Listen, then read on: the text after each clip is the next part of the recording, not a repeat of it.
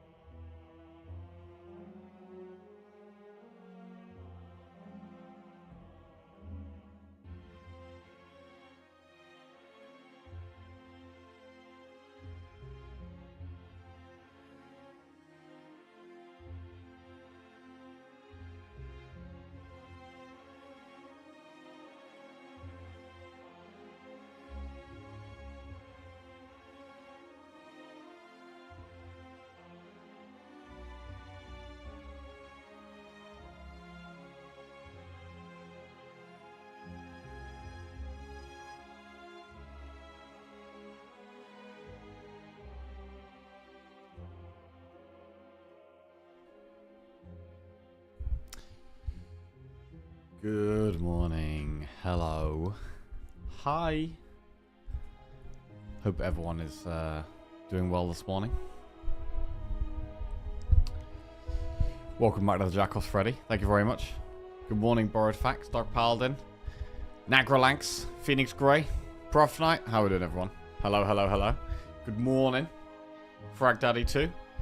Right. Today, we've won our last 2 runs. So, we're on a 3 streak with Defect and a 2 streak with Watcher.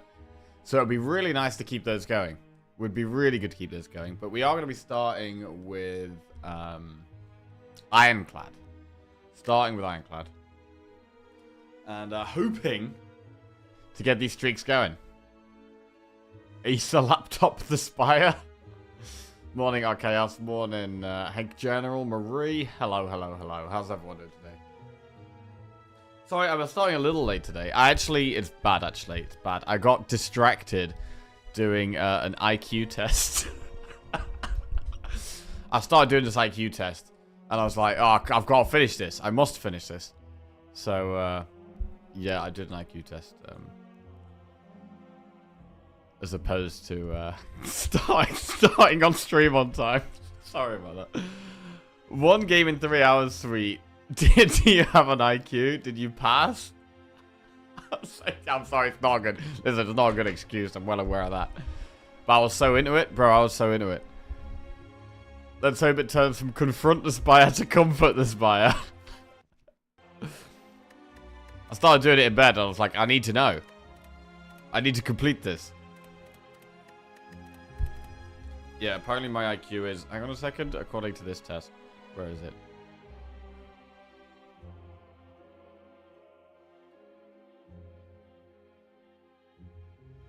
$128. Which sounds kind of low to me. I'm not happy with that. Not happy about that.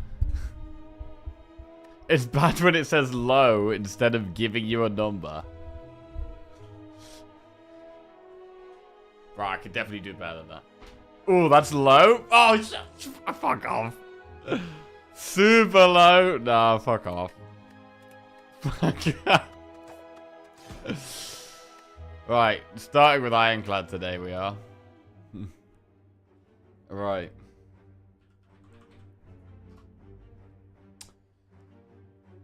Prediction time.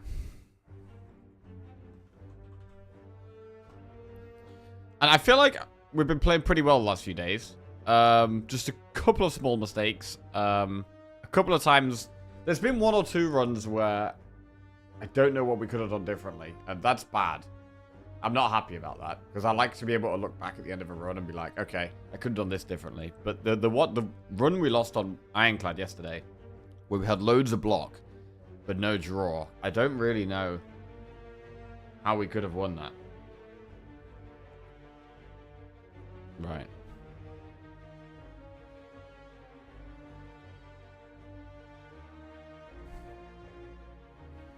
$120 is above average. Wherever the opposite of Mensa is, it's that low. Which box did you tick? Human, chimp, dog, or dolphin? Amoeba? Well, apparently this one, the scores were between 80 and 145. And I got 128, which is obviously on the higher end, but I could definitely do better than that. Anyway.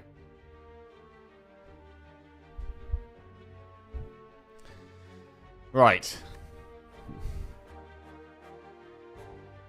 Transformer card. Obtain 100 gold. Take 18 damage and 14 max HP or boss swap. Right, do we have any early shops? There's a shop right there. Our boss is Hexaghost.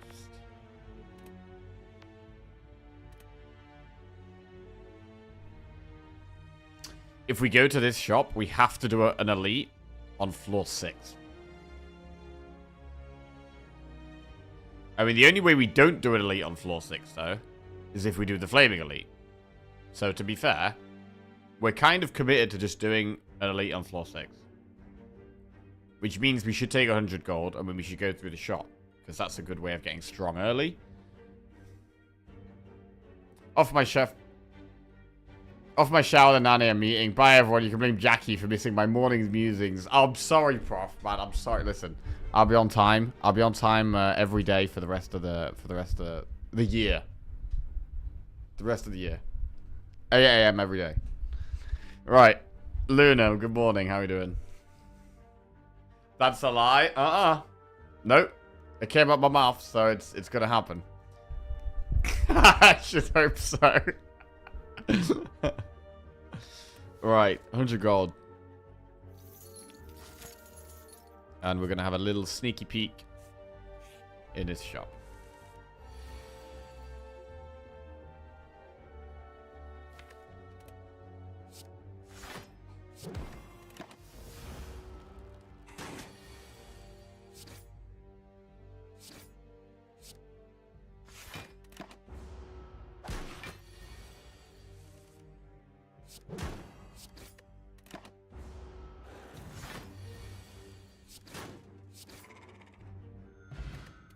Add a card to your deck. Sword, Boomerang, Body Slam, Twin Strike. On floor 1, we should really add a damage card. Even if it's Twin Strike and it's not a good one. Morning, Sagetop. How are you doing? I mean, Twin Strike only does 4 more damage than a Strike.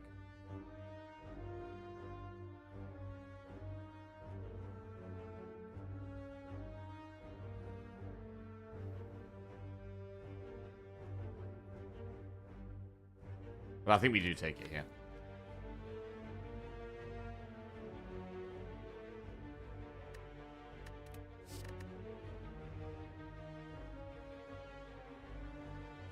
Okay, take Twin Strike during the shop. Oh man, Blood for Blood, Power Thrower, and Trench. Holy shit, bro! If we're taking the Body Slam, we'd have Power Thrower and Trench here. Blood for Blood. Pommel. I really don't like turning down Power Throw. The problem with Blood for Blood... Bye. The problem with Blood for Blood is that you really need to upgrade it. And we can't... There's no campfire before the first elite. So that's a big problem. Blind is strong. Artifact. Artifact is good.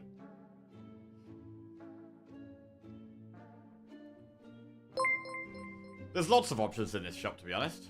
Kylo just resubscribed for 29 months. Hi everyone, people arrive. Hi Kyle, welcome to the Jackoffs. Thank you very much. Cheers. Yeah, this is one of those shops where there's nothing that's clearly fantastic, but there's a few okay options. Early on, we do really need damage, but the only damage card I'm not going to take Pommel. Blood for Blood is literally unplayable until I take damage. Or I've upgraded it. I do think Blood for Blood's pretty good, though. The most defensive option is taking Blind and Power Through.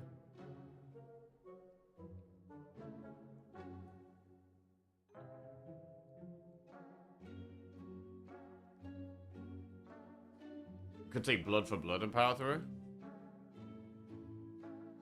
I would even consider Artifact and 10 AoE pot.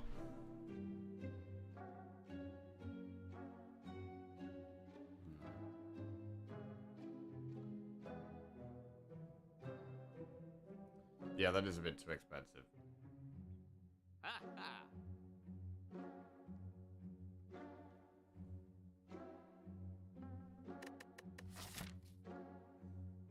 We're going to do an event, and then we're going to do 2 more enemies before the elite. So we do have a chance to pick up a couple more cards.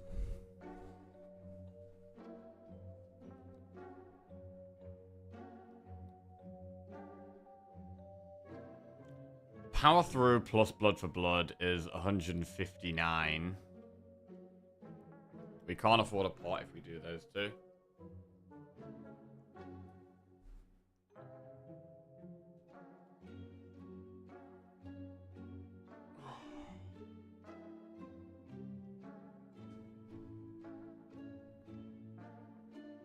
I mean, I do think Blind is really good. It literally costs 0. Which is fantastic.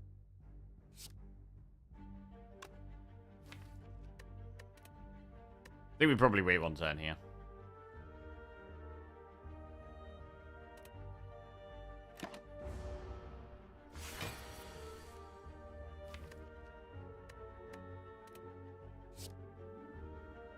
Okay.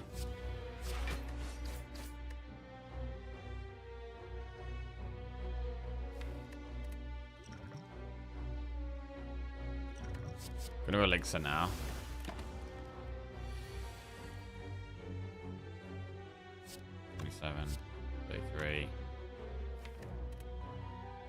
I'm just gonna go for damage.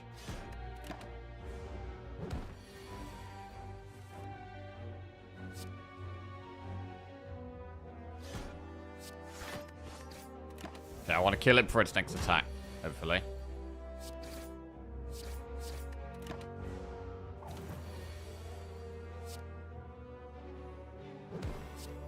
Good. Whenever you obtain a curse, increase your max HP by 6. Armaments, seeing red, or headbutt.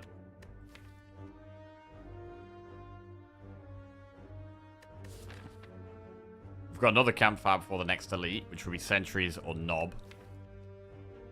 Knob is still probably the hardest for us, so I probably want to upgrade the things going to help against knob the most. Seeing red is alright. But it's only really good when we have draw. Early on, it's not that great. We can headbutt the blood for blood, which is quite good. I think taking headbutt early on is solid. Meal ticket. Heal and shops. Ooh, don't like this guy.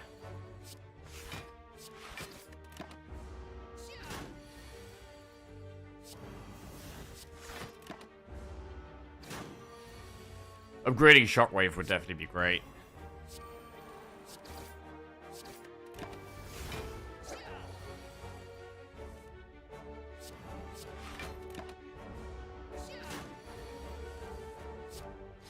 Okay, took quite a bit of damage there. Clothesline, Anger, or Thunderclap. This early on in the run, and against Hexaghost, maybe it's Anger.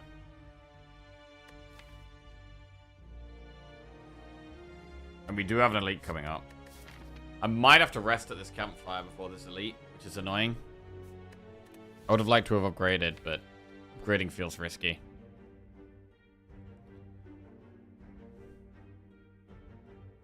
Is it blind over Shockwave? I mean, the blind upgrade is really good for Act 2, for slavers and birds and things like that. So having the blind upgrade before Act 2 would be great.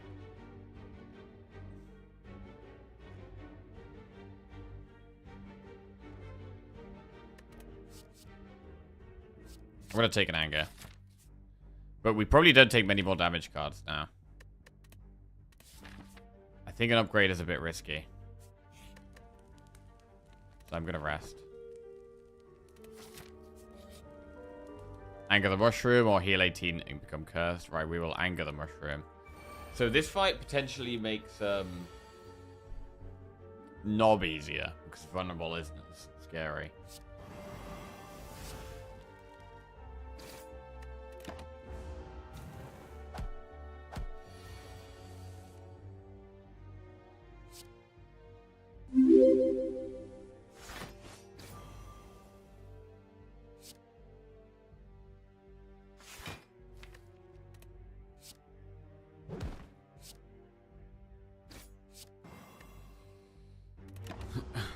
Yo, Weatherdack with the raid. Thank you very much, Weatherdack. Hope you had a good stream. Got some big wins, I would hope. Welcome everybody. Right. Reaper, Pummel Strike or Wild Strike? So we've won our last 2 runs. We're going for 3 in a row. We're just in Act 1, about to do an elite before we get towards the boss. And what do we have? We have Blood for Blood, Twin Strike, Shockwave, Blind. Killed 2 elites so far. And about to do number 3. Reaper. Reaper is more healing, but obviously we have no strength. Pummel Strike is... We should probably take Reaper. I don't know.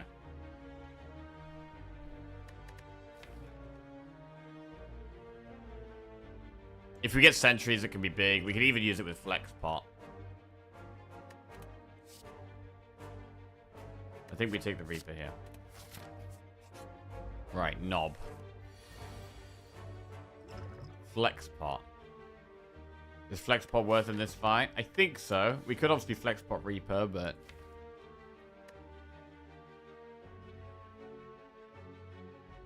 Could flex pot on the turn me twin strike. Probably makes sense.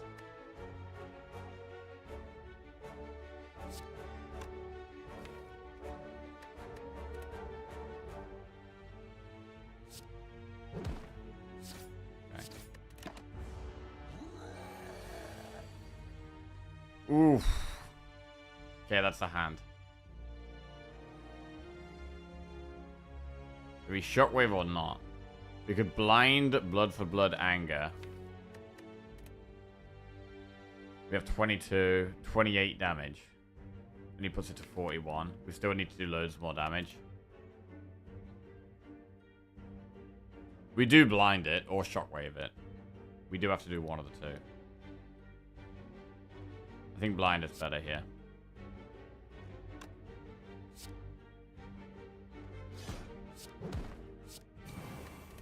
Okay.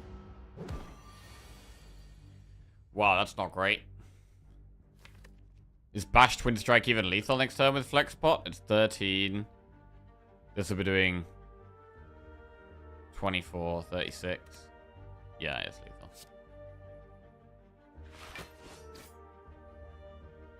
Wait. Do math. Without the Flex Pot, it's 8 plus 20, 28. So Strike doesn't give us... We have to use the Flex Pot next turn. 13.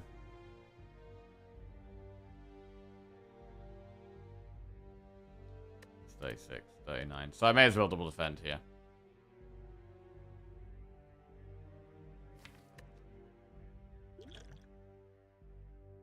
Because with the flex pot, it's 13 plus 36.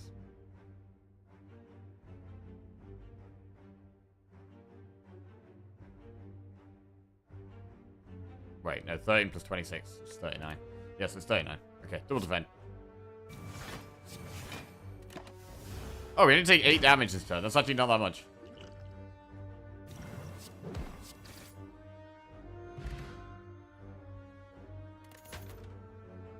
Brutality, Twin Strike, or Offering?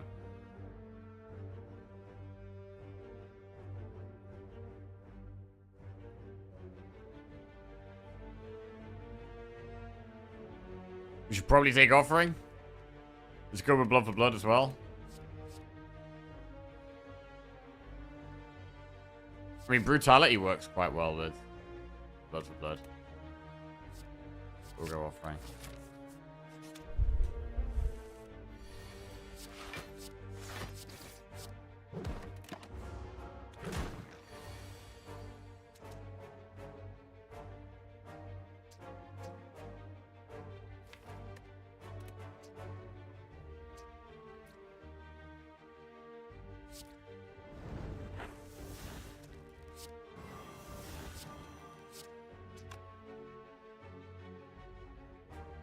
$51.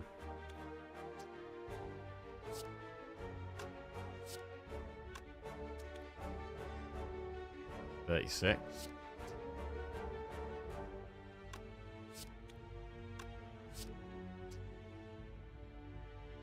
$42. $36.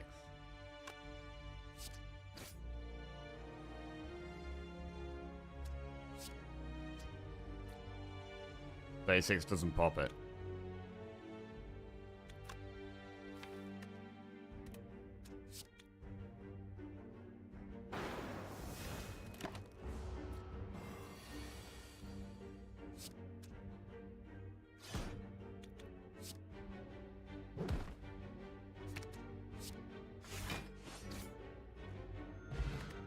Okay, Strength Pot, that's a good one for the boss.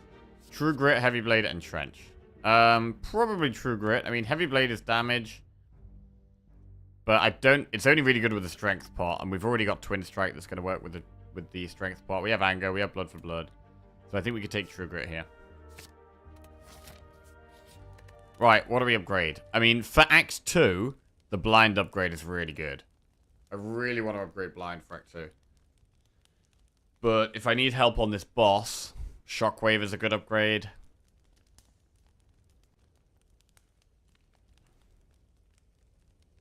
Anger. I think we're going to beat the boss. So I'm going to upgrade blind. Hey, Pace, how we doing? What's going on? I think we beat the boss, especially because of the strength pot.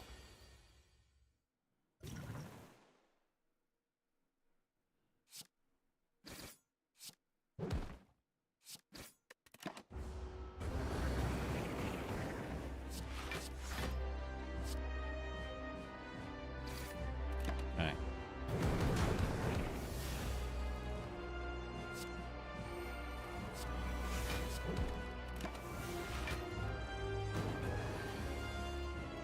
Blind. Bash defend.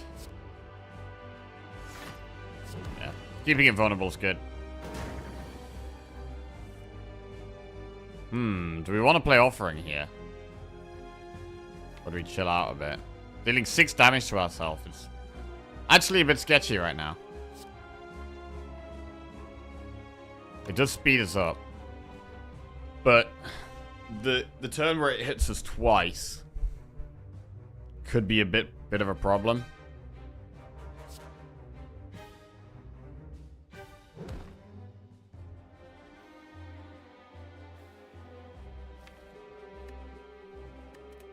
We can draw in a Reaper.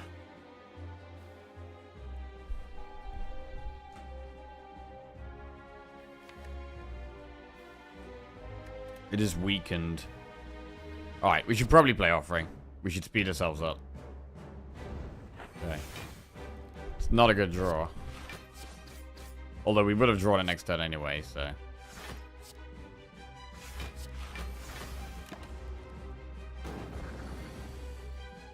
Okay, I might have to Reaper here. Instead of Bash. We don't have much block left in the deck. I think we have to Reaper this turn. Not sure if we have the damage right now, to be honest. Okay, this was a much better turn for damage. I'm glad we played Reaper, though, because we're nearly dead.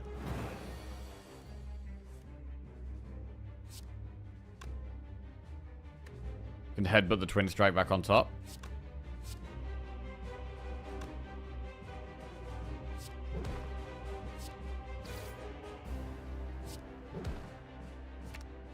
Okay, this is actually closer than I thought it was going to be. With the strength pot, I thought this would be quite comfortable, but it was definitely not comfortable. We got there, though. Impervious offering corruption.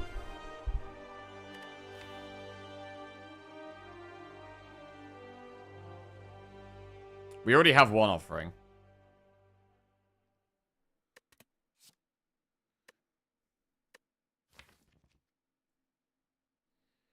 Corruption we can build around. Impervious is the best. Immediately in Act 2, I think.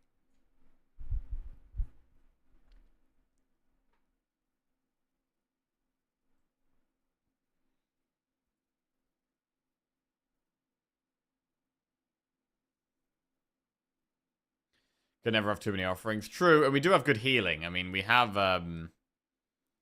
Meal Ticket and Burning Blood, right? So our healing is pretty good. Which means we can consider offering. And we have Reaper.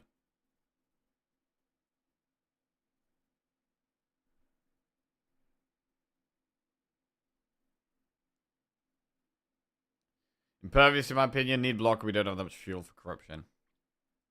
Yeah, I mean, corruption has the highest potential out of these three. But right now, it's not that insane. It's good if we get, like, corruption and feel no pain, turn 1. We're able to, like, play them and then exhaust stuff. But we don't have that many skills. Impervious is the best immediate.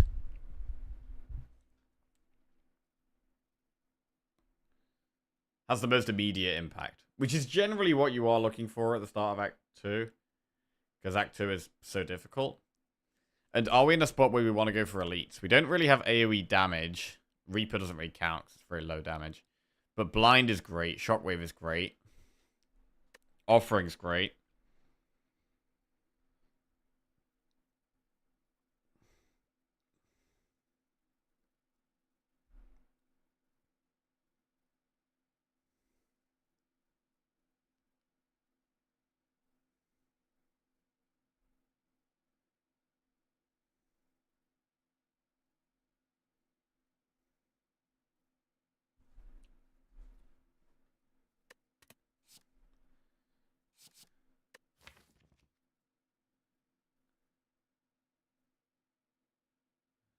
Hi, Farm.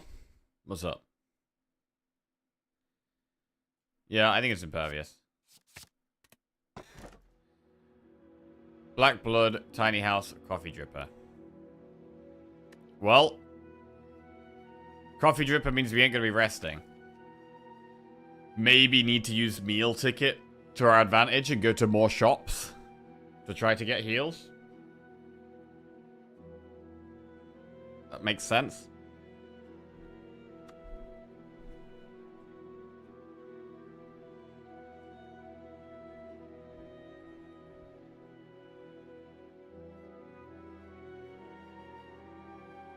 Just playing some games and having breakfast. Lovely. What's for breakfast? I'm going through an omelette phase at the moment. I haven't really been making them in the week, but at the weekend, get straight on that omelette. Get some mushrooms in there, some cheese, spinach. Oh, it's great. I'm learning. I'm not very good at it, but I'm improving my omelette game. I used to overcook the omelette. As I do it more, I'm cooking it less and less. Hey, haha box, what's going on? Right, we're gonna go Coffee Dripper. We're probably gonna use the Meal Ticket, though, for heals.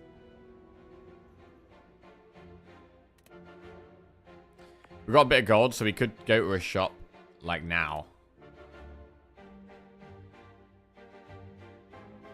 Right, so there's 2 shops up there. So I'm probably not going to want to go up this path up the right. Even though there's, like, Campfire Elite Campfire. I don't think that's good. We definitely want to go through this early shop. We can go through this early shop, then do Campfire. And then at this point, decide which way to go. We could do, like, Elite Shop, Campfire Elite Shop, Elite Campfire Shop, Campfire Flaming Elite. Like, we've got options there. But definitely go through this early shop is the way. Birds. Right, where's that blind? Oh, that's not blind.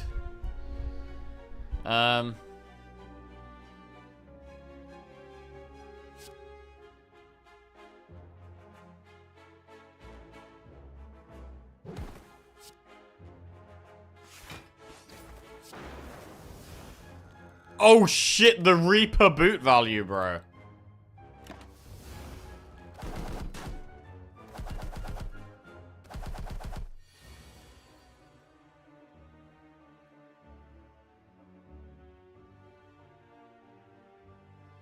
Impervious? I mean, Impervious does just make turns a lot easier.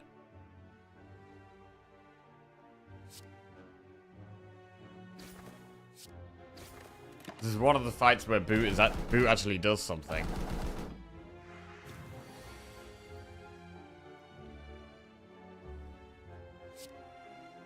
Blind is a little late to the party.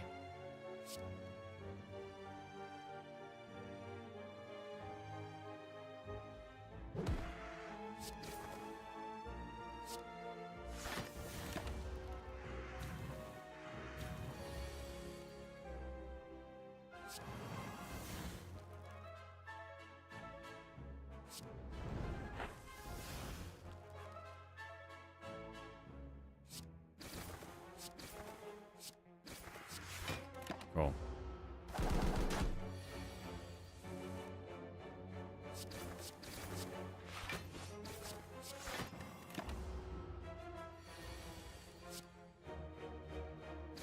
Okay. Whirlwind, Pommel Strike, Havoc. Whirlwind really needs an upgrade, but I think we get it. Our boss is Collector. We're going to upgrade Whirlwind. Right, get me to the shop, and then we can upgrade at this campfire. Transform a card. Okay. Transform a strike or a defend. I think transforming a strike is fine.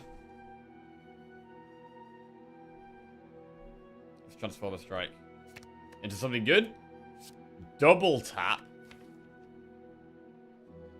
Well, double tap's interesting.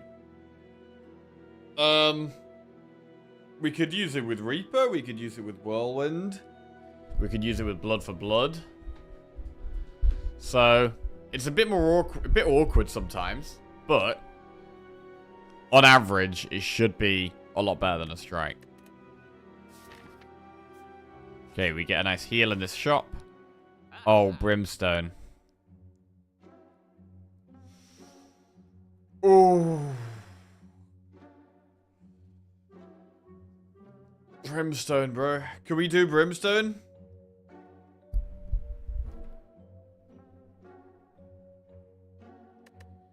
I mean, we have Twin Strike, which it's good with. We have 2 ways of applying Weak, which it's good with.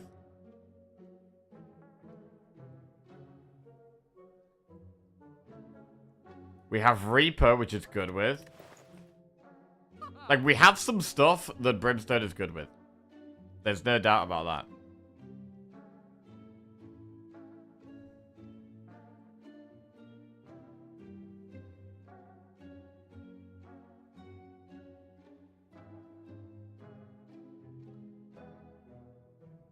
Reaper Brimstone opens dual wield.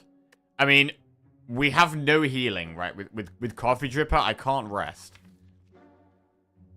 We can't rest. Impervious is great. It does completely change the kind of cards we're going to be taking. Did we conflagrate the Spire already? We definitely haven't conflagrated the Spire. I don't actually know what that means.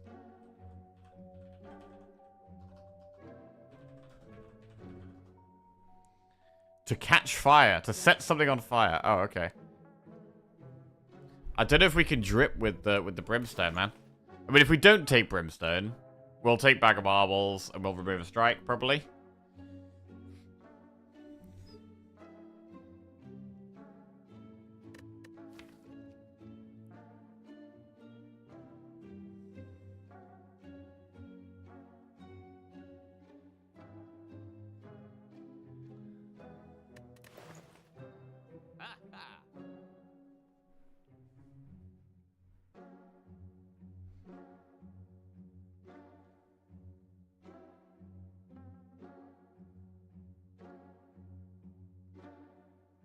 Wow, I want the Brimstone so badly, man.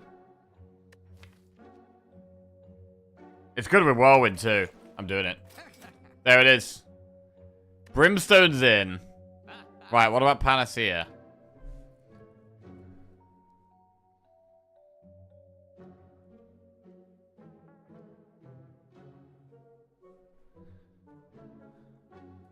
Let's just get rid of a strike. And move on. We are going to be going to more shops. Because we have the meal ticket.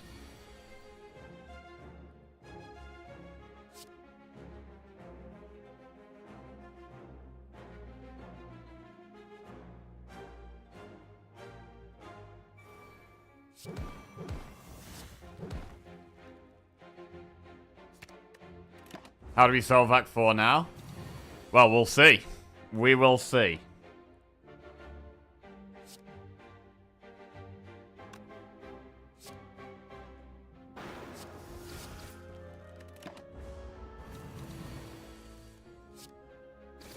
Okay. Uppercut, Rage, Warcry.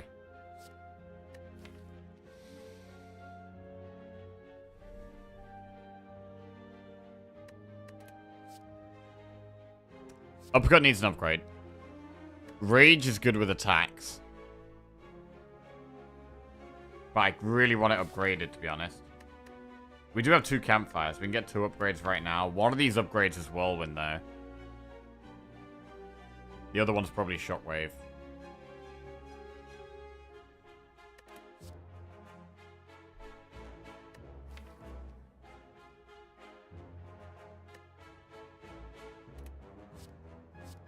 I'm gonna take rage.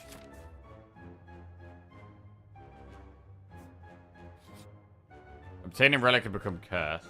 No. Well, we do get 6 max HP. It's innate though. That's pretty garbage. Alright, upgrade whirlwind. I think I want to do elites now. I want to go aggressive now. I might even do the flaming elite.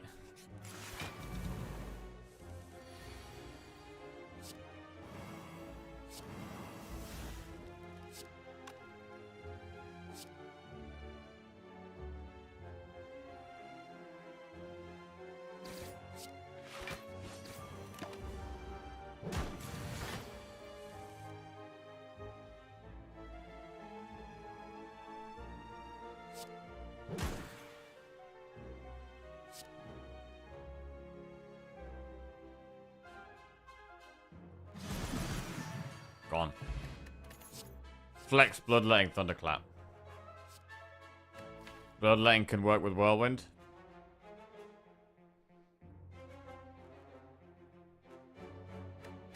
We need more draw for bloodletting to be worth, I think.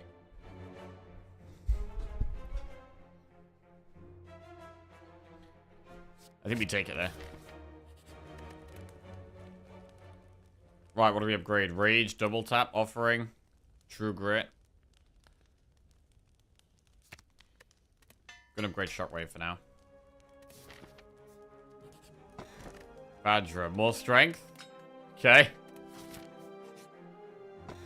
Tiny chest. That's a skip. Right, which way do we go here? Do we go to this elite? But if we could go enemy campfire elite shop. If we do the flaming elite now, that makes our pathing in Act 2 a lot more flexible, but we don't get a shop here. I think we probably should do the elite first, because then I can pick between doing a flaming elite or a shop. I think that's the way. Stabbing book is the worst for us by a mile here. It's really bad.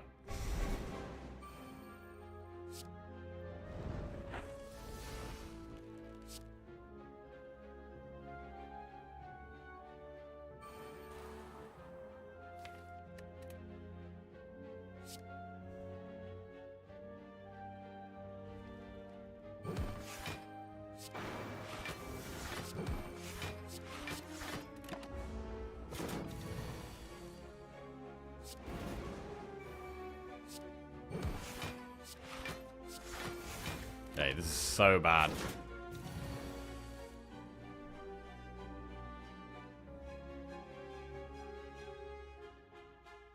Man, I need to play Blood for Blood here because it's so much damage.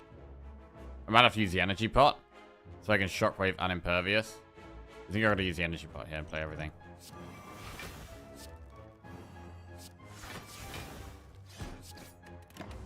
I need a couple of damage cards that scale well with strength.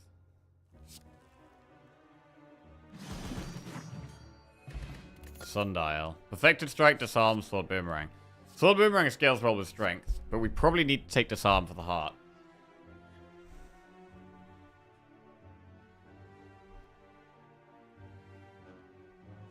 I'm gonna take Disarm, we need that for the heart.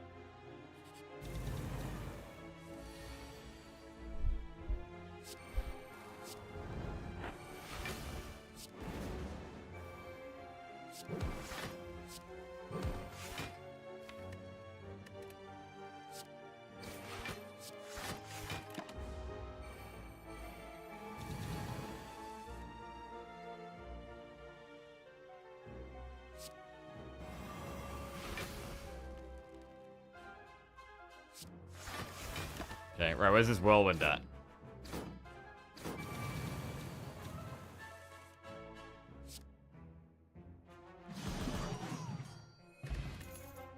Dark Embrace, Battle Trance to your wield. Choose an attack or power card, add a copy of that to your hand. Bro, Dark Embrace is really good for speeding us up, though. The Dark Embrace draw is so big.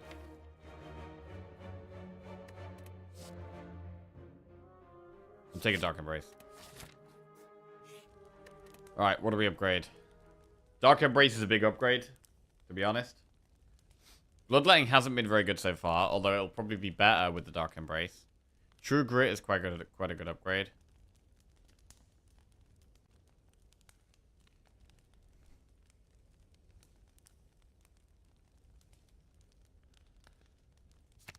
I'm gonna upgrade True Grit. Right. Flamin' Elite or Shop? The main reason for the shop is that we get a heal, but we do have 64 health. Problem is this Flamin' Elite could do a lot of damage to us, right? With the Brimstone, it could be quite scary. But we know it's not Stabby Book, so Whirlwind is guaranteed to be great.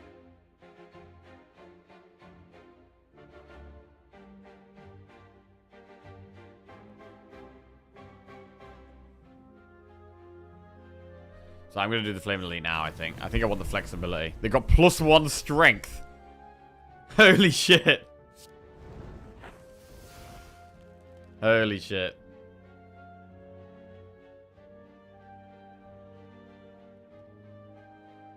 That's a lot of damage. How much damage even is that? 35? 46 damage? We can block 40, potentially. Should double tap bash. Which one do we hit? Like, the guy at the back makes us vulnerable. Well, he can also stop us attacking, right? Which we cannot allow to happen.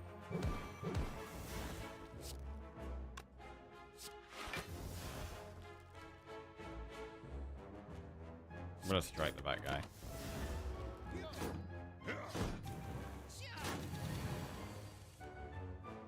Ooh.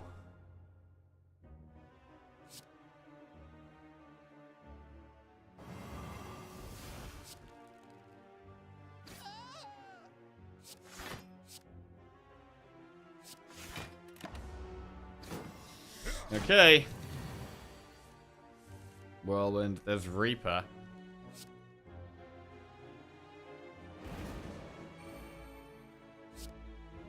This would be...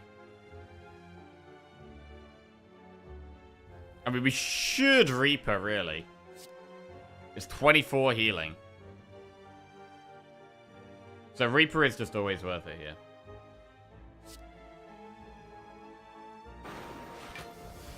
Because of the amount of heals.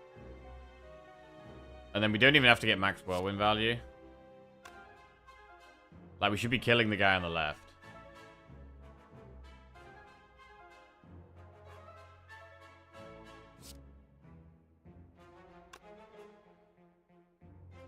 We should be playing Iron Wave as well. Okay.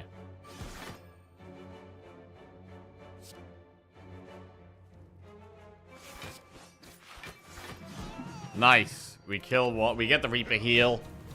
We block that as well. 11 damage, 16. Okay, that's it. Alright, we're actually still surprisingly healthy here. Whetstone allows us to upgrade an attack. Feel no pain, body slam or headbutt.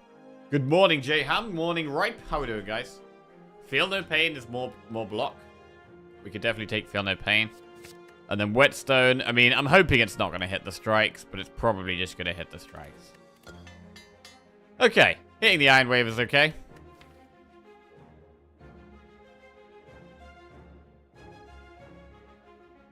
Alright. Campfire. Right, what's the next upgrade? Feel no pain we could upgrade. Impervious, Disarm. It is probably Dark Embrace. Getting that to 1 energy is big. Okay. Right, do we want a power pot against this guy? Do we need to power pot against this guy?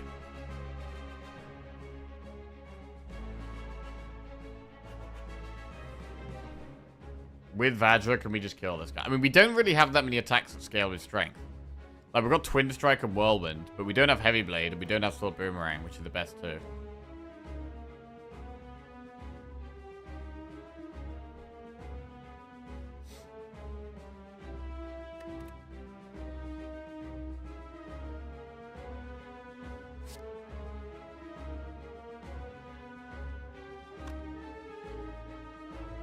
Is it greedy to not use the power pot? It probably is. Juggernaut or Feel No Pain. More block is sensible.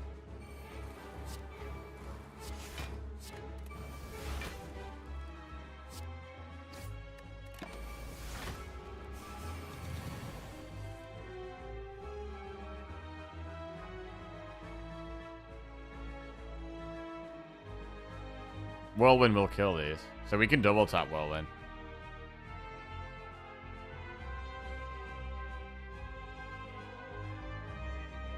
$13, $26. So we could Iron Wave for seven block. And then double tap Whirlwind. With 2 energy left. And it just... Yeah, Iron Wave, double tap Whirlwind.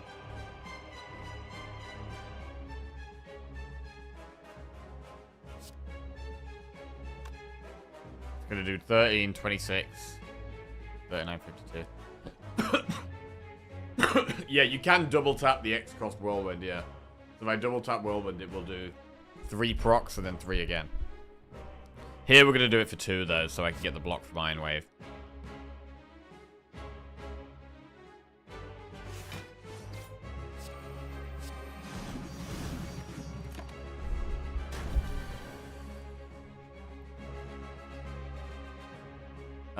Oh, he's summoning the ball again already. Blind and Shockwave.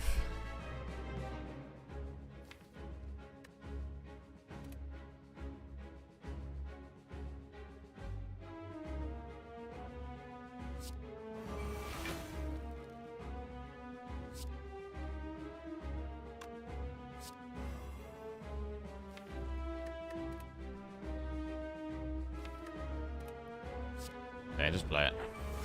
Speed things along now.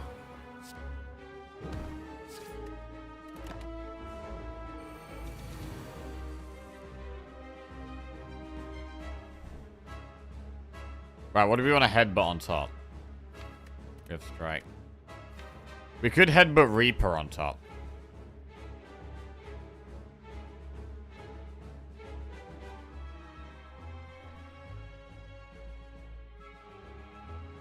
I think we do want to do that here.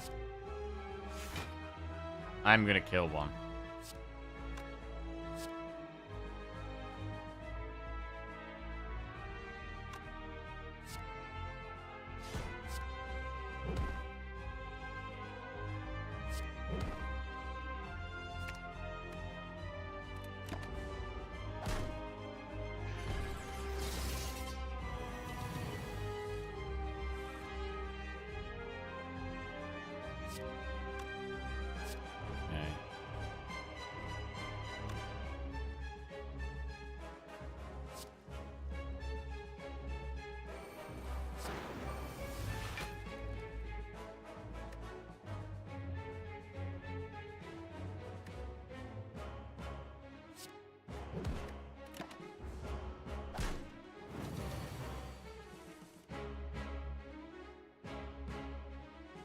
This isn't great.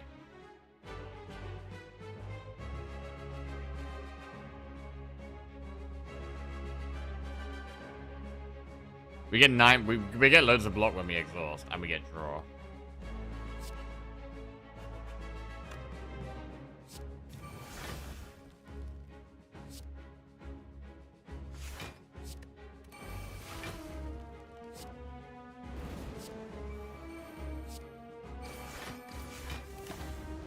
Okay.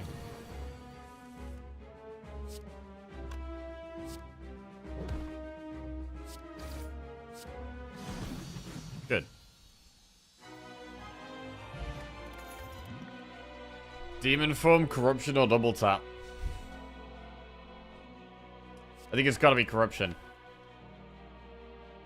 I think it's gotta be corruption here.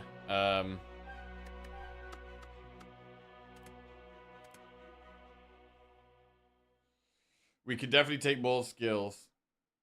That would be the fastest corruption I would take. Yeah, we're taking corruption here. Astrolabe, Calling Bell, or Black Star. Brimstone yet again carries the run. Best relic there is. Doesn't matter when Heart deals 12 times 15 damage. Astrolabe is quite good here. We can use it on a couple of defend... No, 2 strikes and a defend, maybe. Bell is 6 max HP. True. I'm not going to go Black Star, I don't think. Even though we can do elites. I think I prefer Astrolabe.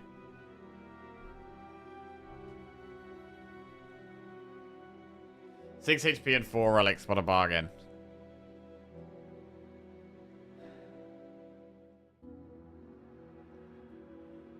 Calling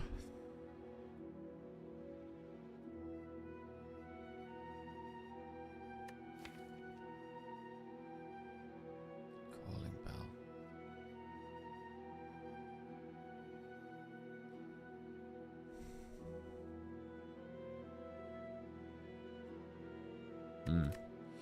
Right, I'm not going Black Star. So it's either Astrolabe or Calling Bell. Calling Bell is slightly better than usual because of the parry app. And any defensive relics are really good for us. We already have the majority of our core cards. I'm down for the bell. I mean, more cards are good. More good cards are good, right?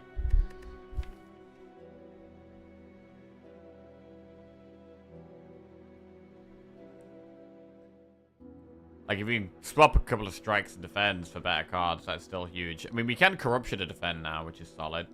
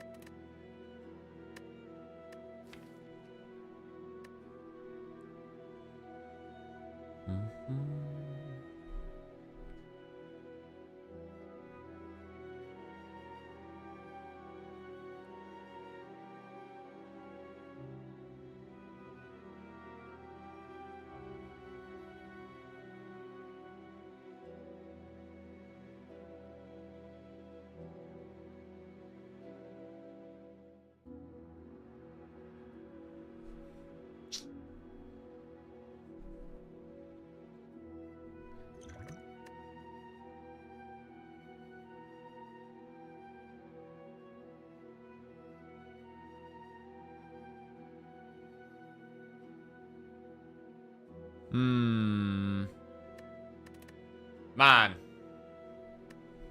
This is quite tight. This is quite a tough call.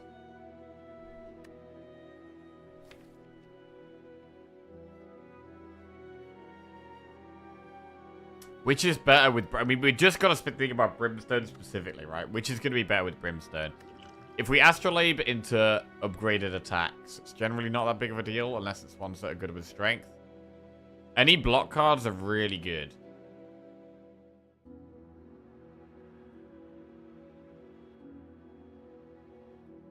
What cards do you like to get from Astro? Anything that's really defensive. Any exhaust synergy, any big block card.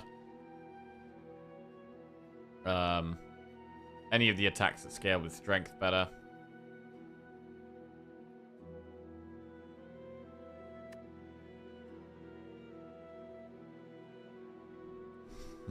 We do have Elixir. Interesting. It would be good to save that Elixir for as long as we can.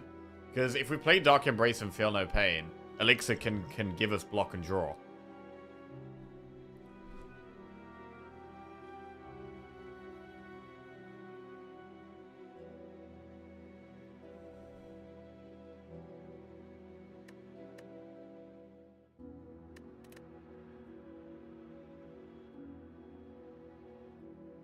It could be the case that no matter which we take, we're going to be a little bit disappointed.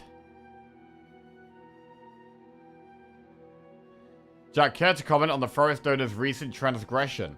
What is that, Liquid Squid? What's happened? Oh, I'm just going to get a mug so I can drink my tea. What's happened?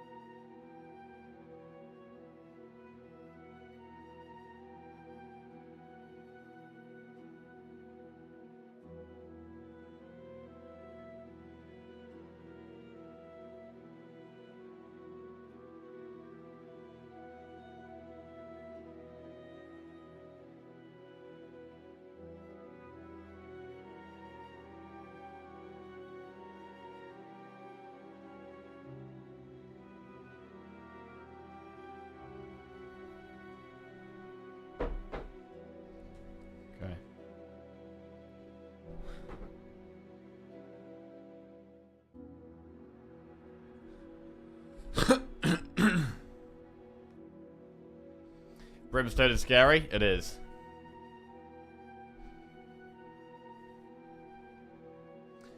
Banned for spitting towards officials. Yeah, that's bad. Spitting on the floor.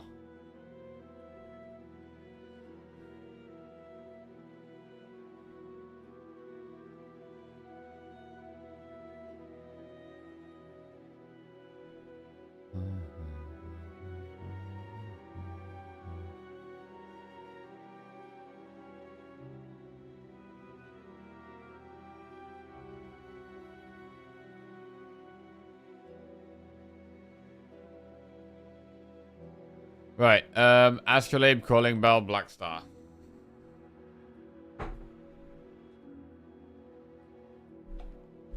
What officials? Who did he spit at?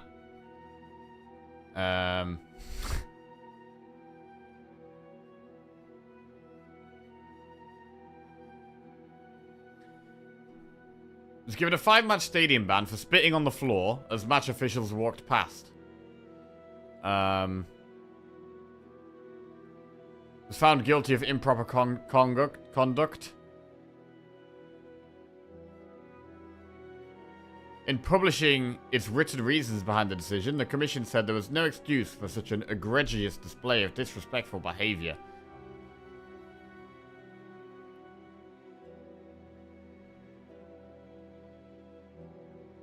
Marinakis claimed he had a hacking cough because he smokes 2 or 3 cigars a day and the incident was unintentional. The Commission rejected this defense.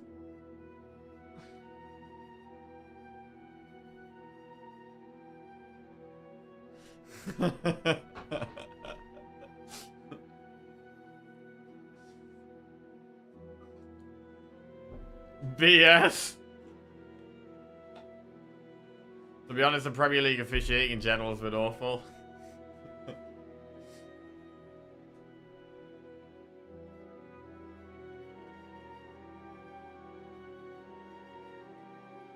Yeah, I mean, I don't know. I have no love for any owner of any football club. I kind of just assume that they're all arseholes, so this kind of thing doesn't surprise me.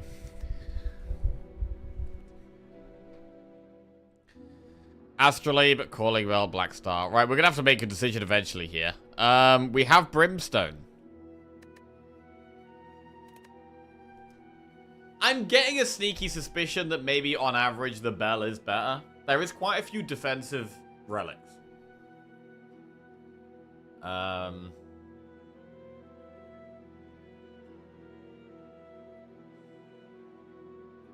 there's some relics that will be like the main problem, right, is going to be the heart. So it's like I'm already thinking what is going to be better against the heart. 3 cards transformed or 3 relics. And relics can have a massive impact against the heart.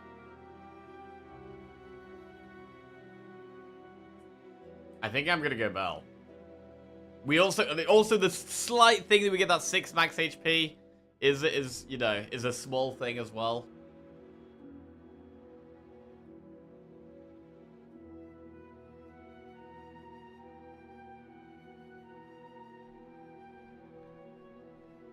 I'm gonna take the Bell. Let's go.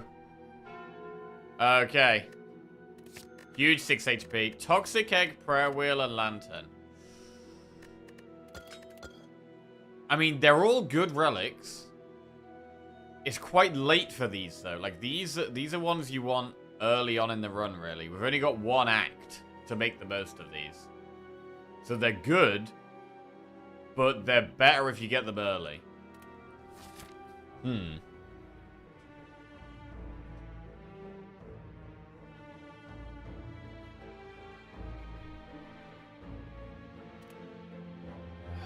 Egg is good with corruption. Yep. We're going to want to look for lots of skills now. To be fair, they actually go well together, right? Prayer Wheel and Toxic Egg together means we can be offered a lot of cards. Do we ever want to do lots of enemies? Also, how do we feel about shops? Because we know we get a big heal in a shop. We have Reaper. Ooh, okay. What's our first boss? Time Eater.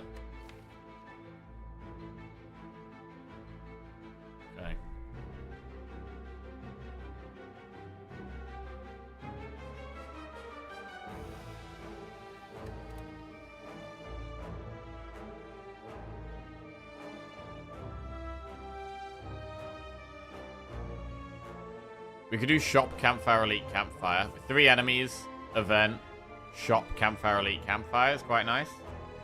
Means we're doing not that many elites. I mean, how many elites do we want to do? Because we could do elite, campfire, elite.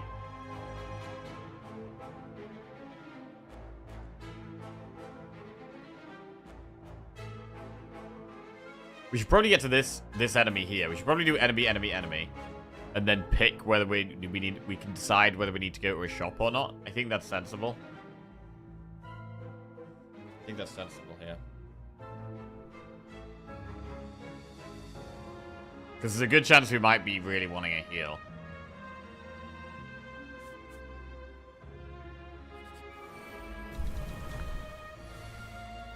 Alright.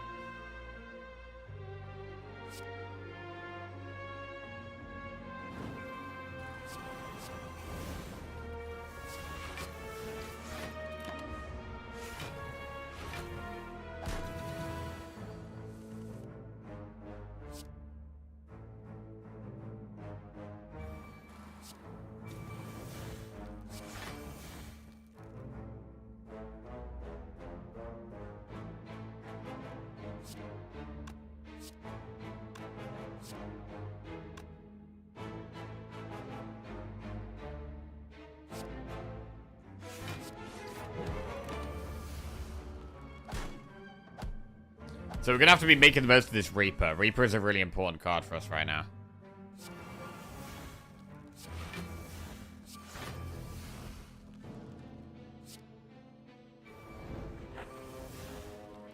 There it is. Double tap Reaper.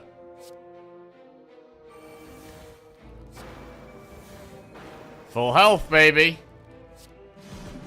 Okay. Fruit juice is more max HP. That's pretty nice. Spot weakness plus, blood for blood or clothesline. Rage plus, Sentinel plus, Sever Soul plus. We maybe should take Sentinel plus here.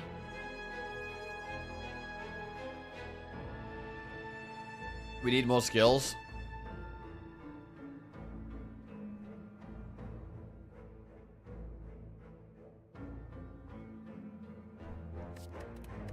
I don't know if we should take Spot Weakness.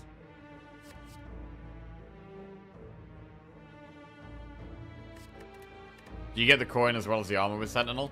If we've already played Corruption, then yes, we get the block and the energy.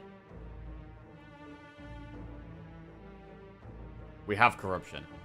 Yes. We'll take Sentinel. I don't know if we want to take Spot Weakness, really.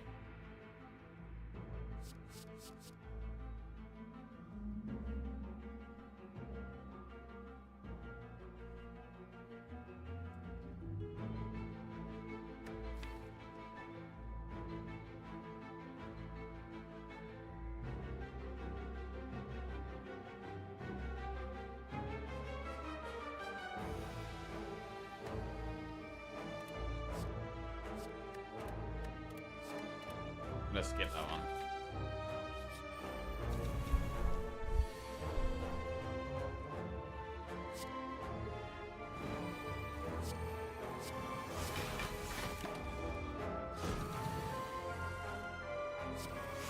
Dark Embrace is literally the most important card right now, honestly.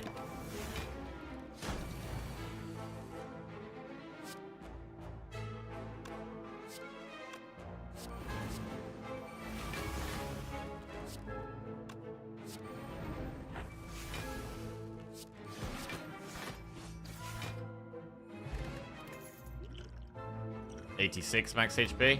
Havoc plus Clash, Pommel Strike. Armaments plus Cleave or Clash.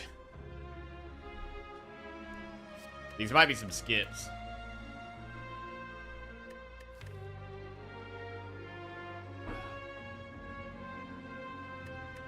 I mean, we could play Havoc plus, but it's totally random what it does. Double Clash. I'm gonna skip.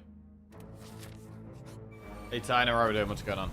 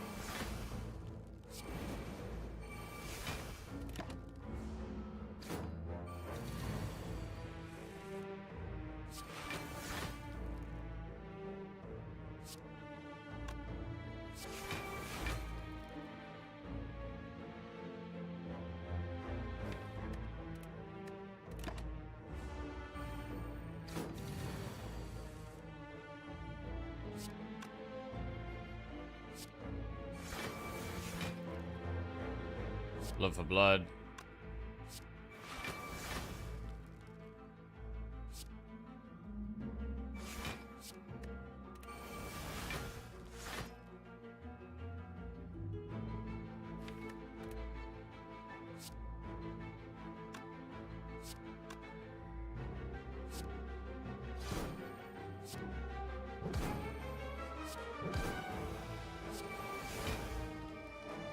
Take the damage there.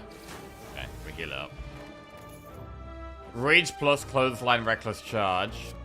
Second Wind plus Cleave plus Intimidate plus. Probably Second Wind plus here.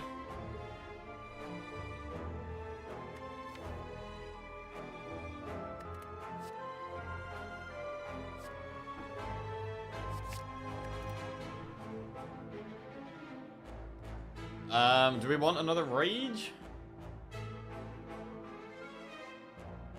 Hi, first time chatter here. I heard you died to Spiker the other day. Is that true? No, that's a lie. I don't know where you've heard that. No. A lie.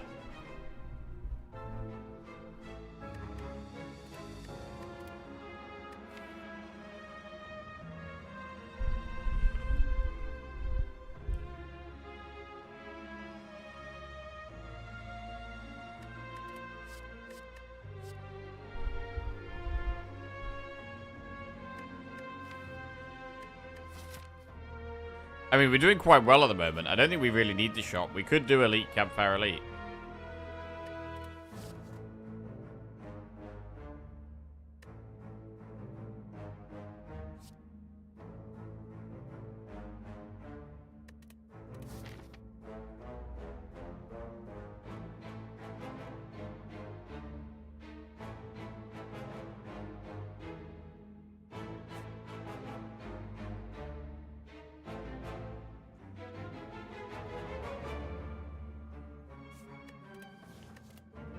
Why not the zero cost card? Because right now the most important thing is drawing through our deck and adding more cards that aren't helping us draw or are very strong. I'm not sure if I want to be taking. And it's okay. Like, Rage is alright. It's definitely alright. I'm definitely was thinking about it, but to be fair, we do need a bigger deck right now. Is one of my main problems. We need a bigger deck. I think I want to keep doing enemies, so I keep getting card rewards.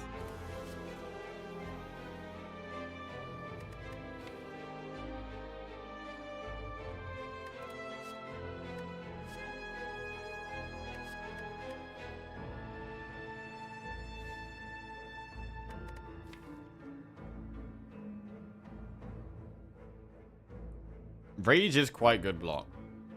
If we play 2 attacks, it's 10 block for 0. Like, that's pretty good.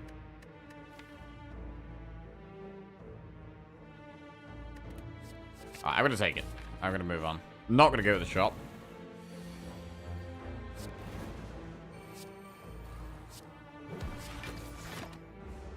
We have Reaper for heals.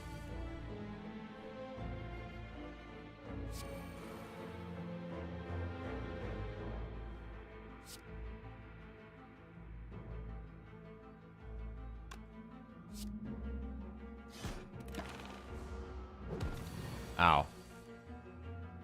This is bad.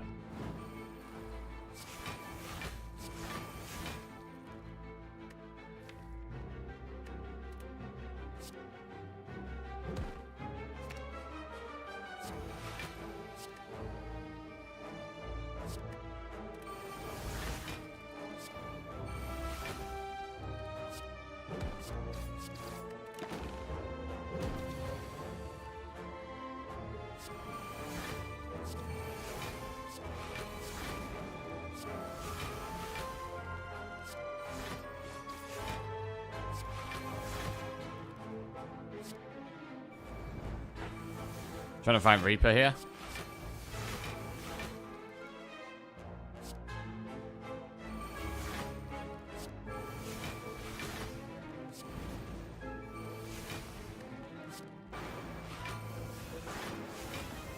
Okay. Demon form. Bloodletting plus Iron Wave plus Metallicize.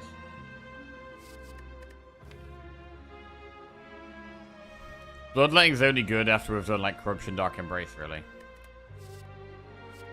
It is upgraded though.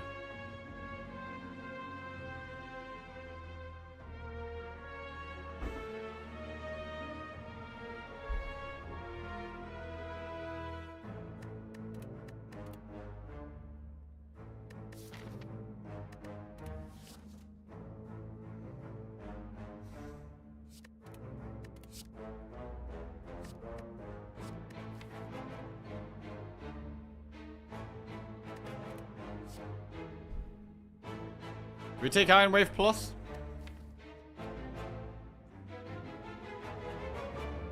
It's block that does damage.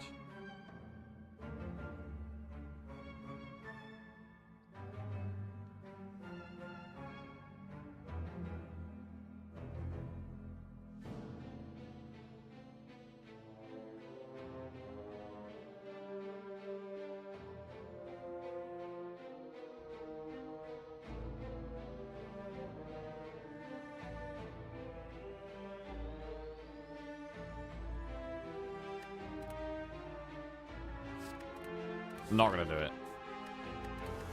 I want bigger block cards.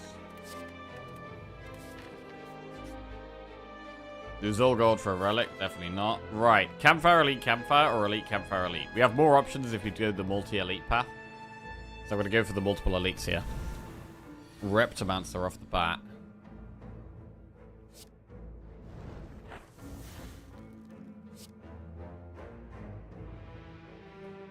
$11 times 9 is quite a lot of damage, but we should probably Shockwave.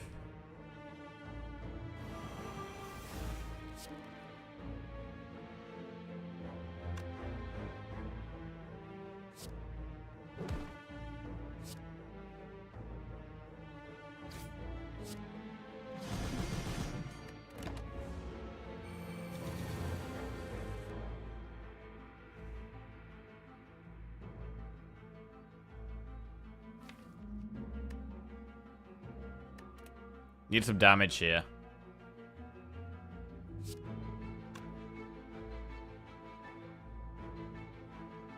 Not happy about the lack of damage right here. Or draw. It's the card draw, man, that we're lacking. We're lacking the draw. We need the draw. I need another Dark Embrace. Or Burning Pact. Battle Trance would be huge.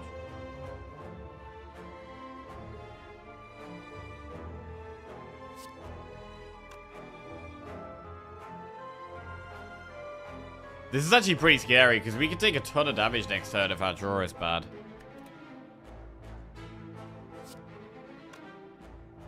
I genuinely think it might be double hit Reptomancer. To have a better chance of killing it next turn. Rather than Impervious. Yeah, I'm doing that.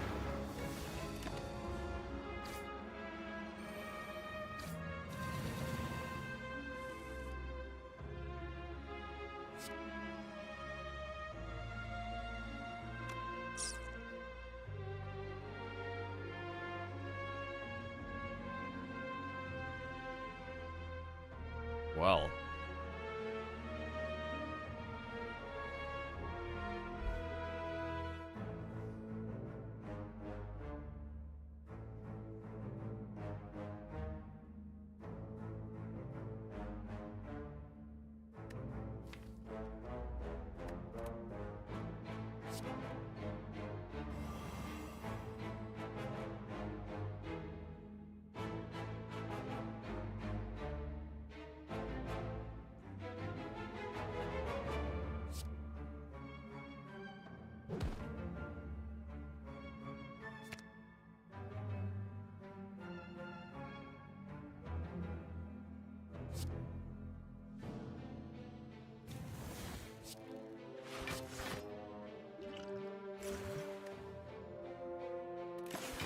Well, this was bad.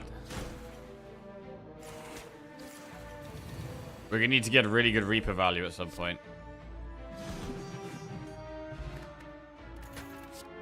Havoc plus, dual wield plus clothesline. I mean, dual wield plus, we could potentially use it on Reaper. We could potentially use it on Dark Embrace or Feel No Pain. Dual wield plus is tempting. It is really tempting here.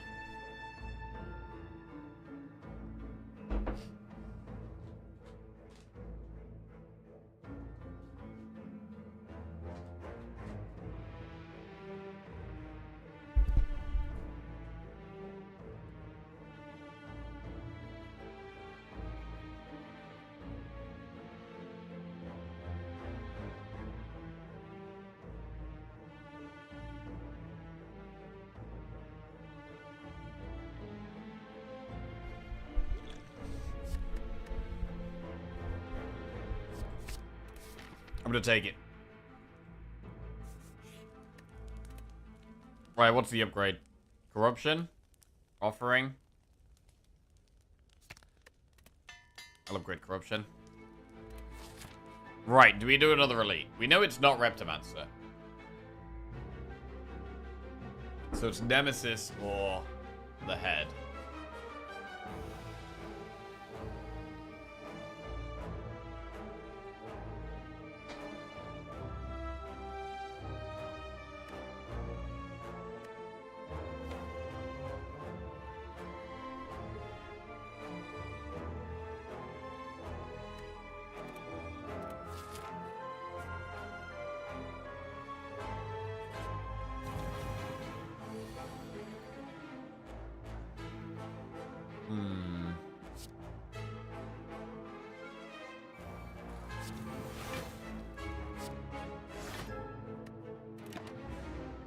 This is the worst one for us. We would have much preferred the Head here.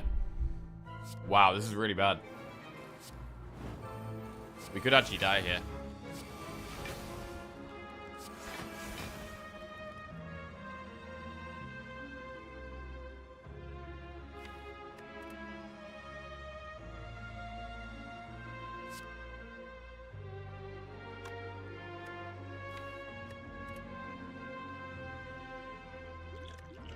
Can elixir.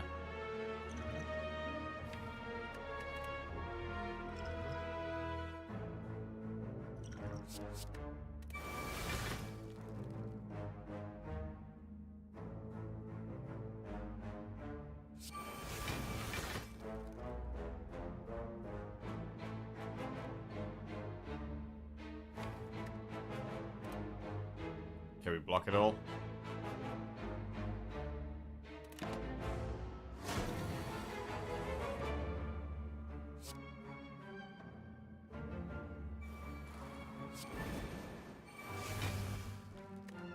There's the Reaper. Could potentially double tap Reaper. Like, we do have the potential to get more value out of Reaper than 16.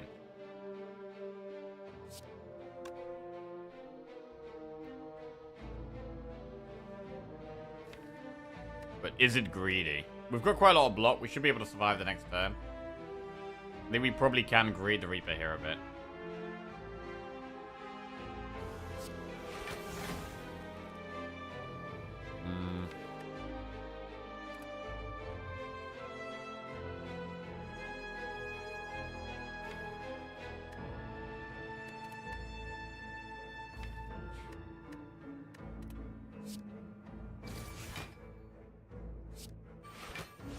I think we just wait. 35 damage.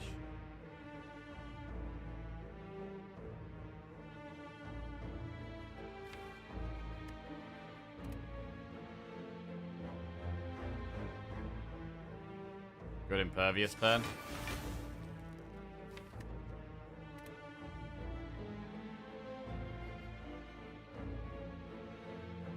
I mean, next turn we're gonna draw Sender's Bane, Curse of the Bell. Sentinel's the only good thing. I need my next turn to be big, and right now it's not gonna be big. Which means I need to draw, I think.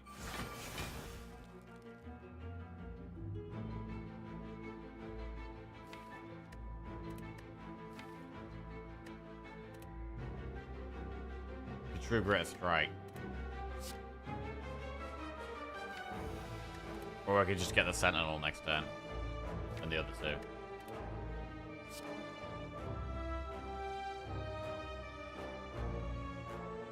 What a True Grit Strike. If we play Sentinel now, we draw a Sender's Bane. I think we do it. Nah, I want energy next turn, right? But I'm not got that much draw. We could hit Alpharing. If we don't play Rage, we can hit Rage.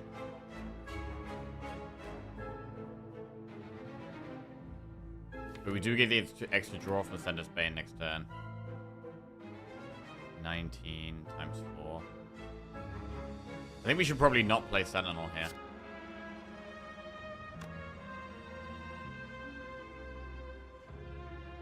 Then we're only going to get 4 draws next turn. Which could be really bad, so I think we actually should do it.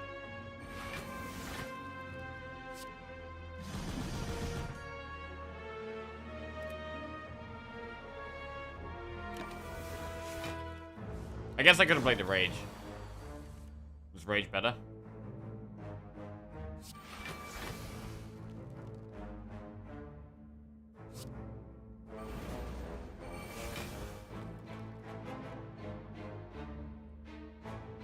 Blood for Blood is 49.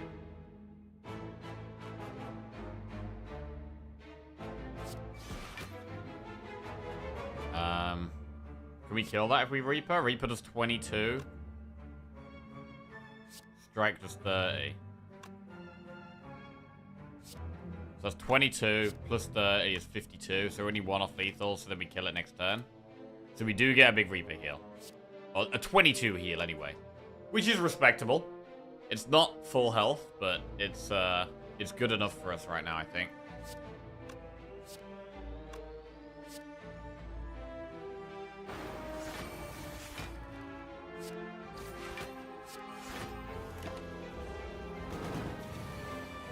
Okay, we just needed a bit of a heal here. Alright. Heart of Iron. True Grit plus Berserker Clash. True Grit plus is a good card that we should put in the deck. Okay, we got Art of War. Right, where do we go now? We're not on full health. We can think about shops.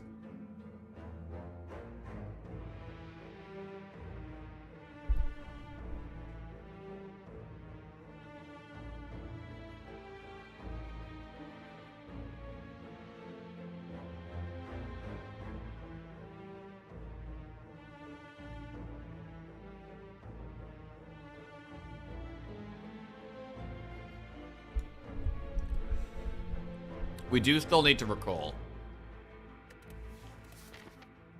We should definitely go up the path up the left, I think. And then we've got to decide between, like, Campfire, Elite, Shop. I mean, if I go to the right here, we've just got events. We actually don't want. We don't want the events. We could go to this Campfire and recall now, and then do Enemy, Enemy, Elite.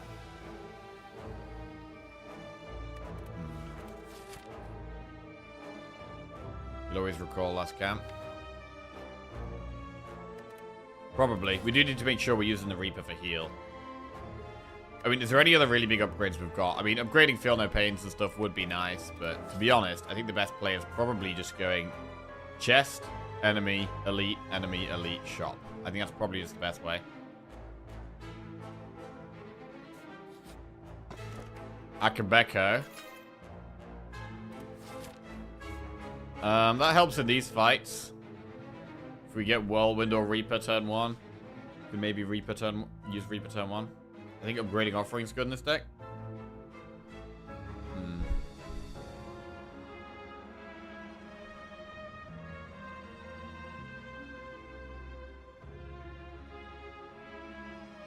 An extra 2 draw. So we're basically picking between a Campfire or an Elite right now. Campfire would be upgrading.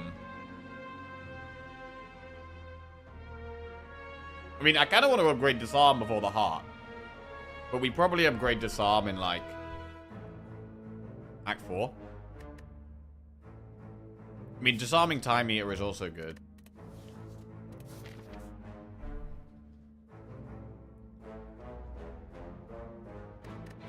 So, like, Offering and Disarm are both really good upgrades.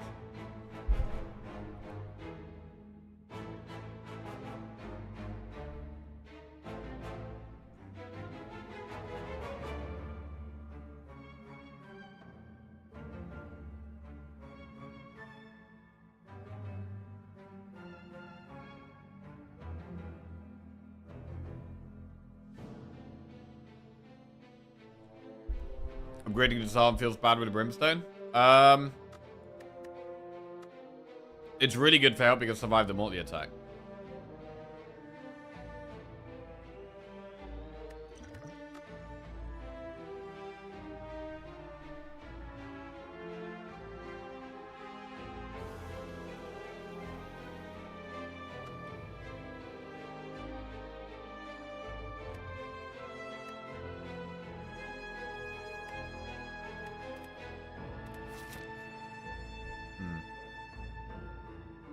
We get 2 normal enemies, whichever way we go here.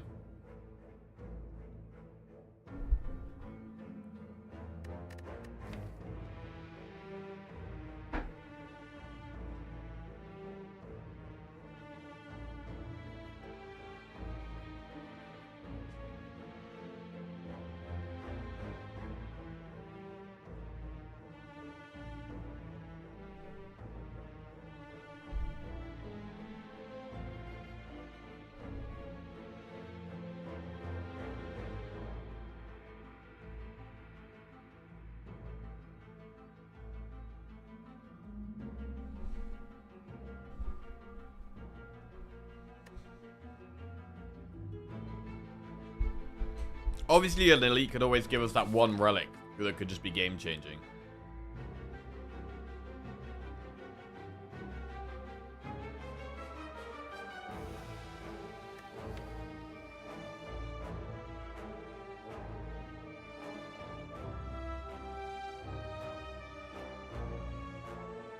I'm a little scared of Reptomancer.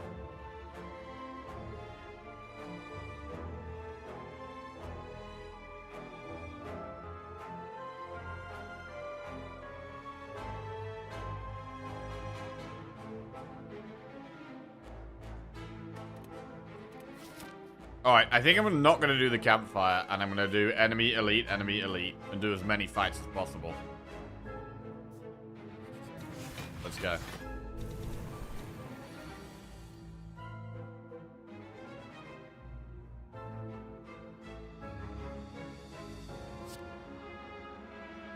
I don't think we strike or headbutt here with the Akabeko active.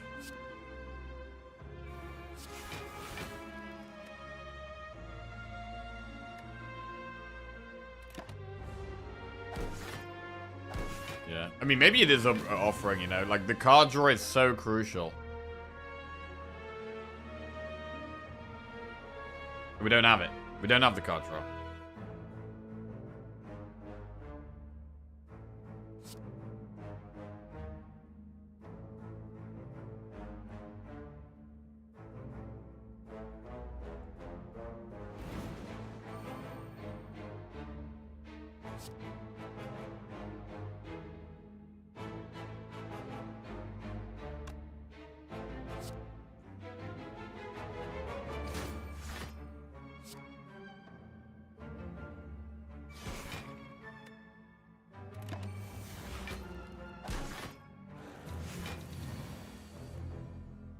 Wow, that's a bad turn.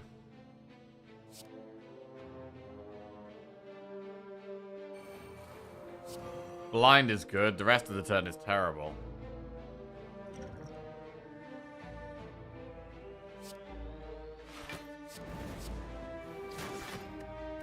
Jesus.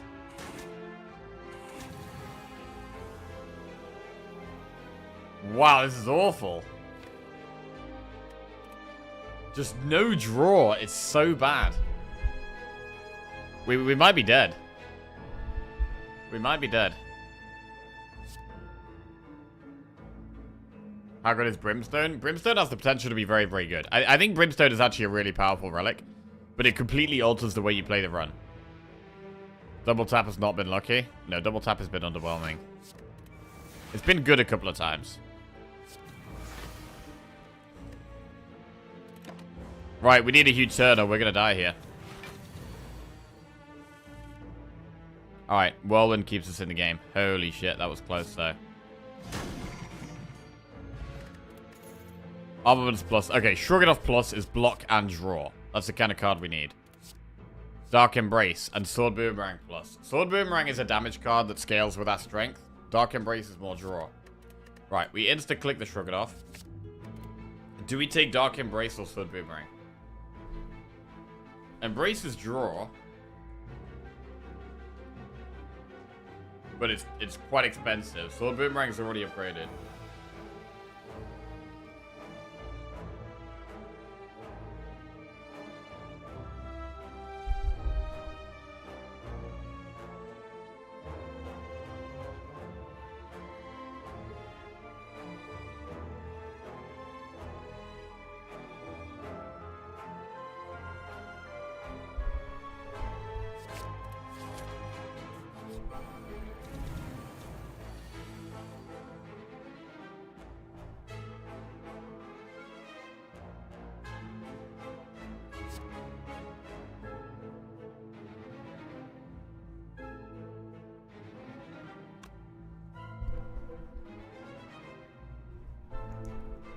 Right, how do we do this?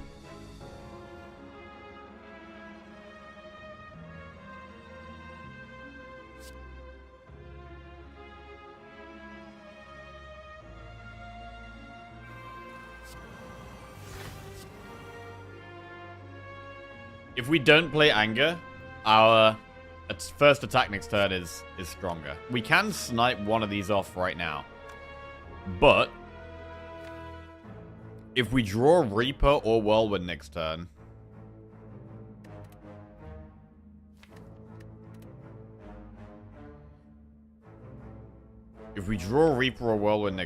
we want to be able to play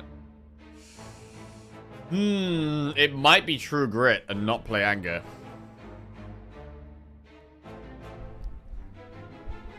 Next turn looks horrifying though.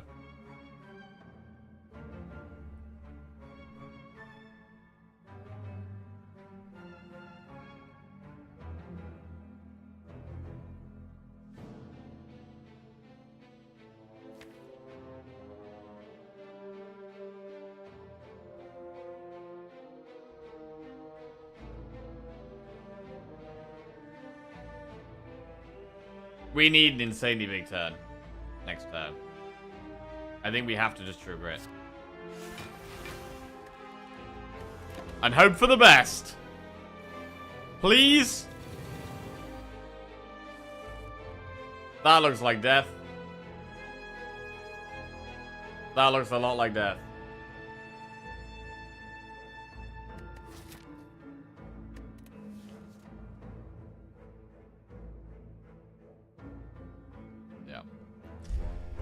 Didn't have the draw, man. We just had nowhere near enough draw in this deck. Nowhere near enough draw.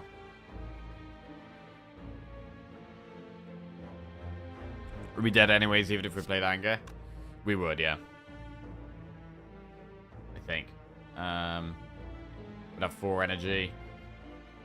We would be able to bash this guy. We'd still be facing 46 damage.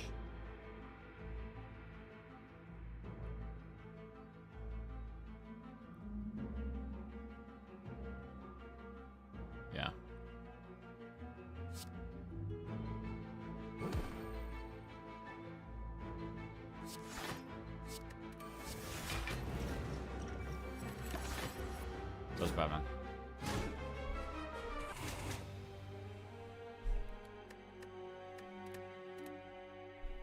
So we had some good cards, but we weren't able to get to the good cards consistently enough with this deck.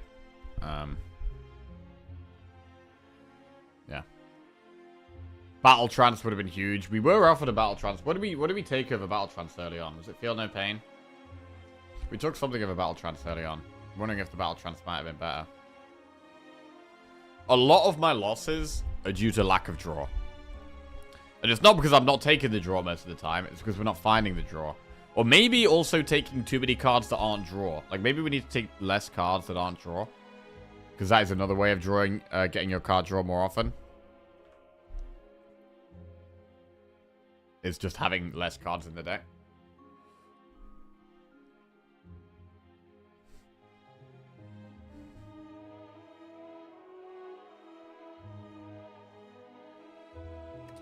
Right, well, we weren't on a streak with Ironclad anyway. We're moving on to Silent.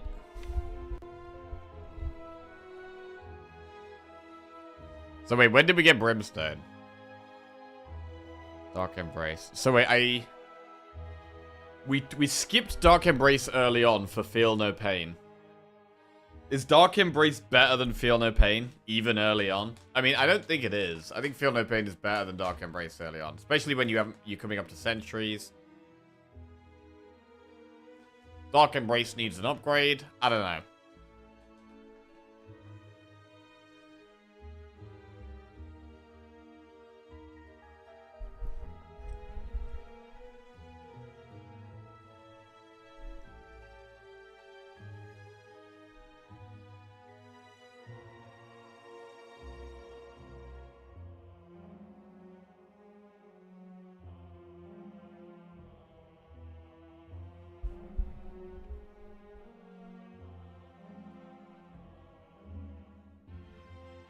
Any more card draw?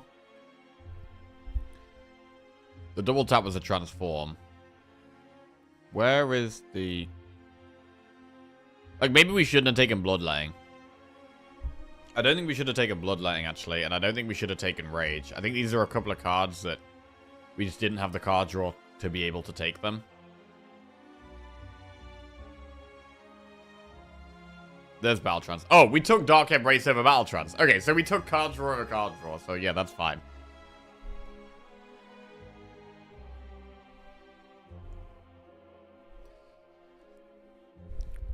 I think if you had taken Dark Embrace and died to lack of block, you could have been looking back at that pick saying you should have picked Feel No Pain.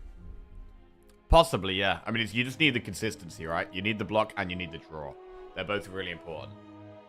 I do think the Feel No Pain pick early on was definitely better than the Dark Embrace one. But I think we could have taken less... We could have taken less mediocre cards, I think. Like, what cards could we have not taken? I mean, we need to take a card on turn floor 1. I think taking Twin Strike was fine.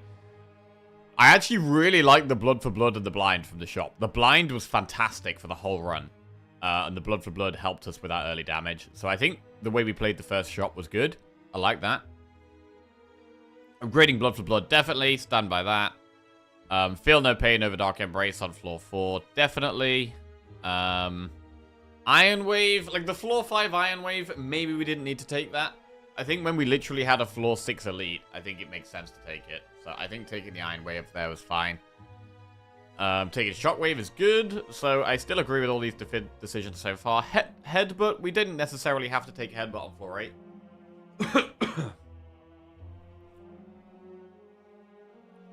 Taking Anger on floor 10. Maybe we didn't need that. I mean, to be fair, we only just got past the boss. Like, the boss was pretty close, and we had a strength pot as well. And Anger's quite good against the boss, so I think Anger probably did help us get through the boss. Reaper was great. Offering was great. True Grit was great. We took Impervious against the boss instead of Offering or Corruption. Impervious was very good. But maybe there's an argument to taking Offering. Nah, Impervious was solid. Coffee Dripper, I think, was the pick. Taking Whirlwind was great. So what cards... I don't think we should have taken Rage here. This floor 21 Rage, I think this was a bad pickup. This did not help us at all.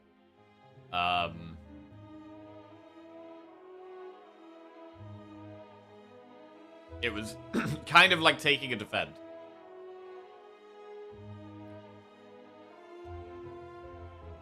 So I think that's definitely a card we could have skipped. Should have skipped. Upgrading Whirlwind is good. Bloodletting again here. I think this Bloodletting we also probably should have skipped. So I think that's 2 cards we took where we didn't necessarily have to. Disarm was good to take. Mainly for the late game. Dark Embrace is good to take. Fellow Pain's good.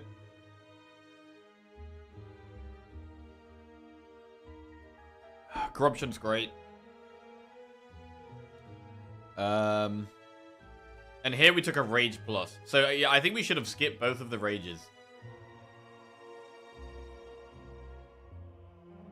I think we should have skipped both the Rages and maybe the Bloodletting as well.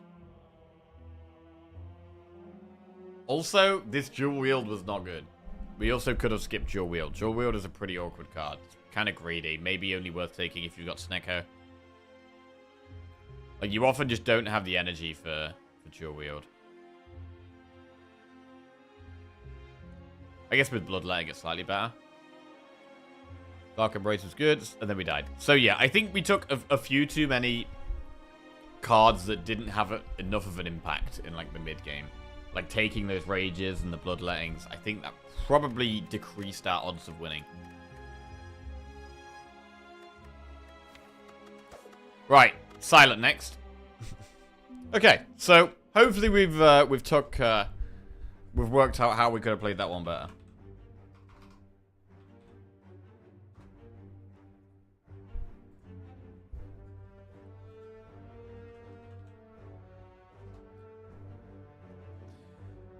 Right, we'll do a Silent. Maybe Warcry's better for draw. I mean, Warcry's a weird one, because I like it upgraded, but I very rarely take it unupgraded. I don't know, do people normally take Warcry unupgraded?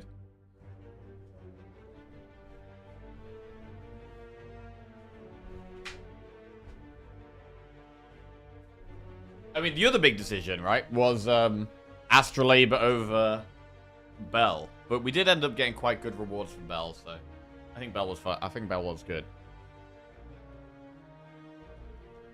Remove a card from your deck or a random common relic. Right, is it bad that I prefer removing a card to getting a random common relic?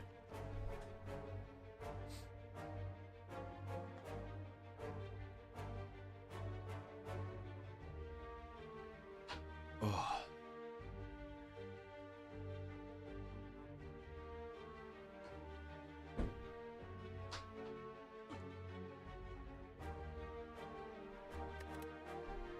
Rare card here seems good. I'm not taking a curse. We're definitely not taking the curse. Our boss is Slime.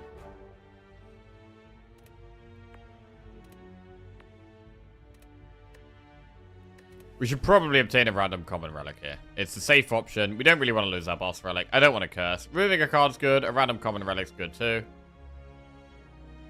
We'll go random common relic. Oh shit, Preserved Insect is great. Oh shit. Elites? Flaming Elite? Right, the max elites we can do in Act 1 here is 3. Can we really do 3 though? I mean, if I go to this, if I do 3, right? If we do 3, we have to go through 3 events and a shop before we even get to 1. That's pretty terrible.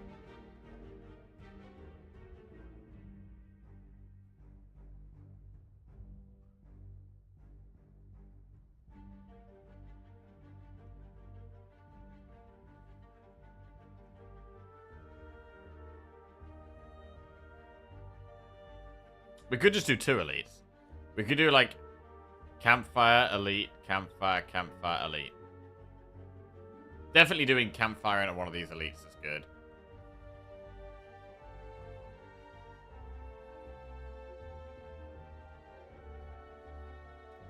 I did some stuff and Clive ran third. What happened? Oh, we died to Reptomancer. Yeah, we just didn't have enough draw, unfortunately. So, I've got to really bear this in mind.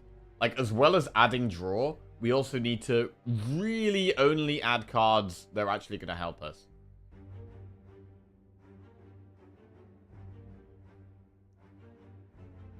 Don't add average cards, only add great cards. I mean, early on in the run, we add average cards, right? Early on in the run, you do need to be taking cards that you wouldn't later on, so that you can actually get through Act 1 and kill the Act 1 elites and kill the Act 1 boss. How did the Chad run go? We had Brimstone. We were doing quite well, but we just didn't quite have the draw. We died to Reptomancer. We had yeah, we had a couple of AoE cards. Whirlwind of Reaper. I mean, because we've got Preserved Insect, I don't think it means we necessarily just gung-ho and beeline for max elites. Like, as much as we could do 3 elites here, the path is not that good. I don't want to do 3 early events and a shop and an elite. I don't think that's very good. I think it is definitely better to go Campfire, Elite, Campfire. And that does mean I'm going to go through this early shop. I think I'm going to go Enemy, Enemy, Shop. We're not going to have that much gold, but we can do one thing in the shop. Campfire, Elite, Campfire, Campfire, Elite. Let's do that.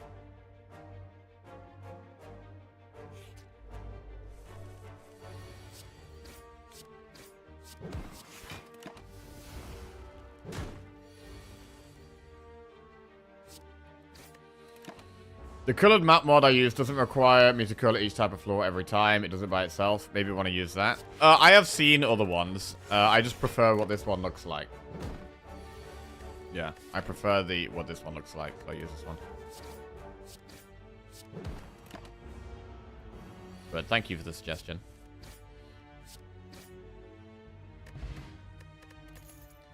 Acrobatics, deflect, outmaneuver. Floor 1. Floor 1. Generally we want damage, but there is no damage. So we can't take damage. Deflect is the best early game card out of these.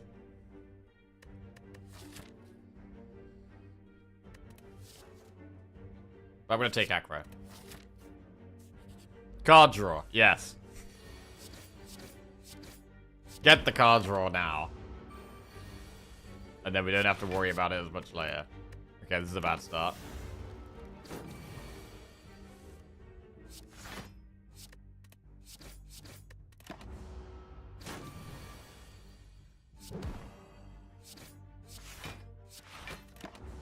So deflect would be saving me more health here. Whoa.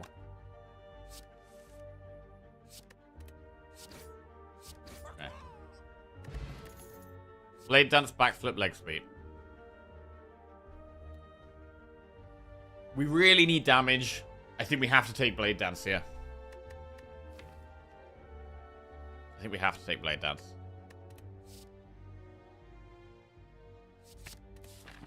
Sure.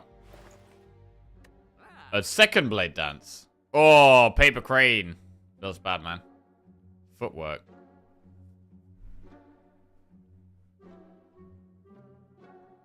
Blade dance is on sale.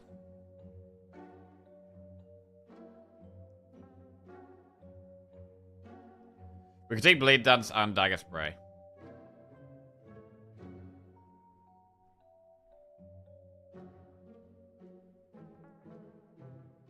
We can go footwork, blade dance. They are just good cards. I think it's probably the way. What about dagger spray, though? Blade dance for sure, because it's on sale. Right, we have 2 blade dance.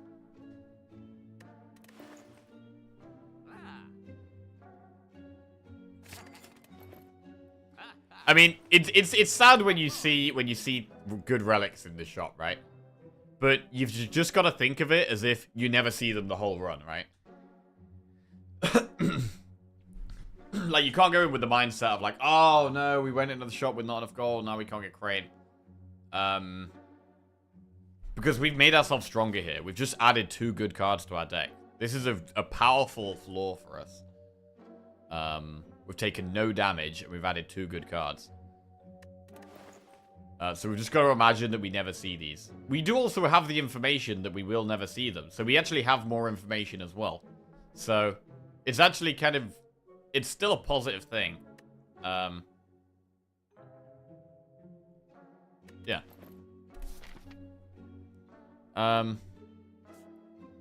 We are going for an elite. We're going to go for the campfire first.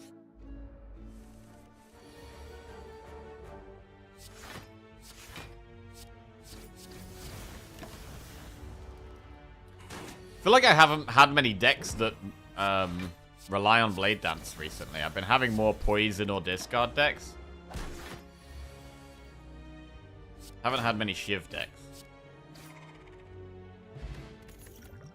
Deflect, deadly poison, outmaneuver. Well, speaking of poison, I think deflect is what we pick up with footwork here for sure.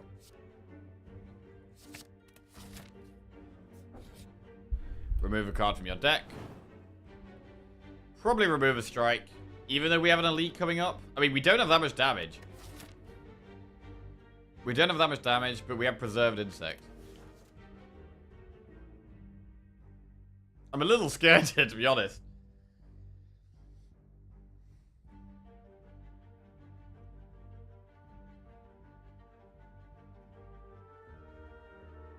Honestly, we might have to dodge this early elite. I know we've got preserved insect, but even with preserved insect, we're actually not in a great spot here.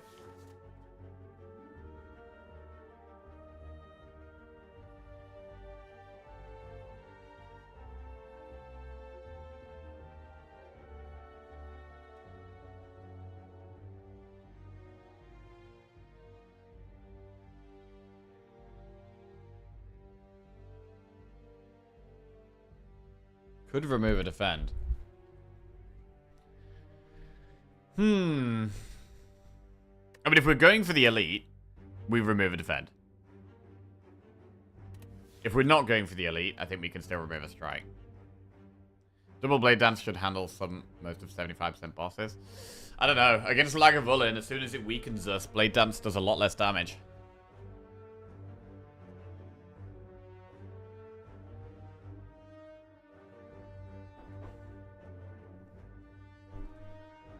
I mean, sentries would be totally fine, I think.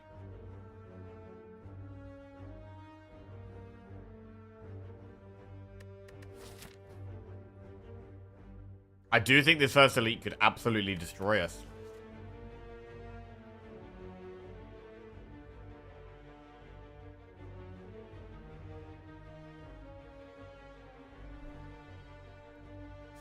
I'm going to remove a strike and not do the elite. It's pretty sad to not do the elite, but I think it is the correct way to go about this. We need to add whatever damage we can, which means we want to upgrade a damage card.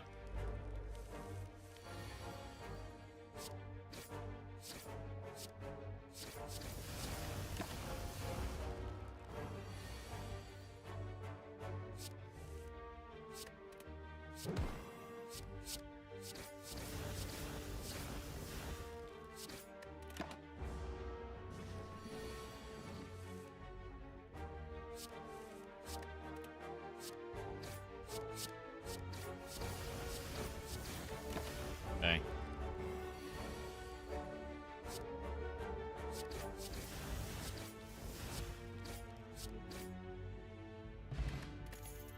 Accuracy, acrobatics, or dagger spray. Oh man, I think it's accuracy here.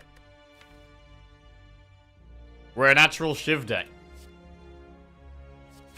Accuracy's in.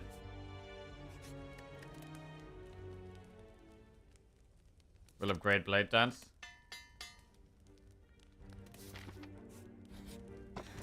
Juzu Bracelet. I'm going to go with the blue key. Juzu Bracelet is trash. Now we're going to do elites, yes. And we're going to keep upgrading damage. Do we want to do enemies or events? Accuracy Double Blade Dance by Fluorite. Streamer Client? Streamer Client. So, we want consistency. We want more draw and energy so that we can play the Accuracy Blade Dance and the Footwork Deflect. Like, basically our whole deck is bad, except Accuracy and Blade Dance, and Footwork and Deflect, and Neutralize. All the defense are bad, all the strikes are bad. Survive's okay. Do we just do more enemies?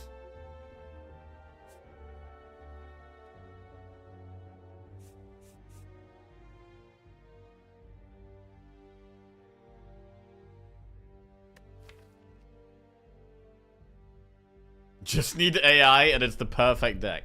I think this is also a spot where I've got to be careful about how many cards I add, right?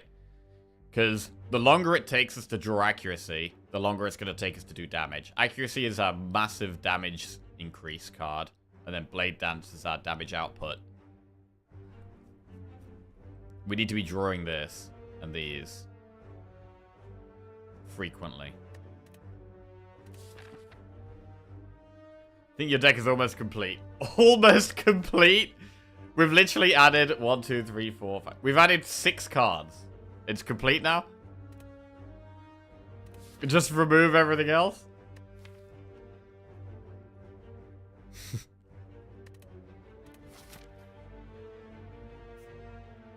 We'll do an event here. Upgrade a card in your deck or a special relic. Warp Tongs. Tongs is really bad with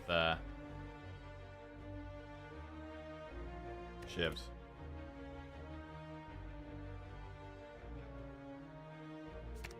Gonna upgrade Neutralize.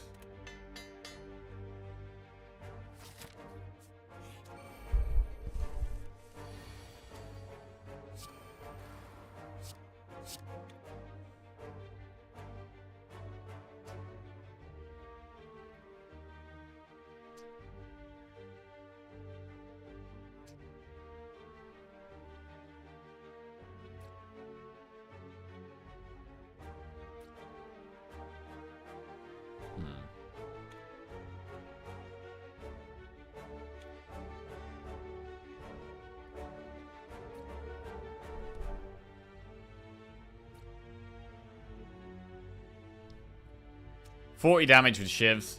Neutralize gives us 44. We probably do just kill this slime. And then do footwork deflect.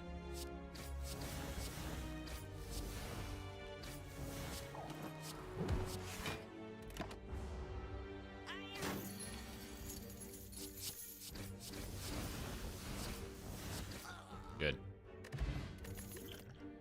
Acrobatics, Infinite Blades, or Slice. Infinite Blades is a shiv a turn. Acrobatics is consistency. I think we take acrobatics.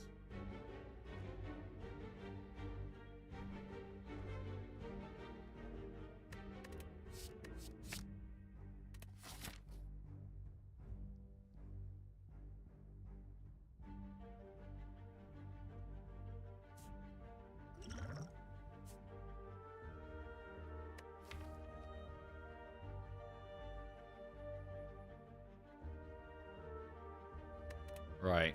Event elite or enemy elite. We could probably do an event here.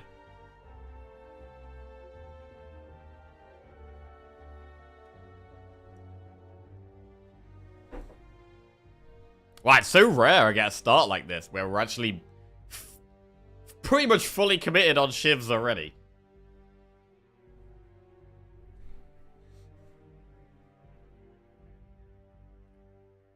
I want to upgrade the footwork and the acros.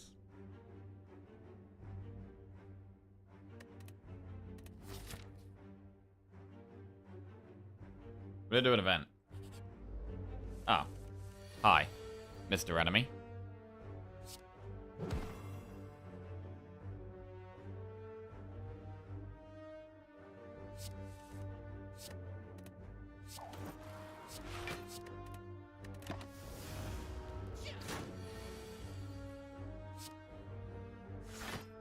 Yeah, I mean, before we play the accuracy, our damage is not very high.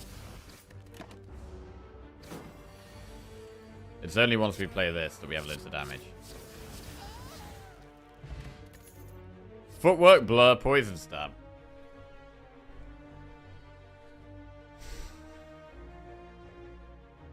Well, I'm not taking Poison Stab.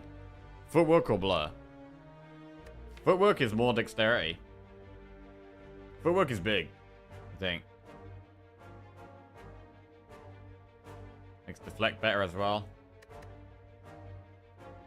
Blur's great. I'm gonna go footwork.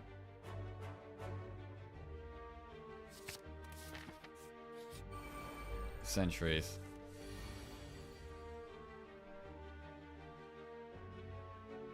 I don't think we need to draw against these guys because they put the dazed in our deck. I don't really want to... I want to make sure I'm playing cards and I'm not drawing past cards.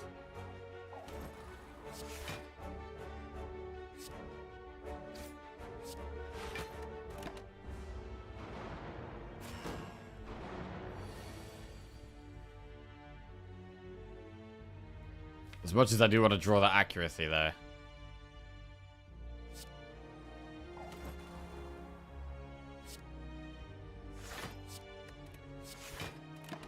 Okay, bit of a slow start.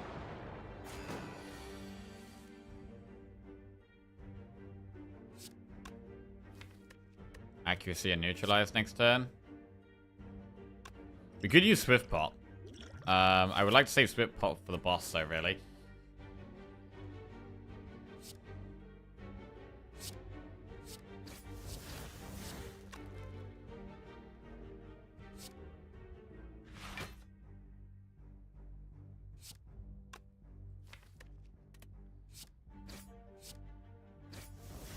Okay, neutralize kills that one next turn now. We've got a lot of dazed in our deck, though. Hopefully the acrobatics can help with that a bit.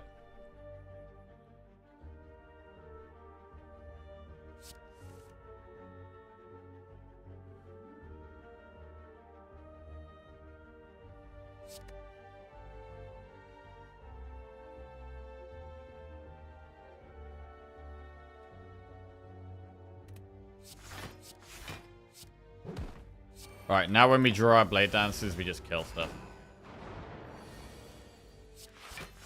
Block in the meantime.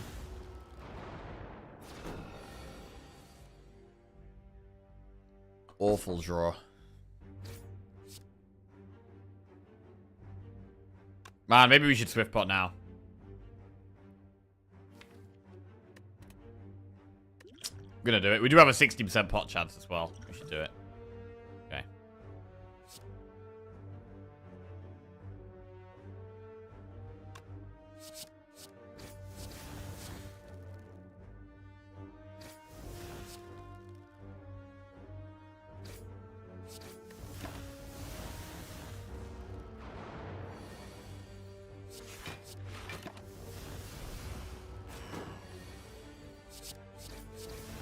Okay. Meal ticket. Terror, Reflex, or Masterful Stab. Wow. Terror is great, but Reflex is great as well. With these double acrobatics, Reflex is really strong. It's probably got to be Terror, though. It's hard to not take Terror. And upgrading Terror is really big as well. Taking and upgrading Terror is powerful. As much as I like Reflex.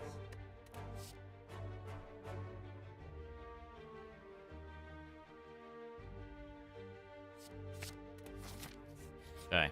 Take Terror, upgrade Terror.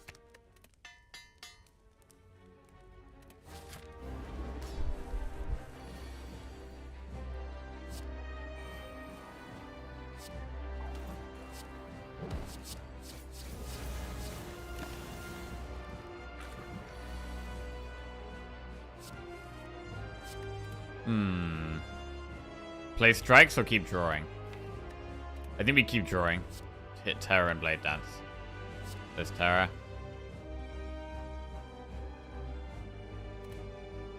So we have Blade Dance Strike next turn. I think we should strike rather than footwork. Because we've got to pop it next turn.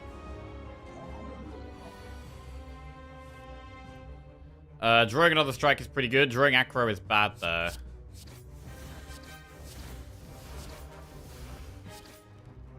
But that is a big pop. 19 health. And dead. Clean! Slime Boss can be pretty hard for Silent, but that was pretty clean. Doppelganger, Tools of the Trade, or Adrenaline? Adrenaline's good. Probably Adrenaline. I'd definitely go Adrenaline over Doppelganger. Tools of the Trade is nice, but I think Adrenaline is just the best right now. And do we want to be going for Elites in Act 2? I mean, we don't have any AoE. We don't have any AoE. I'm gonna take adrenaline. Velvet Choker, Sacred Bark, or Empty Cage. We literally can't take Choker. Okay, so energy is a problem, clearly. Sacred Bark or Empty Cage. I mean, Empty Cage gets us to our damage more often.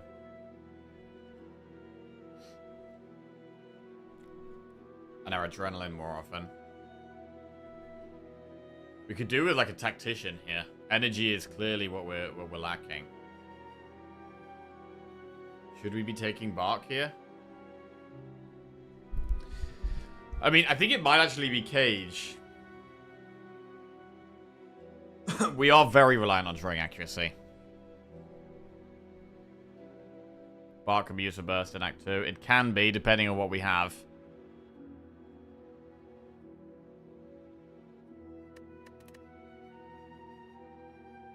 Right this second, the best is Cage. Why does Cage always feel bad? I feel like Cage, for me, I like Cage when we've got a small deck and when we already have 4 energy. When we've only got, or if we've got some way of gaining energy in the deck. With no other way of gaining energy, yeah,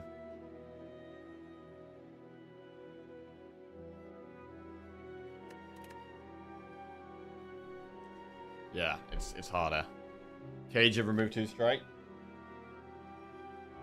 If we go Cage, we definitely remove 1 strike. It could be 1 strike and 1 defend.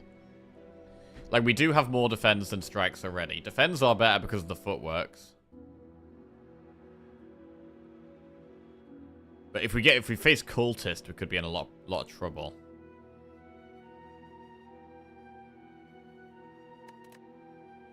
But I'm gonna go Cage. And I'm gonna remove 1 strike.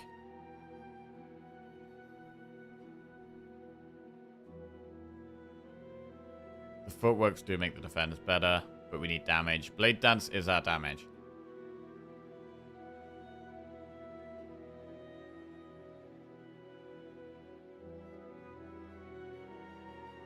I do think the 1 strike, 1 defend is probably better.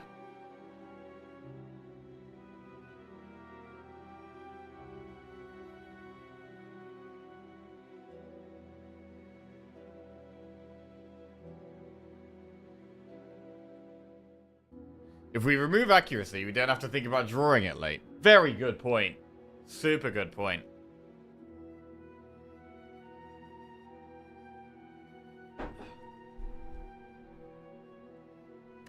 I'm gonna remove 2 strikes. Fuck it. Right, we've got a 20 card deck. We've only got 2 strikes left. What's our next upgrade? Good upgrades right now are Acro for more draw. And footworks for more decks. I mean, right now, I think the draw is actually more important than the decks. So I'd actually upgrade Acro before footwork, I think. We have a bit of money. We do have meal ticket. So going to a shop at some point this act would be good with 230 gold. We could go Campfire Elite Shop. We could also go Campfire Elite Campfire and then Flaming Elite Shop. We don't have to do the Flaming Elite, so we can choose to not do it.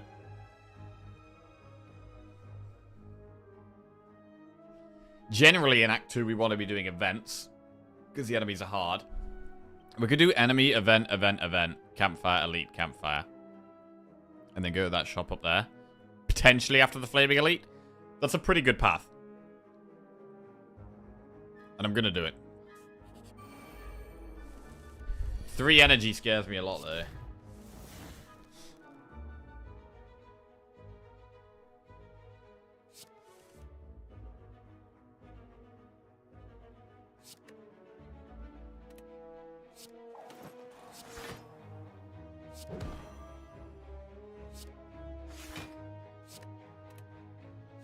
Gotta start pushing some damage.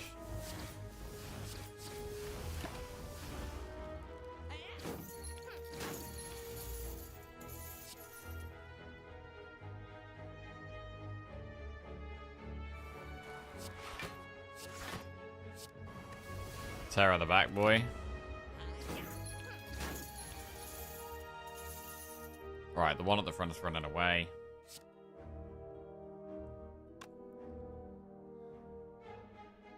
Wait, how much block do these guys get? Looter.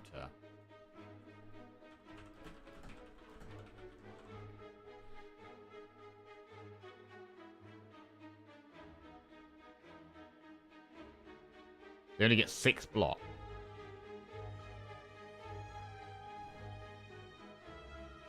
So I should maybe strike the guy at the front here. Okay.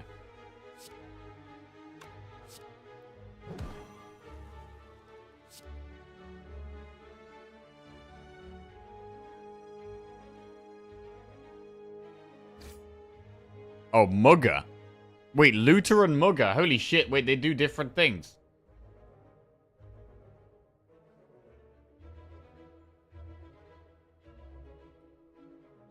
Mugger gets 7. Oh my god, I never knew that. The one at the back gets way more block. Hang on a second.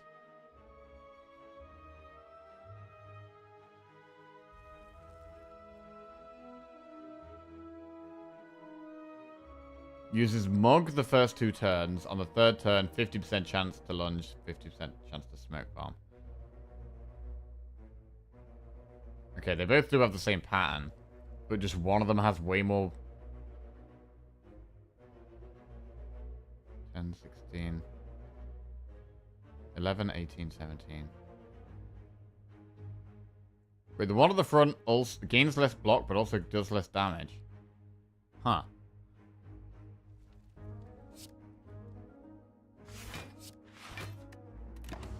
Wow, I didn't even know that. So he only gains 6 block.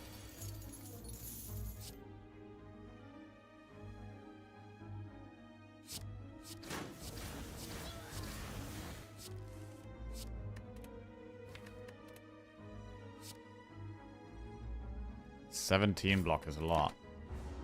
The Blade Dance kills it.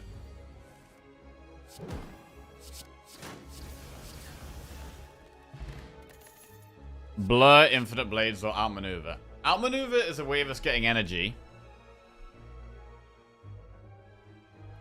But what about Blur? What boss do we have? Collector. We do want energy, man. We do want energy.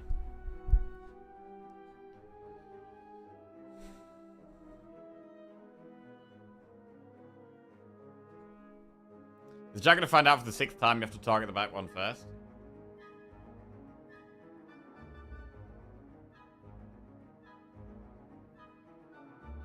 I'm not sure if targeting the back one first is necessarily always the right, because the one on the left is usually on less health. So you can usually kill it faster, which can save you health if you have a lot of damage. If you don't have a lot of damage, maybe you do want to kill the one at the back first. Blur's quite good with double footwork in the deck. I'm just thinking about energy here.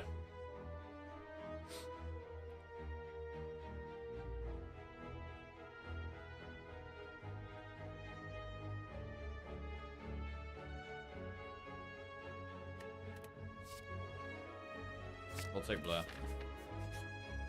Get jaxed. Transform 2 cards, special relic. Transform 2?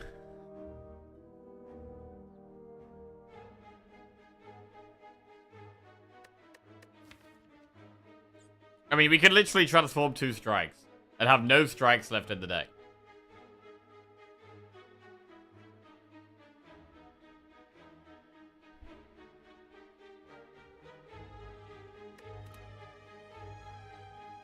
Mutagenic Strength helps, though. Like, if Mutagenic Strength on turn 1 with Blade Dance is 3 strength. It makes our shivs do 7 instead of 4. So instead of 16 damage, we have a 28 damage Blade Dance on turn 1.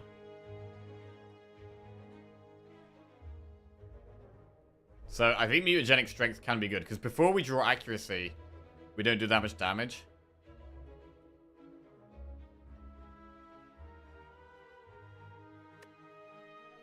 And I do want to go for elites here in Act 2. I think we take Mutagenic Strength here. Okay.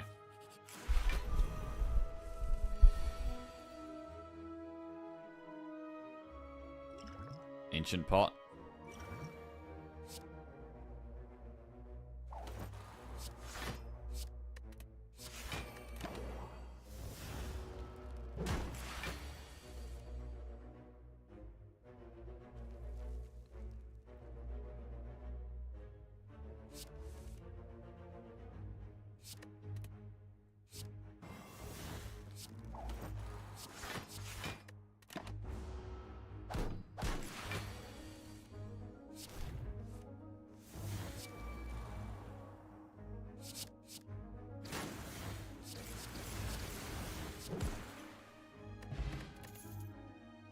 Poison stab, flying knee, dodge and roll plus. Dodge and roll. Flying knee's a bit of energy, but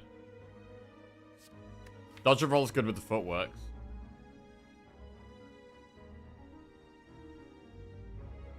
I gotta make sure I'm not adding too many cards we don't need, though. Don't add too many cards we don't need.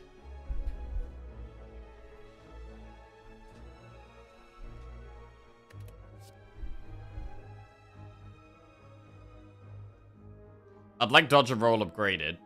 I mean, dodge and roll is a great block card with footworks. When you've got footworks, it's just super good.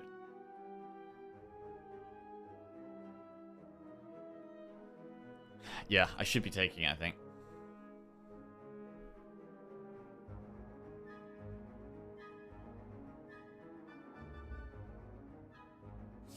Okay. Right, keep doing events and go towards this elite. 75 gold to remove a card. Right, remove another strike, or should we remove a defend now?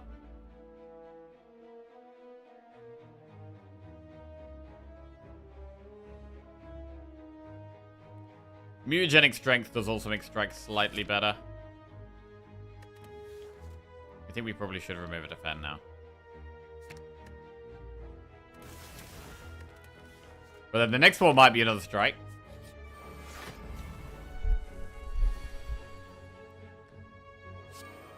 Okay, this is big turn 1 damage.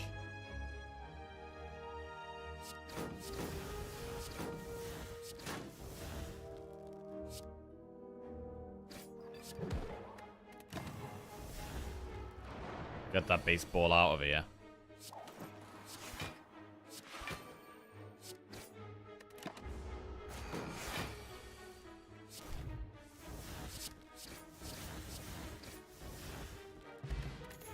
Crippling Cloud plus Poison Stab outmaneuver. Crippling Cloud does remove 2 artifact, but we're not really doing poison stuff. It is upgraded, which is nice, but it's 2 energy and we've only got 3. This is 2/3 of our turn on that.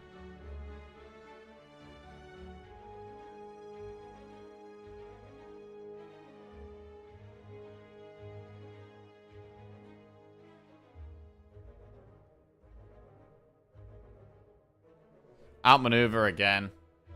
It is energy. I'm genuinely thinking about outmaneuver.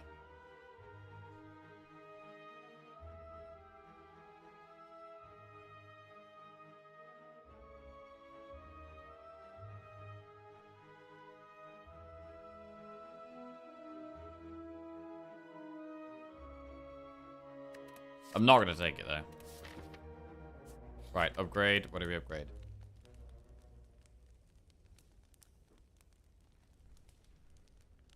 Footwork? Or acro?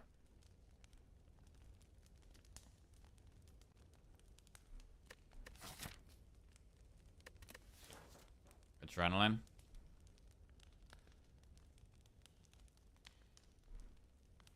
Adrenaline gives us 1 more energy.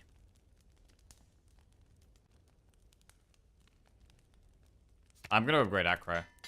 The draw is so crucial.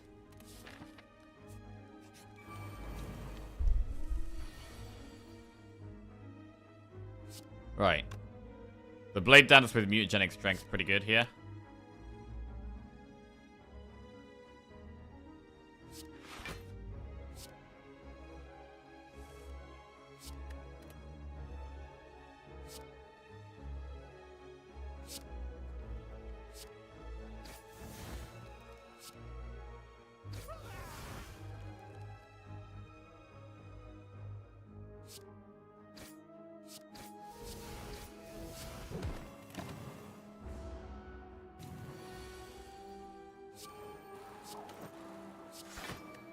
Hey, where are the blade dancers at? There's one.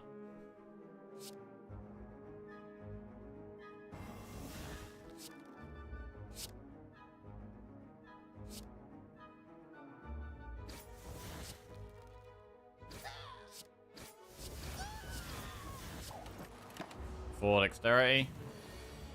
It's not attacking. Blade dance is huge.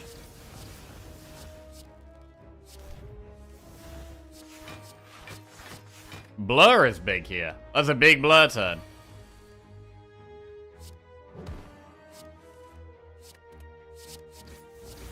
Okay, good. Centennial Puzzle. That will be good against the heart. Blade Dance, Terror, or Distraction? Should we take another Blade Dance? It's not upgraded. We already have 2 Blade Dances.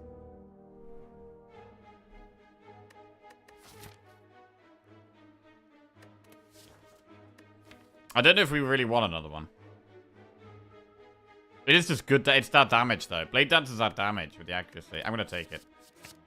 Taking it. And I'm going to upgrade the Acro again. So we've got 2 upgraded Acrobatics. We already have the blue key. Strawberry, max HP. Right. We've got to think about a Flame and Elite right now. Or after this, anyway. A shop. Oh, we got a heal. This shop is not looking as good now, though. Medkit. Snecko Skull.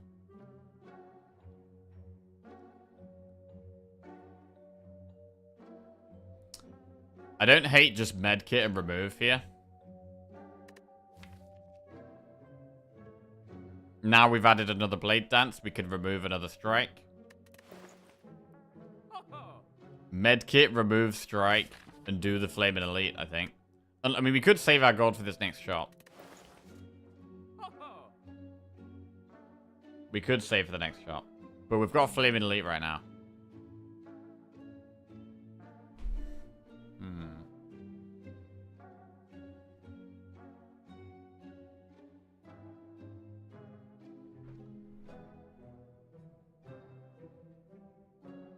Medkit is a good relic.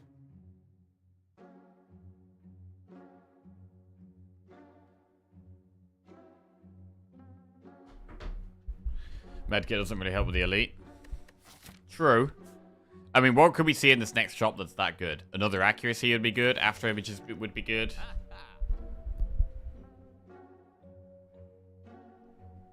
Is 2 removes the best thing for us right now? Membership card would be good. Yeah. You're kind of selling it. Kind of selling it.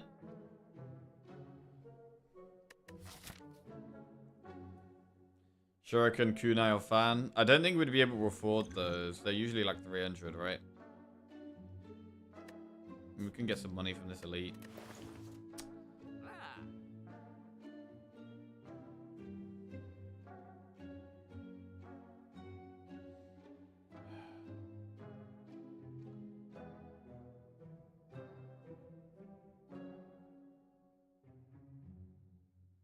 Medkit remove is just good. Am I really not doing medkit remove?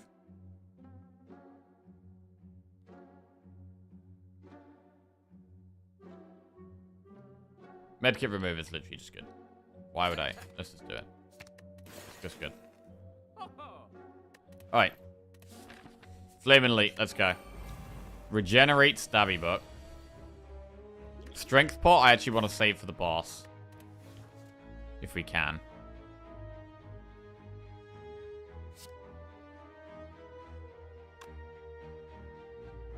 We don't do that much damage until we draw accuracy. So, like, there's not that much point playing the Blade Dancers until we get accuracy terror. Adrenaline. This is not a great starting hand.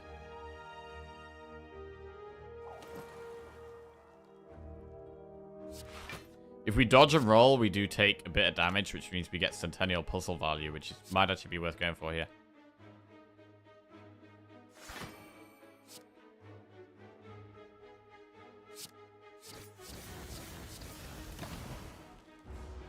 Why is Medkit good here? Because we've got quite a small deck, we draw our cards quite often, so we're going to draw the burns and wounds quite often.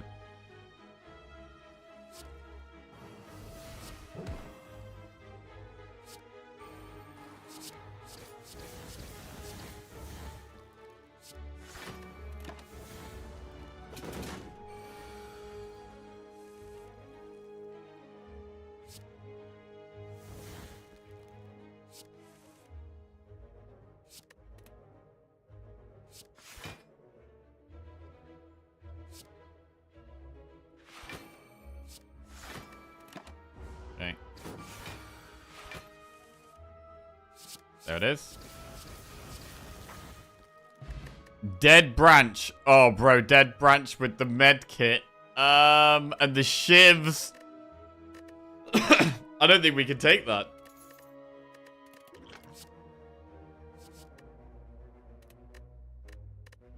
We can't take that with medkit and shivs, right? We 100% can't take that. Click it, you know you want to. I mean, I do kind of want to. I do kind of want to. We can't, bro, we can't. We can't take it. There's no way we could take it here. It's straight up bad.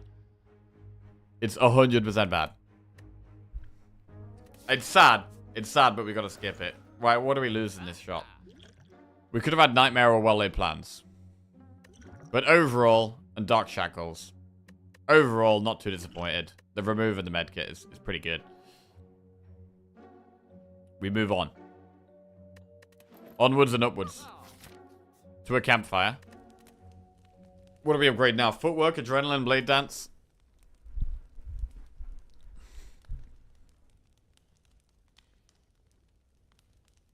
Do we keep upgrading Blade Dances?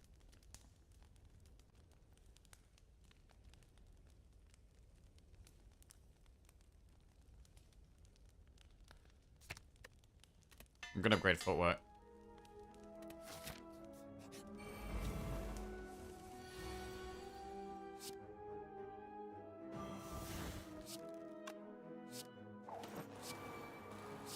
I love the deflect. The deflect is really strong.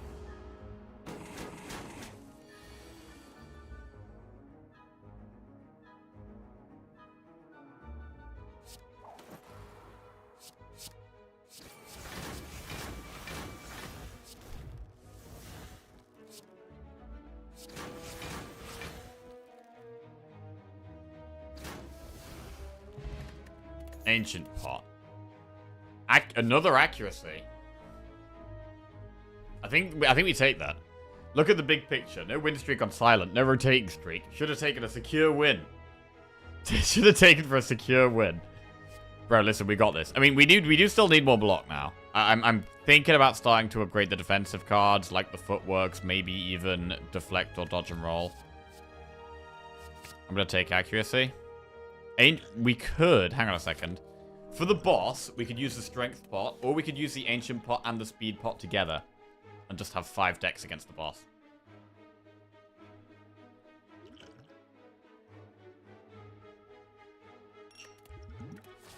Get that. We're going to upgrade accuracy. Our damage is big once we played our accuracies. Do we double pot against the boss, or do we not need it because we're that big?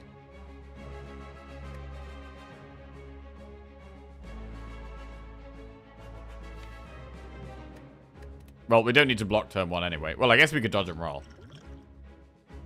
Why would you pot? Don't need.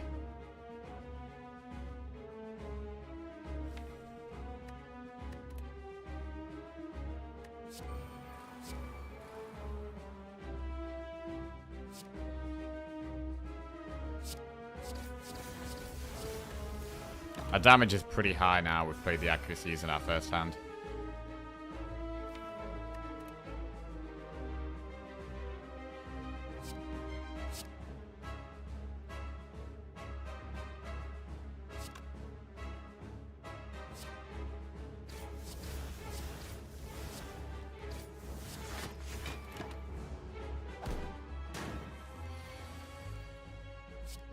Okay.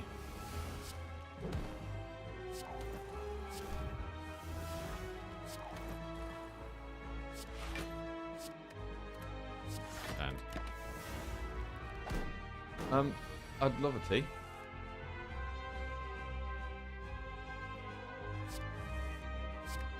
Blade Dance.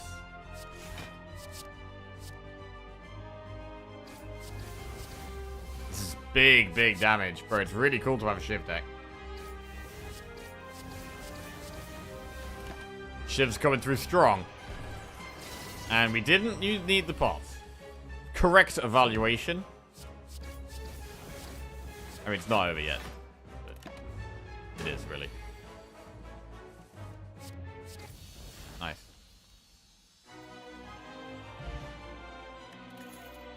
Unload 1,000 cuts glass knife. We don't need any of these. We don't need any more damage.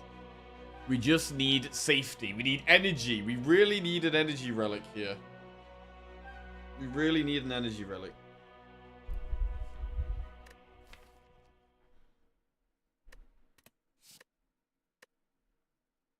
Come on. Be good. Coffee dripper.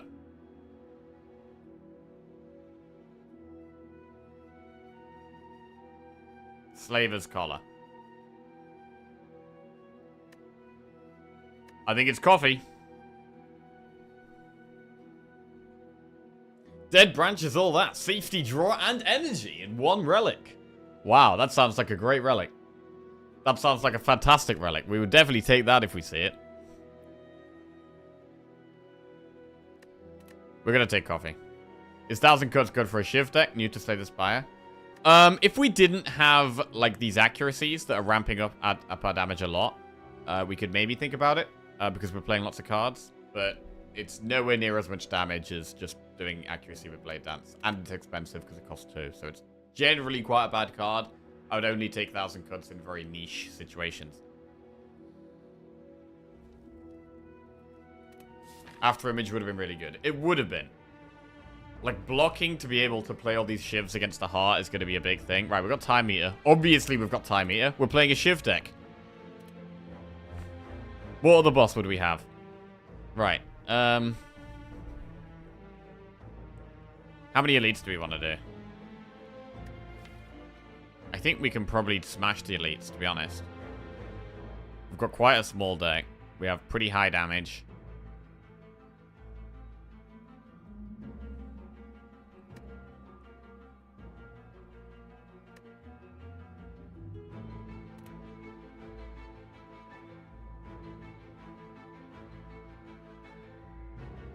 We could do elite, elite, campfire, elite. What about a shop, though? Do we want to see a shop at some point?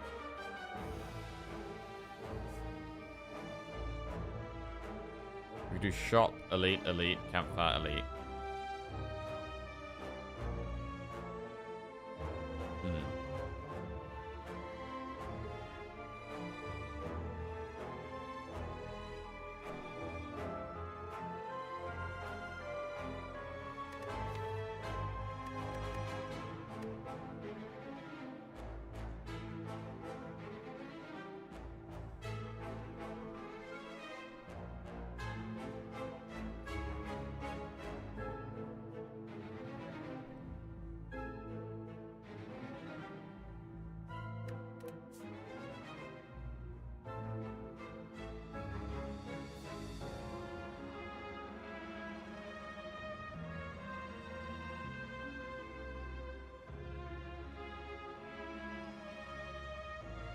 Why so few relics? We only got to do one elite in Act 1. And we also took the blue key in Act 1. So we didn't get many relics in Act 1.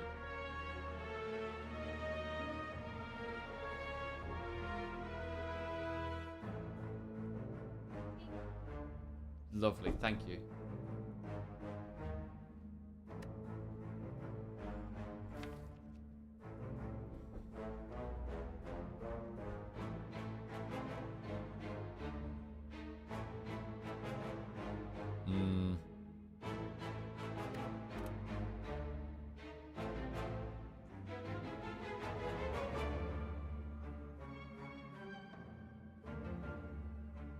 I mean, this campfire elite's pretty good. Honestly, everything's kind of pointing towards me not doing a shot. Unless we do it early. We do enemy, event, event, event.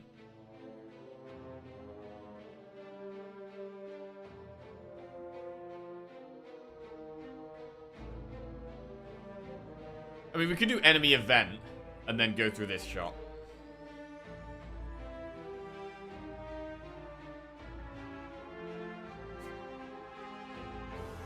We need the late shop to heal. There is this one, but it means I can't do 3 elites.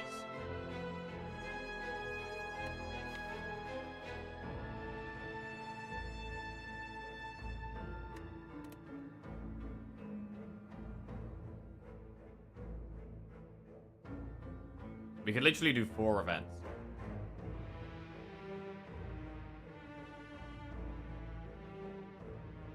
I think we're going to go through the shop. We could use it for... It's a remove and a heal. Shop is a strong floor for us. We should be using this shop. Potentially using this shop if we need it.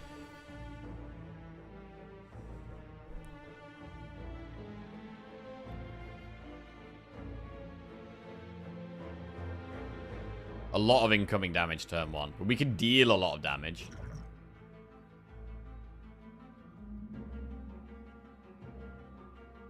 Can we kill 2 of these? We have 3 strength. Plus double accuracy. Means our blade dancers will do...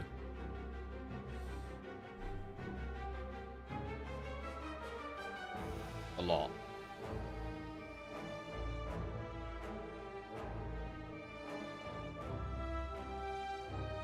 So they do 7, 13. They can do 19 damage each.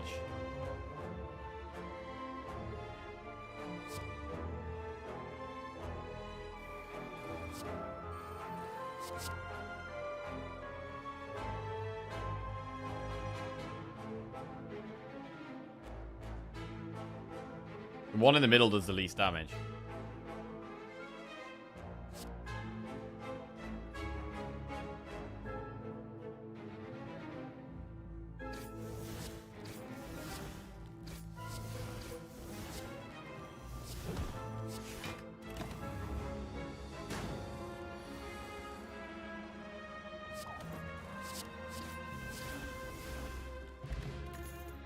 Deflect plus. Probably should take that.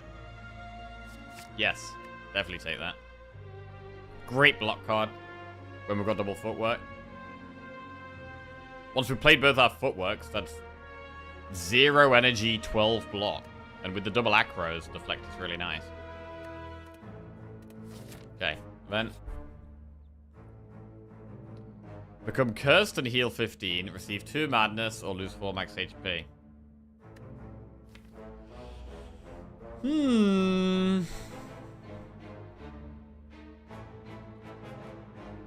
Madness is okay. Because of the double acro.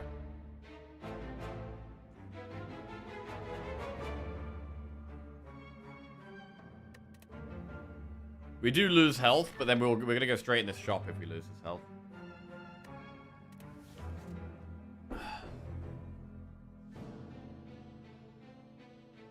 You can take 2 madness in this deck, I think. I also think we could.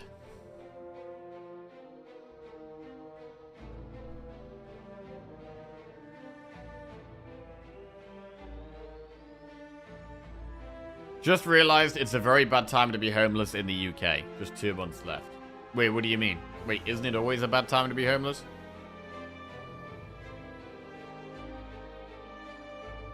What do you mean just 2 months left?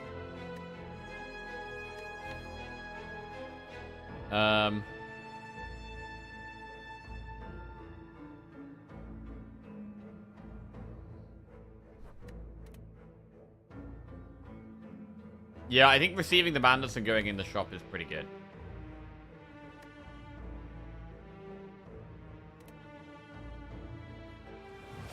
Okay, 2 madness, go in the shop. We have 64 health. Catalyst, we don't really care about that. Entropic Brew, I think we just remove. It's a pretty straightforward remove, and we'll remove the defend.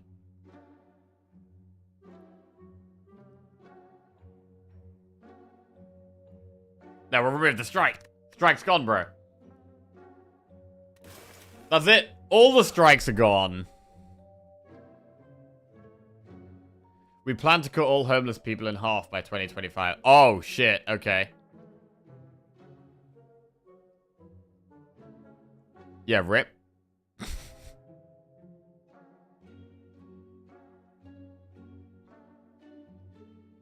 Rip homeless people. Bro, I actually love a strikeless deck. I love a strikeless deck. Bro, what idiot? What idiot made this? This is on public transport, right? Some idiot has put this, like, above a door or on, like, public transport or something. Absolute imbecile.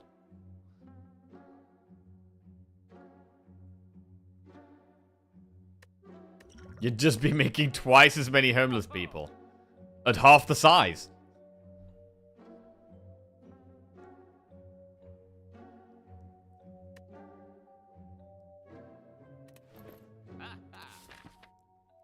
Okay, event. Ooh, okay, hang on. This is an event that can really hurt us, but offers very good rewards. We do damage quite quickly, but I'm just worried about the amount of damage we could take, especially when we have Coffee Dripper and we can't heal. Speed and Artifact Pot. We could use the double pot combo. We've been holding on to this for a hard fight. This could be the fight where we need it. They're already dead. True! They are already dead. Right. It's actually kind of nice to take a bit of damage and get the Centennial Puzzle draw here. I want to get the draw.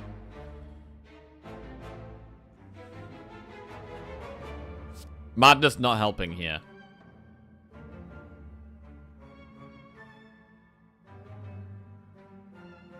It's the most important thing is killing one of them. So I should just Terror and Blade Dance the back one.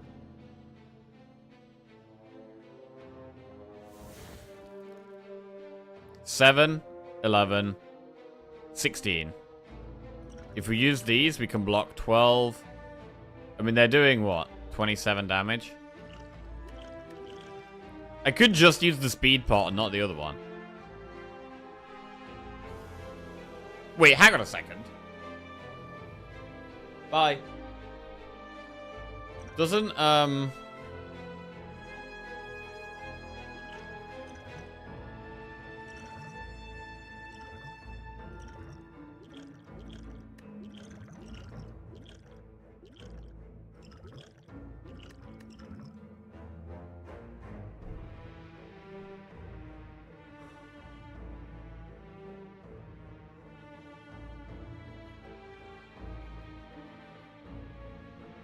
it's gonna negate the strength down, right? If we use the potsums to get a time here.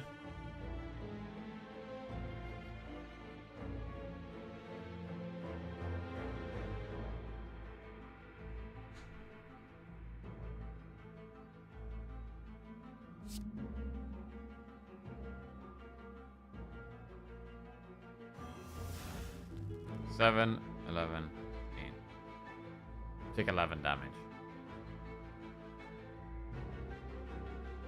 So if we deflect for 4 block, and then we do speed pot and block these two, it's 12, 22, plus 26. I think the way is to use speed pot after playing one card.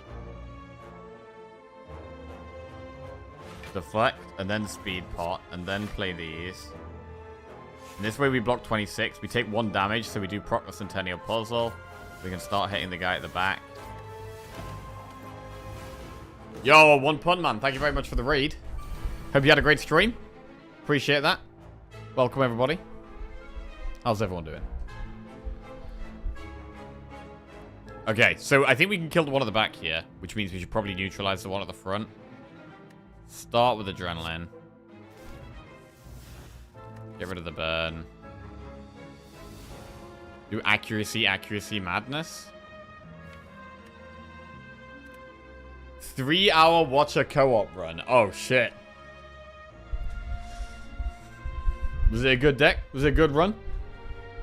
Let's go on Japanese export.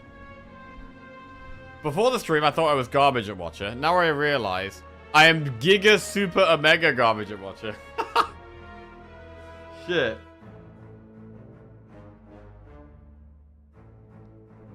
Divinity deck. Oh, beautiful. We love a Divinity deck.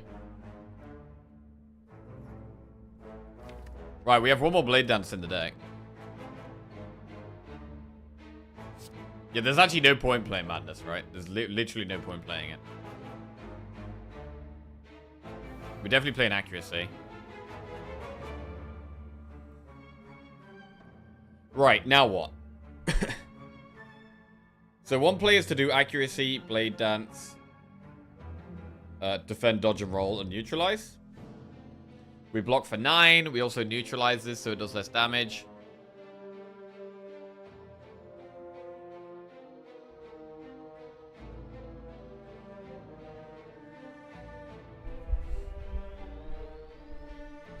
Has anyone mentioned Dicemancer here before? Demo was super interesting and it fully released recently. No.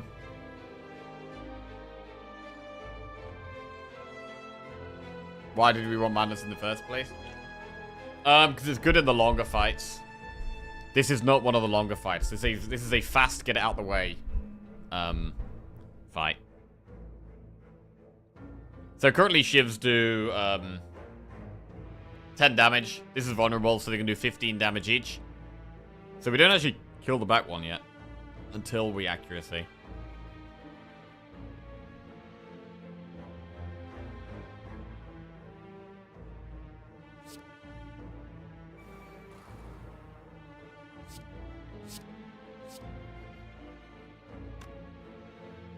If Madness hits Acro, we don't get as much block, which is bad, so not doing that. I mean, we knew this was a hard fight. We're only taking 6 damage here, it's not the end of the world.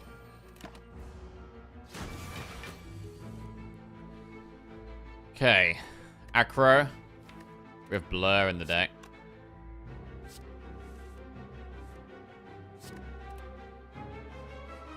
We want to play Blade Dance for sure.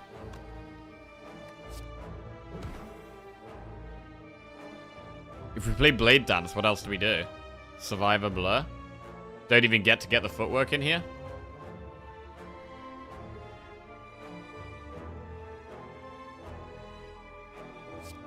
We've got to play Blade Dance. It's so much damage. Has to be played. Okay. Good. Could we regret picking up the Madness? I don't know. Maybe. Maybe we could. Piercing Whale Plus. We'd probably take that.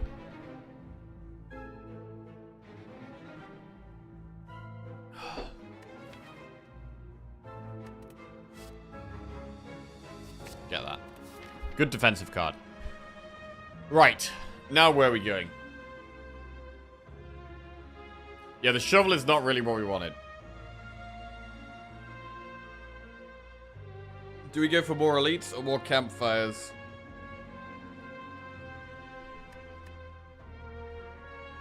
We're probably going to want to go through this shop.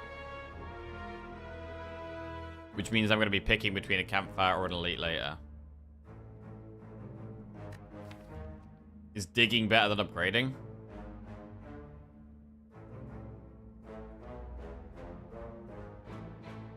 It'd be nice to upgrade the other footwork. Currently not sure if the Madness was worth it.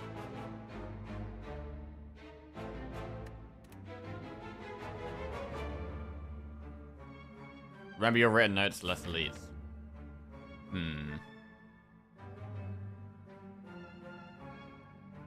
The fact the shop gives us a heal, I think makes it worth doing. Does feel like a deck where we can smash elites. Except Reptomancer is always scary. Reptomancer is always scary.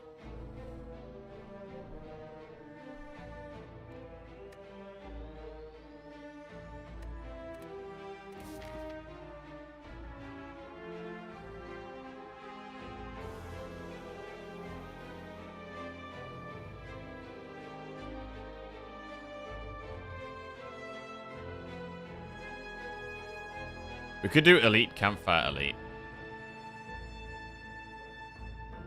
Not do the shop.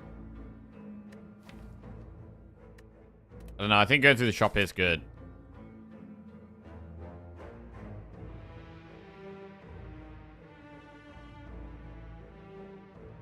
Let's do an event.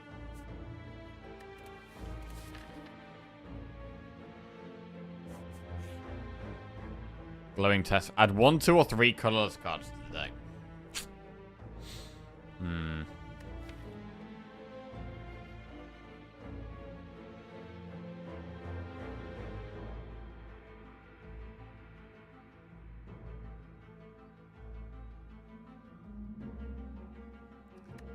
I mean, this definitely encourages us to go to the shop more if we take this.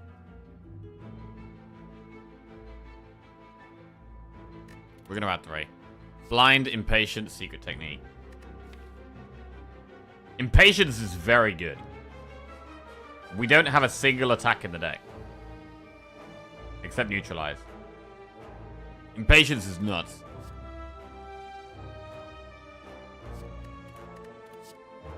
Fury, Madness, Forethought. Thinking Ahead, Good Instincts, Deep Breath. Good Instincts is like another Deflect, which is pretty good in our deck. I think the Good Instincts is pretty good. We definitely take Impatience.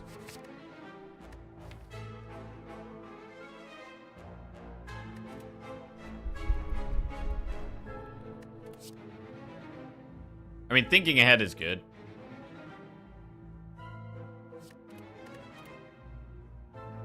Purity, Madness, or Forethought.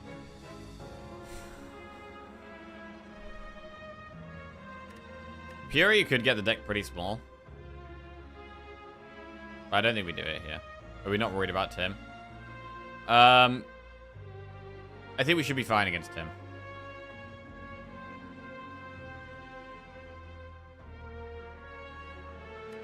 We're a little bit concerned, but I think we're okay. I mean, we took Madness. We took 2 Madness. Why would we not take another Madness? I mean, Madness can hit Madness, though, and then it's just really awkward. I'm not sure if taking Madness was actually good.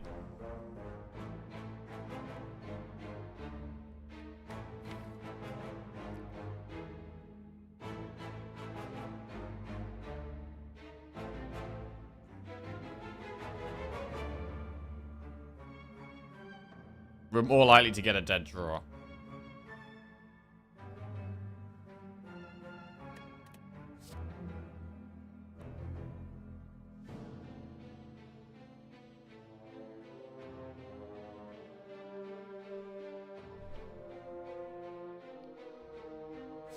Right, I'll take Thinking Ahead.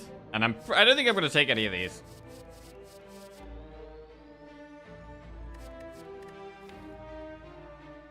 Like, maybe we should take Madness. But the deck's kind of cheap anyway. We've got 4 energy. I'm going to skip. Right, we are going to the shop. We've got to pick between 2 campfires or an elite and a campfire. We can dig for a relic.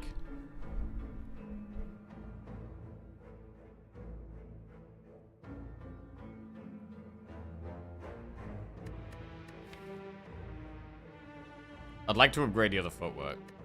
There.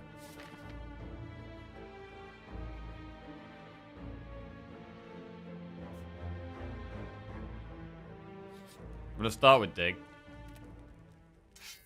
Nunchaku is more energy.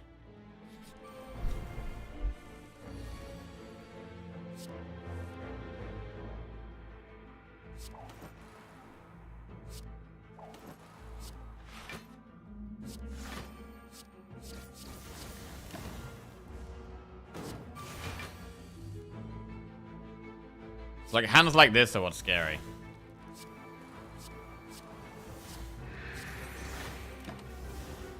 The ones where we don't get the draw. Like this. Almost. Almost like this.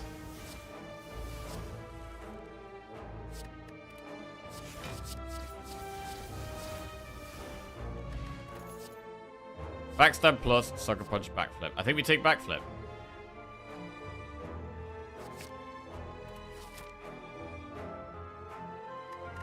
That's more draw.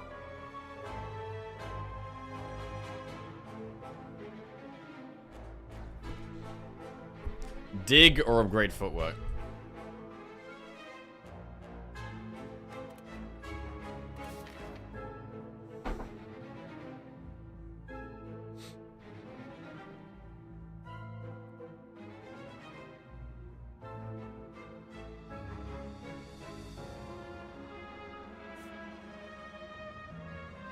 I feel like we should probably keep digging.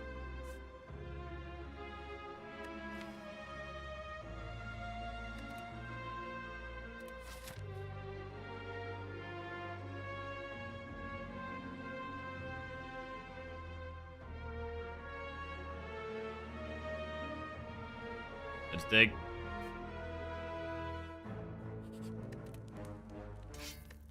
Bronze scales is more damage. We are going to go through the shop.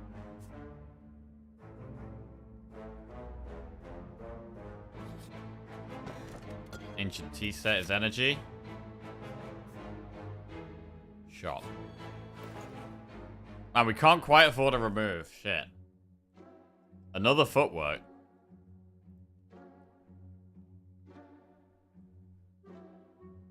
Dupe pot.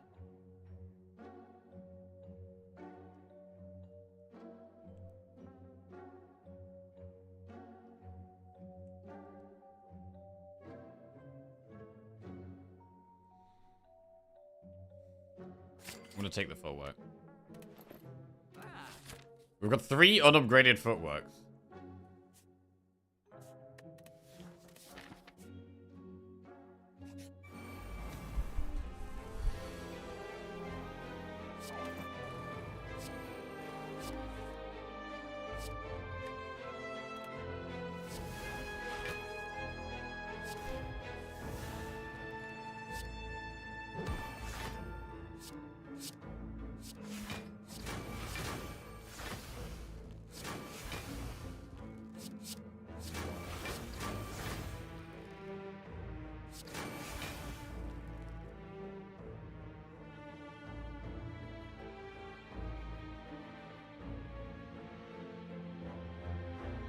We do get 3 draw here if we don't play anything else. Honestly, getting Centennial Puzzle procced is probably something I do need to be doing more often. How many feet you got on your deck? We got 3 feet. We got 3 feet.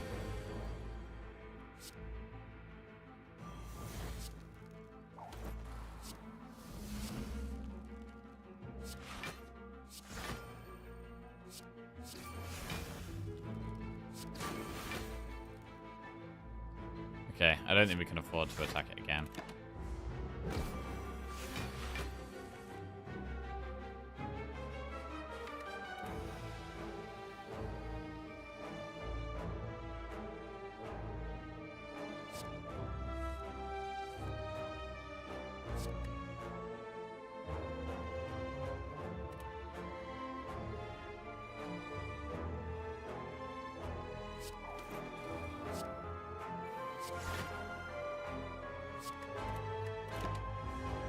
Seven dexterity. So now we're set up nicely.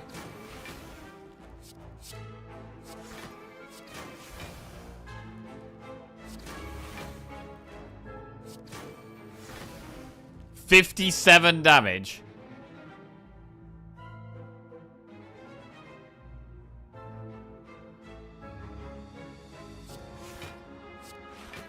I have to hit it and hope we don't get a curse. Fucker, bro. Holy shit, that's so annoying. Oh, you piece of wank. Oh my god, okay. Alright. Skip. Oh, someone's at the door. God damn it. 1 second.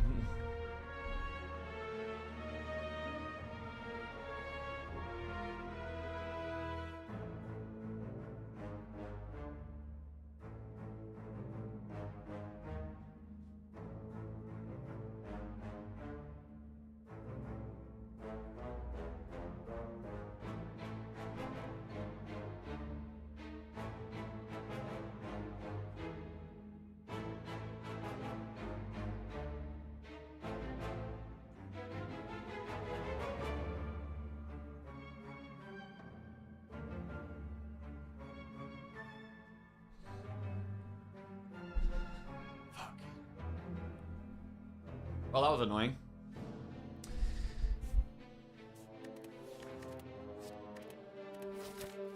Okay.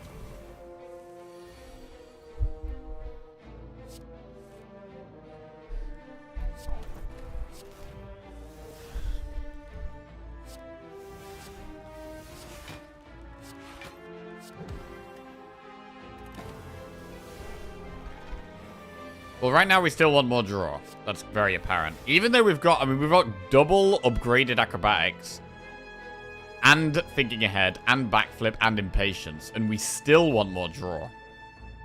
That says a lot.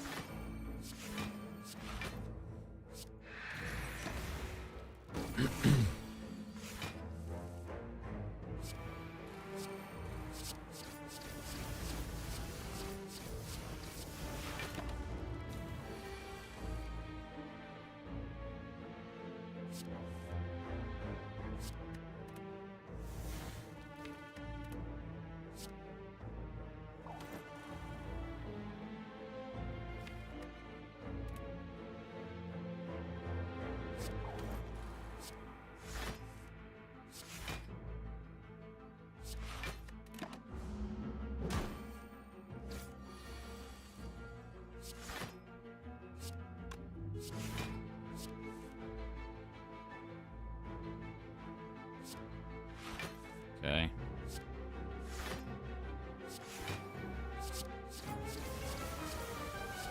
Not sure if we're going to be able to beat the heartbeat. Like, the deck still isn't quite there yet, to be honest. Backstab, flying knee, slice. That's a skip. Right, campfire. Call. Do we dig or upgrade? We're going to recall in the last campfire. Should we dig or upgrade here? Upgrading Impatience is more draw.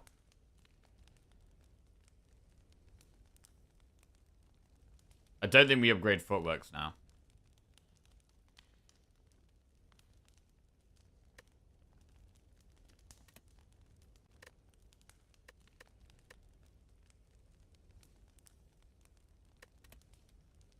I think upgrading Impatience is very strong.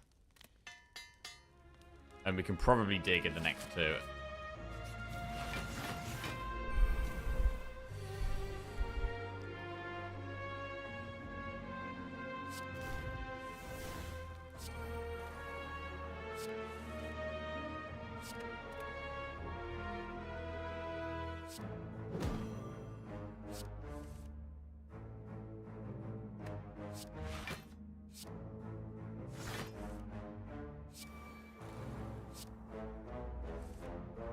Alright, we'll put Blade Dance on top for when we have the... Wait, I've already played Accuracy. What am I talking about?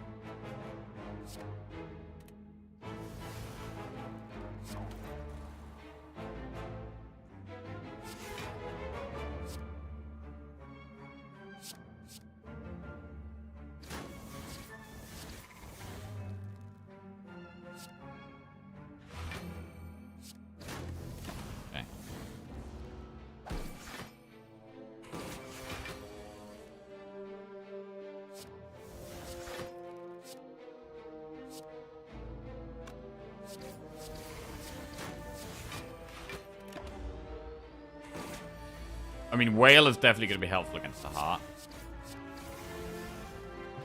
Ancient Pot. 2 Ancient Pots here. Flying Knee, Setup, or Caltrop. That's a skip. Okay, we've got Time Eater now, and we have to recall. Can we beat Time Eater with this deck?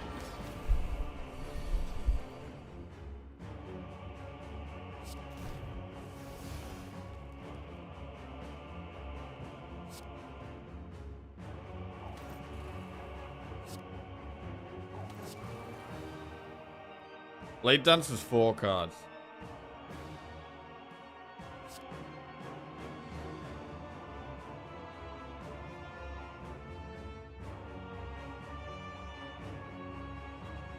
We should maybe take this slow. If we just double defend here, we take 4 damage, which gives us that Centennial Puzzle draw. Which we like.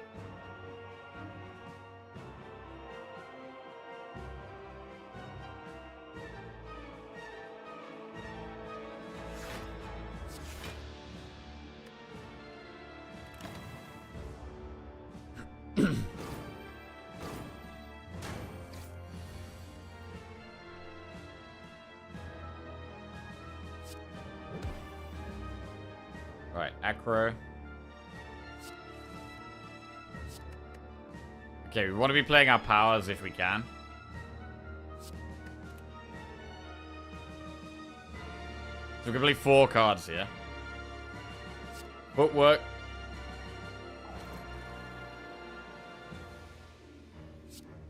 Deflect. blur accuracy.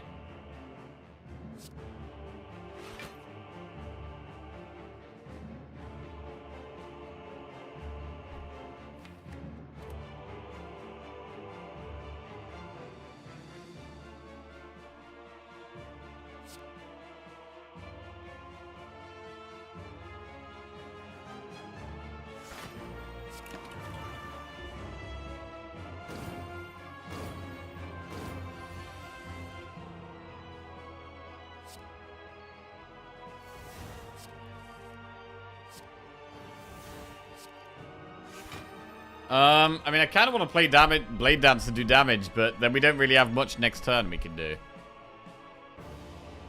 That's the problem with Blade Dance here. We can't do much on the following turn. But we have to play them eventually. We can't not play Blade Dance ever. So, I'm gonna do it.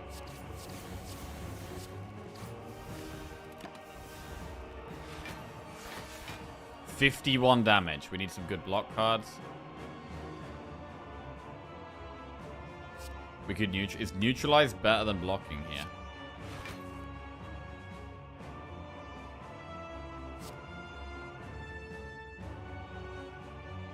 Yes. It is. Okay. 9 times 3. Whale is solid. Blade Dance is a lot of damage. Start with Acro.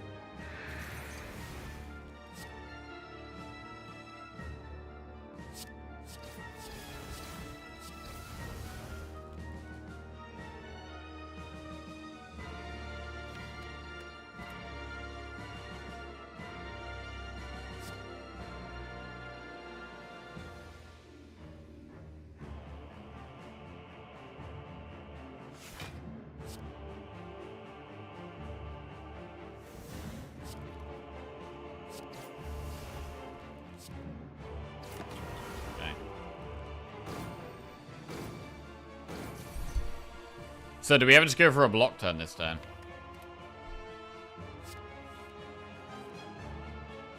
I think we do.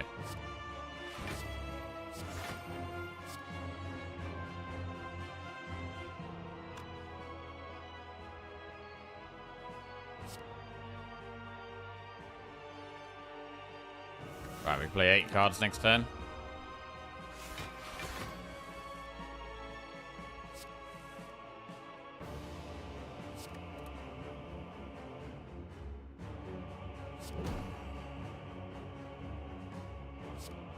Should be doing damage here.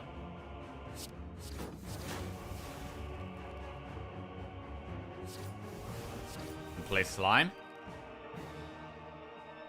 I mean, do we ever use an Ancient Pot? It's just not super clean cut.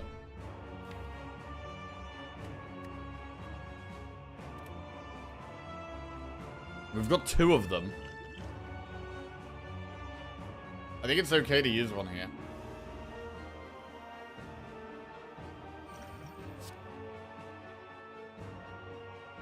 I mean, we could have used it on turn 1, I guess.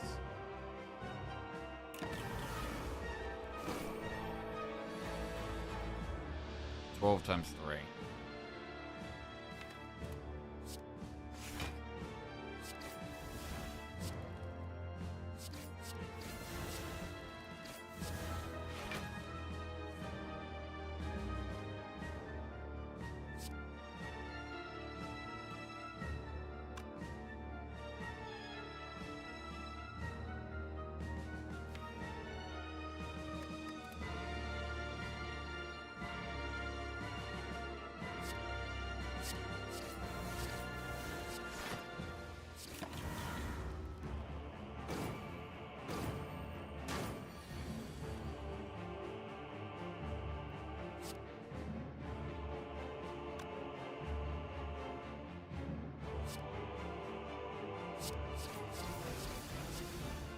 Man, one shiv off.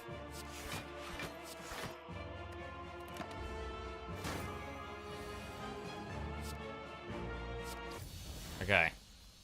Right, time here was an absolute pain in the ass there. I think if we get Bird Boss, it's actually pretty hard because we've got 5 powers. So we're going to give it 10 strength. Okay, we've got Dodo and Decker. This is probably the better one for us. And which one do we kill?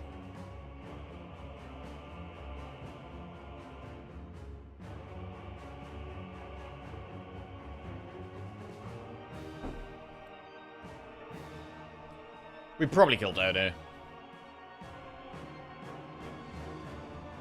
We could block 8. 13. 19. So I think we're fine taking a bit of damage here.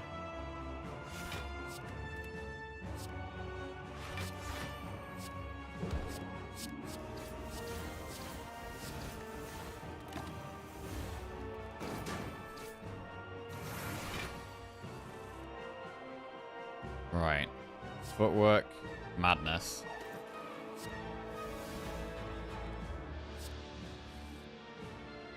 Madness again.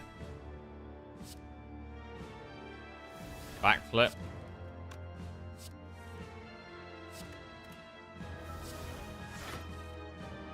Footwork.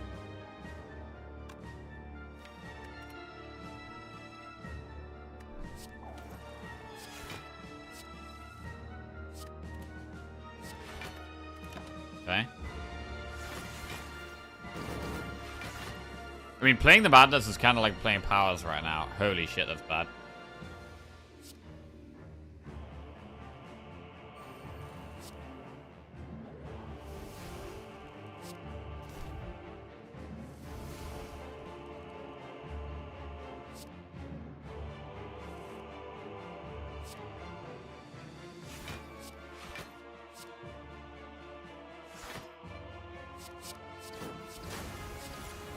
We haven't played one of our accuracies, so our damage is still a little low. 18 times 2.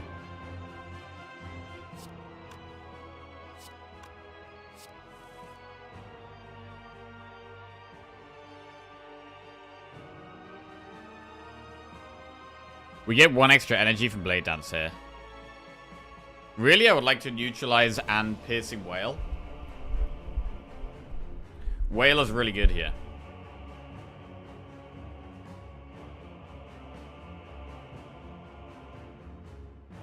So we can play 4 energy worth of cards.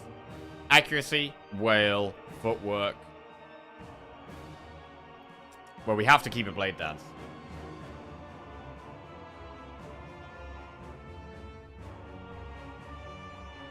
So accuracy, Blade Dance plus Piercing Wail, and then we might have to play Dodge or Roll. Or maybe we play Footwork and we don't play accuracy yet, but we need to speed up.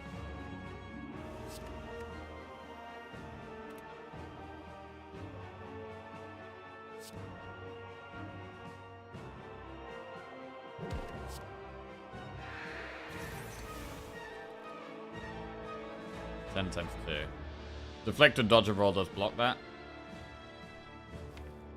We have mostly just block next turn. So I think it's accuracy. Dodge and Roll, deflect.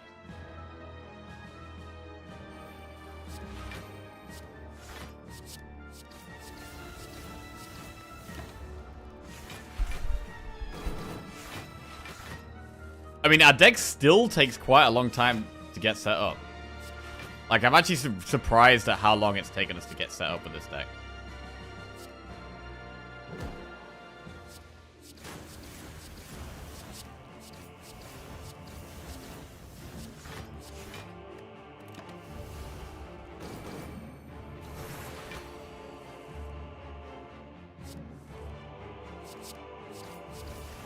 Dodo is down. Nice. The Parasite is definitely not helping. We're not getting Blur off that often either.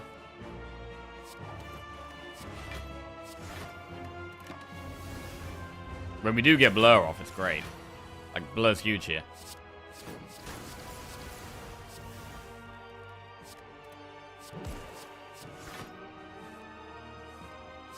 And now we're doing some good stuff. But is this going to be able to beat the heartbeat?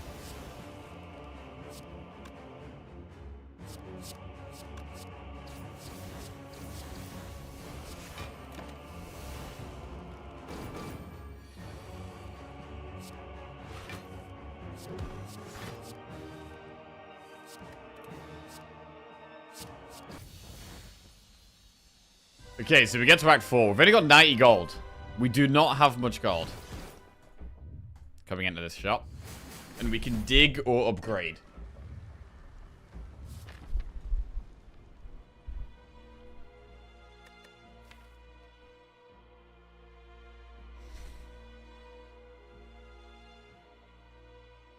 We have upgraded the most important cards. I mean, Madness and Footwork is pretty good. Is digging better? Digging could just get us a completely useless relic. Best pots? I think the best pot would be,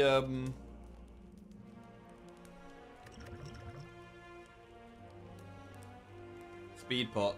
To get 5 decks against the heart.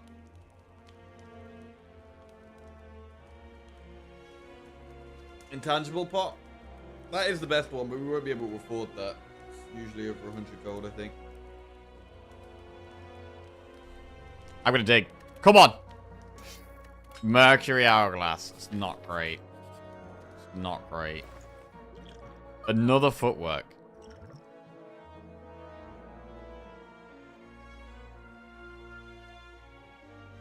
Distilled Chaos. I mean, turn 2 against Spear and Shield is scary. We could use Centennial Puzzle for draw. But it could be Distilled Chaos.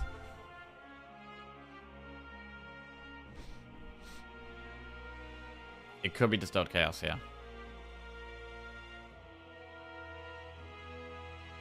I think we should.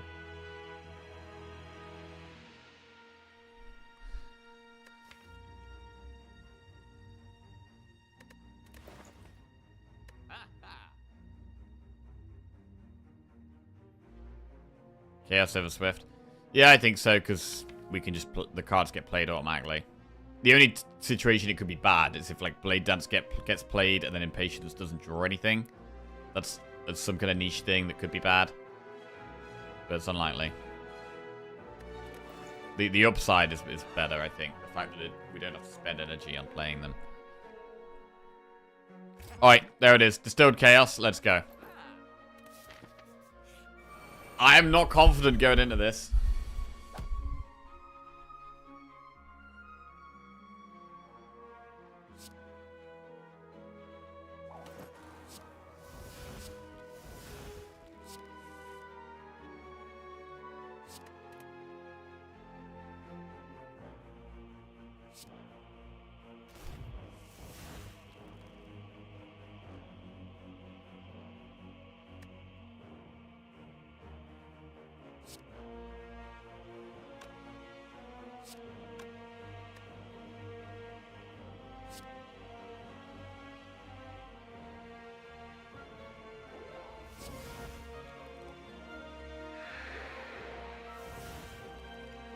I want to take the damage for Centennial Puzzle here.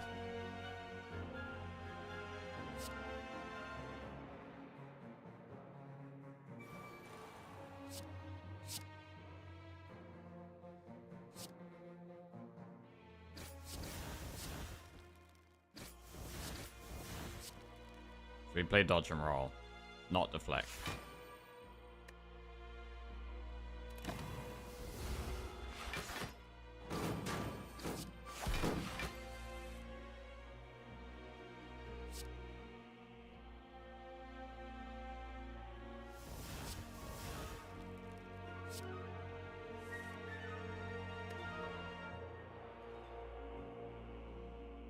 Right, if we just went for full block here... I mean, we may as well Blade Dance because we have Nunchaku. Could we kill one? Let's see. We have 6 extra damage on our shivs. If we accuracy, we have 12 extra damage on our shivs. Which means each of our shivs are dealing, what, 16 damage? So we have 16 times 7... 16 times 5 is... 16 times 7 is enough. It's enough.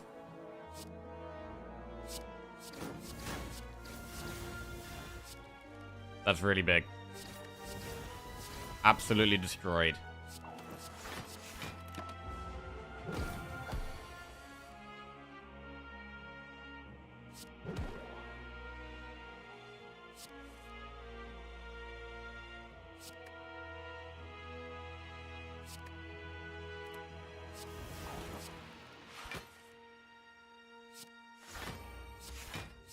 Great block.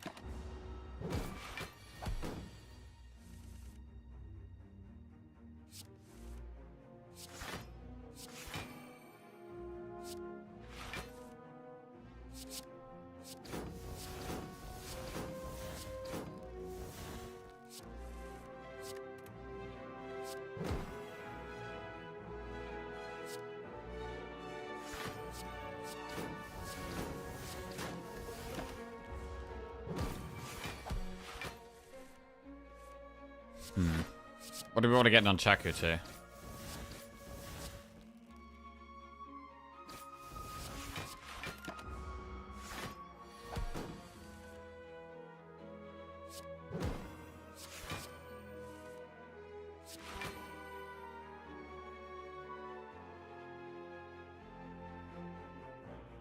Probably 9. So I should let it kill itself on thorns.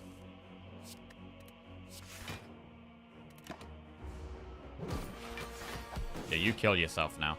Nice.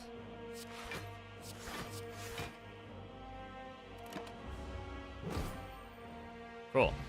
Gremlin Horn is useless against the heart. Bouncing Flask?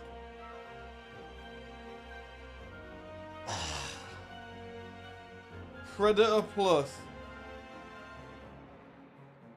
Predator is draw. Bouncing Flask is a poison card, and I could just focus on block.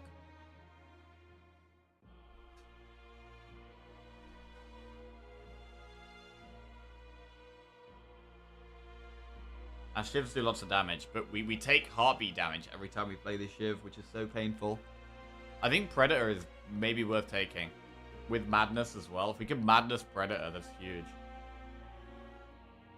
I think we take Predator. Oh, wait, hang on a second. Predator does mess with Impatience. Predator messes with Impatience.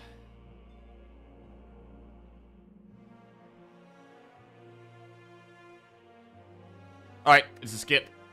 Here we go. Against the heart. And, I mean, our Ancient Pot here.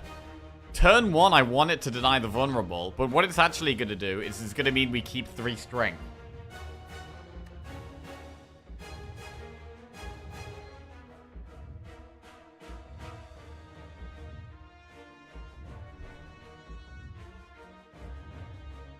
But we still play it. We have to play it.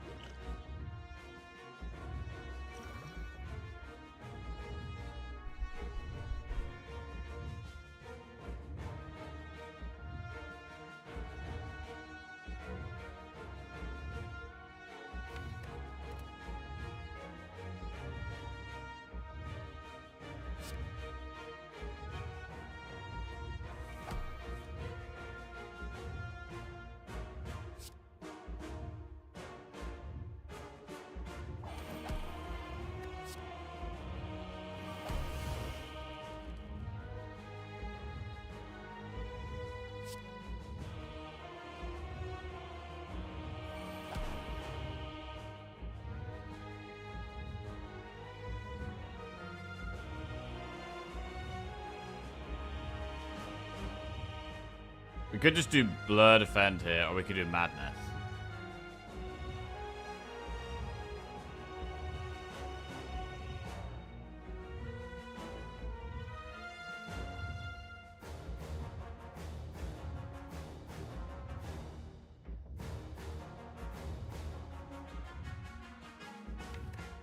We should probably play Thinking Ahead. Put the Acrobatics on top of our deck.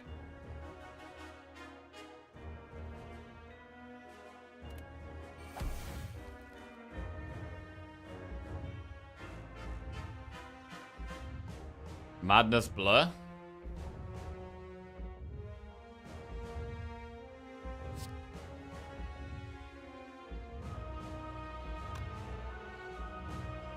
I mean, I want to play Madness, but I think we have to go for the block here.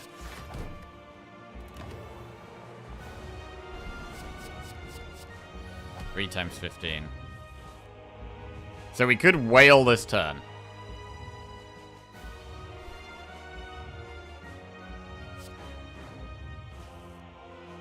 That's a lot of bad stuff. That we are getting past, at least.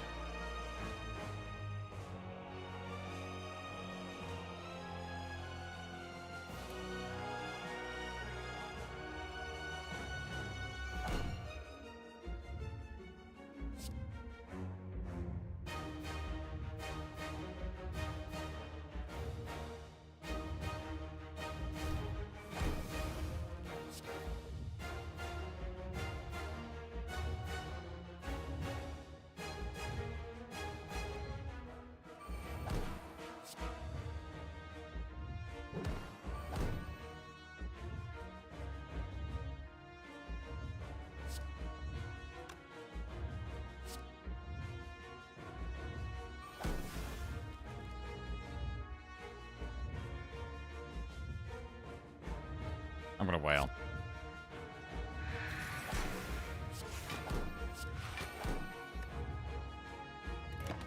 Okay, well, we've got past a lot of the bad stuff. Not all of it, though. 50 damage. It's a turn where we need a lot of block. This feels like a good Distilled Chaos turn. We could hit the other footwork. Could hit Blade Dance.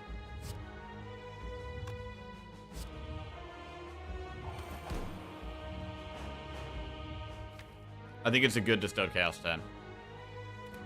I'm gonna do it now. Defend, burn, and backflip. Backflip's big.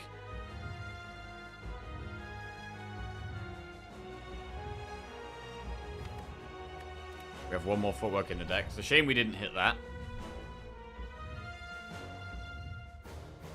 What do we survive here? I mean, we have to do damage, right? We can't not play that Blade Dance because we have to do damage at some point. Although we are weakened this turn.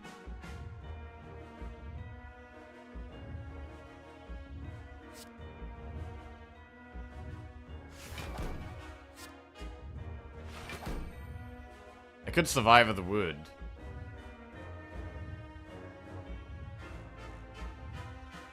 We take 10 damage to Blade Dance.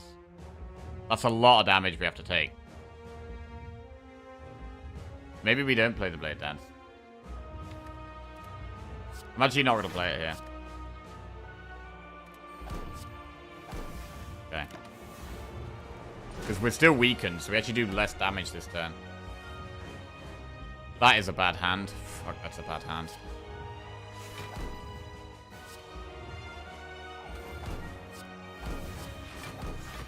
Jesus.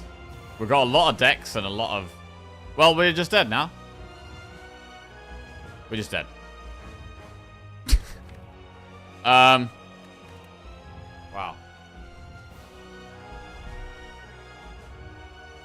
So what should we have done differently? We maybe could have not added the unupgraded Blade Dance. I don't think the Madness helped. I don't think the Madness helped. So I think we probably, again, I think we should have taken less stuff. I think taking Madness was actually bad. And I think probably taking the third Blade Dance was bad. Keep Artifact and Deck Spot for Heart. I mean, that still wouldn't protect us on this turn, right? We'd still die on this turn. Trix just resubscribed for 4 months. Unlucky. Yo, JD Trix, welcome back to the Jackoffs. Thank you very much. Cheers. Honestly, I'm liking taking Madness less and less. I feel like whenever I take Madness lately, it's very rarely good. I think only if we've got Toxic Egg and the Madness already costs 0. Seems to be the only time I like it. Like, Madness is good if we have lots of draws. And we had a bit of draw. Like, we had Impatience, Double Acrobatics, and Backflip in a relatively small deck, which is a decent amount of draw. And still the Madness was bad. Taking less stuff is what we learned today. I mean, I feel like I did take less stuff in general, but this Blade Dance was probably not worth taking.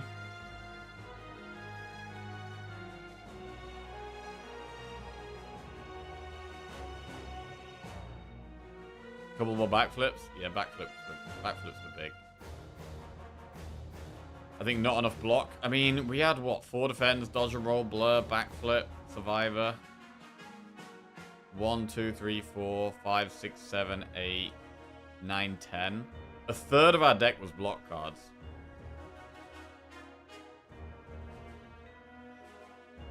And once we've exhausted stuff, 1, 2, 3, 4, 5, 6, 7, 8, 9, 10, 11, 12.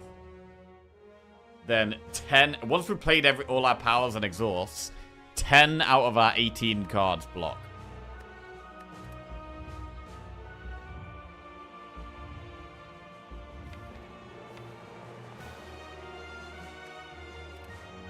So about 60% of our deck is block cards once we played our power and exhaust.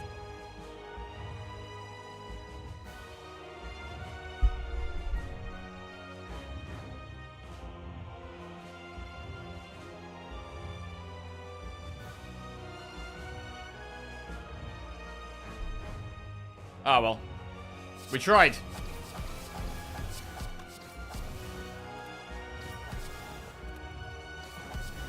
But yeah, I'm really starting to like Madness a lot less.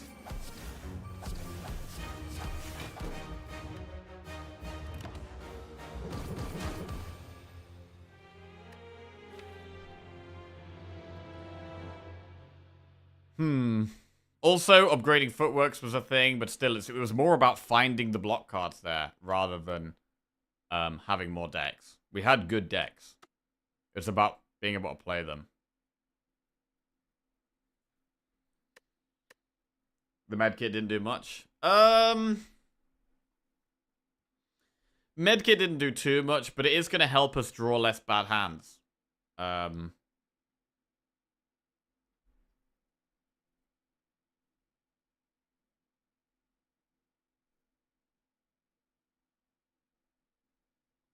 Two turns in a row with 0 draw killed you. That is true. It's true. God, we've got to add even less cards. God, we've got to add even less cards. Okay.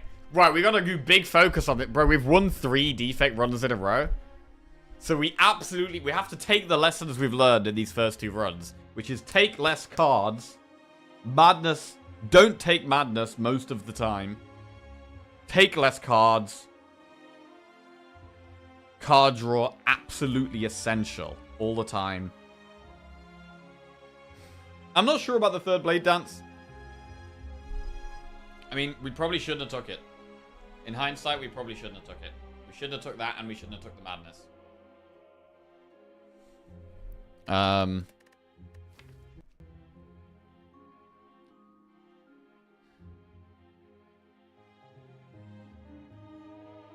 Man, we got a lot of removes on this run, which did make our deck... Like, we were quite consistent from the amount of removes, but then in the late game there, the Blade Dance was kind of like drawing a strike. And we need the Blade Dance for damage, so we need some Blade Dance in the deck, but 2 probably was enough with a deck that was this small. I think upgrading acrobatics is good as well.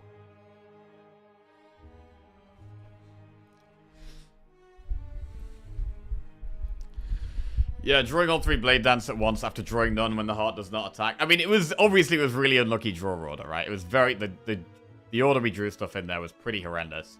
But yeah.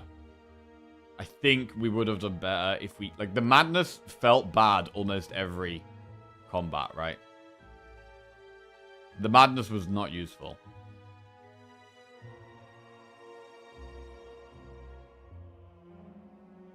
Okay. I think that was the biggest misplay. I think the biggest misplay was taking the Madness. The third Blade Dance, I think we could have got away with not taking it. But the madness was definitely not good. Right. Next up is Defect, and this is to go for 4 wins in a row with Defect, which is the most I've ever had. I've never had more than 4 wins in a row with Defect, so this is big pressure run here. We're gonna focus really hard and play really well. Right.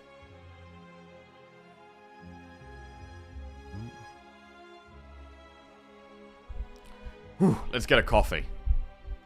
Not taking Elite Sack 3 was also not optimal. Yeah. That was definitely debatable. Because we had Coffee Dripper, we knew we couldn't rest, right? So we did want to go to that shop. And I mean, we did take quite a lot of damage against Time Eater. Like, if we'd gone into the bosses on, like, half health or something, I'm pretty sure we would have died. We did need that health from the shop.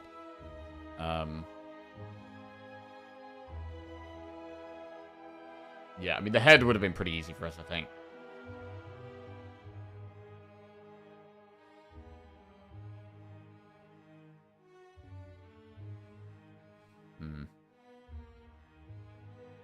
Right. Gonna make a coffee, and then it's Defect time. You'd have also had the Elite rewards. Yeah, so we'd also get, like, potentially a pot. Yeah, we maybe should have gone for the Elites. You could be right on that. Right, coffee into huge Defect run.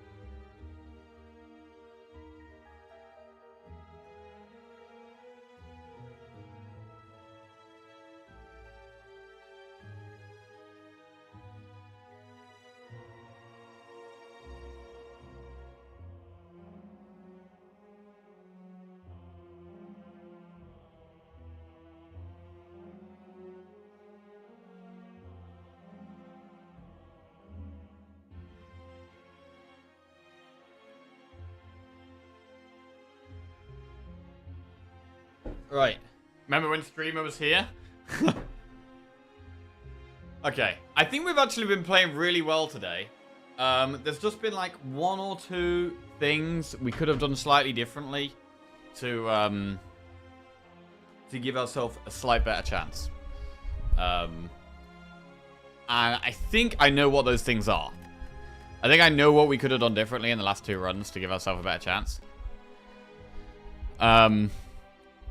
The Madness event, like, I've really got to think. Like, one thing that made me pick the Madness, right, was the fact that you have to take damage to get the Madness, and we had a shop straight after, which we healed us 15. So the fact we took damage didn't matter as much because we were healing it back up. But that didn't really matter. The fact we had the Madness in our deck at all was just making our deck worse.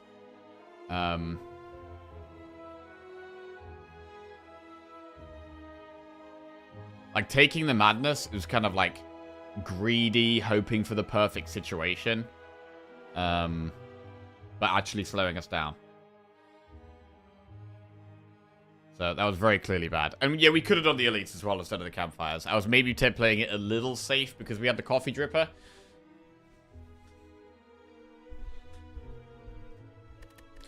Right, but now it's time for defect. Come on. Let's take the lessons we've learned this morning and turn it into a big win. Come on now. Okay. Remove a card from your deck. Max HP plus 7. A curse for 250 gold or boss swap.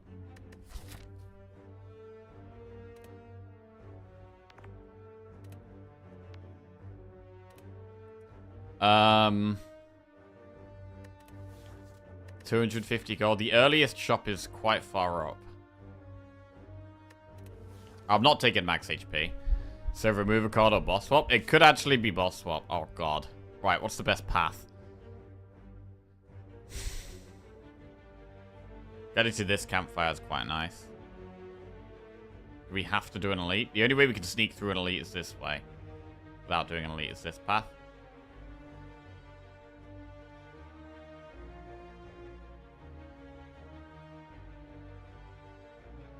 The most aggressive path is campfire, elite, elite, campfire, campfire, shop. Which is good, but we'd have to have a lot of damage to be able to justify doing that. I do think it's boss swap.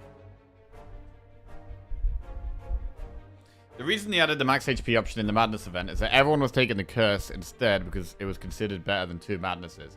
Really? Wow.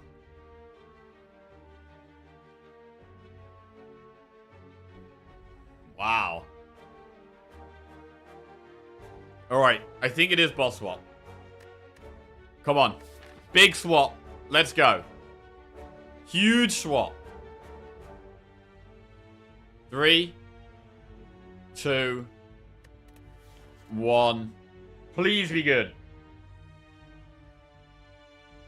Sacred Bark.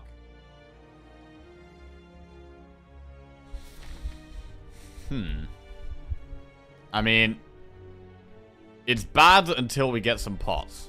And then it's good.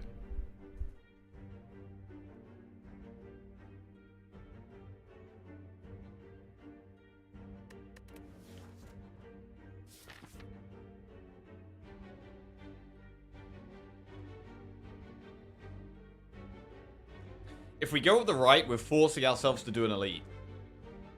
If we go up the left, we might not have to do an elite.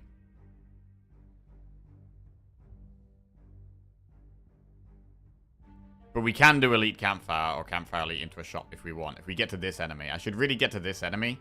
I should probably go event, enemy, event, enemy, enemy, enemy.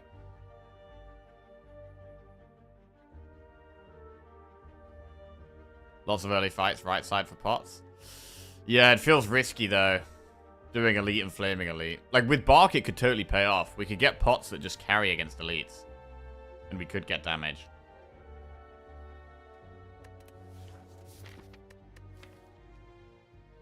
But without our lightning, our first few fights are pretty weak. Dual cast is useless until we've even drawn that. So we're pretty weak on these first few floors.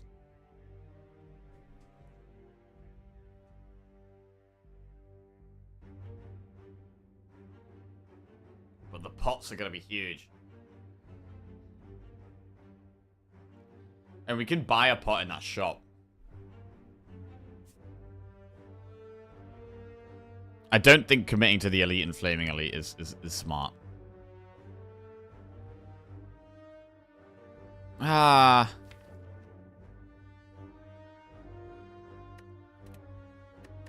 Who do we have? Guardian.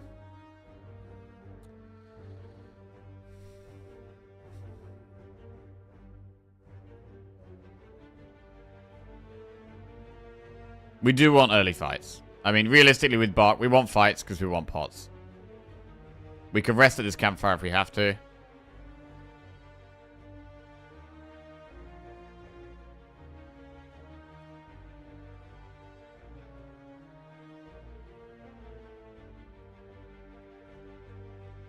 I don't like forcing ourselves to do an elite, though. Like, we could potentially do the flaming elite. But we're proper forcing it. I think we can do it, though. I think we can actually do it. It's the highest reward path, and I think we can do it. Let's go. That is a terrible starting hand. Oh, this fight might hurt.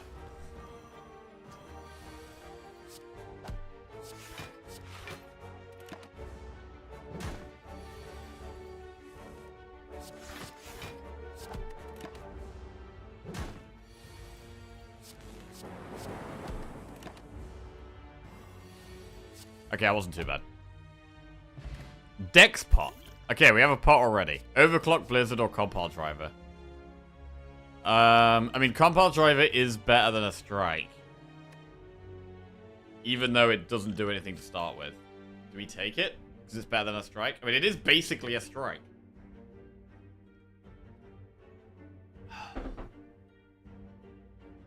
It does 1 more damage than a Strike right now.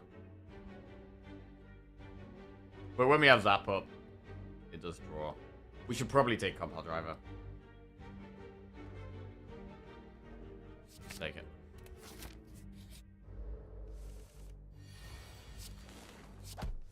Huge Compile Driver value. There it is. Already worth.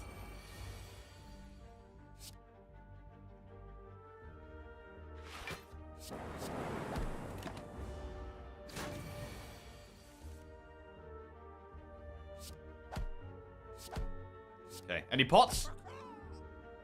No pots. Equilibrium, Melter, or Compile Driver again.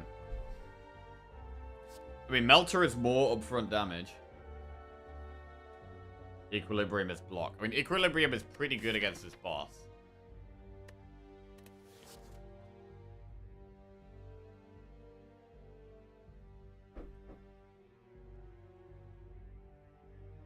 I think we should take Equilibrium.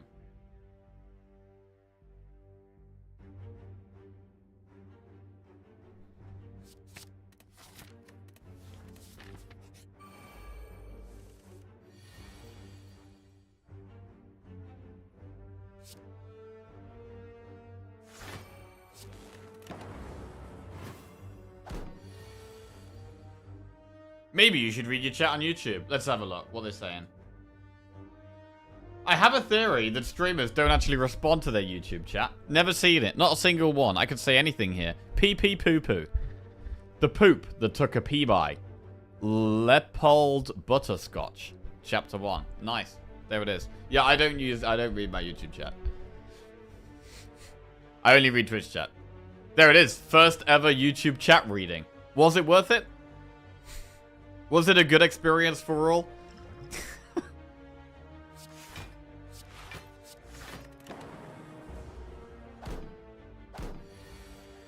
Dual cast. Keep not taking damage.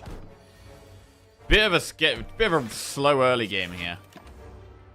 What we expected. YouTube chat more immature than Twitch chat confirmed? World's first here today.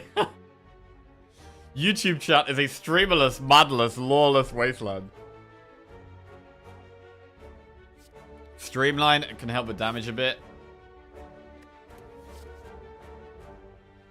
Let's take Streamline. Right, we're onto hard fights already.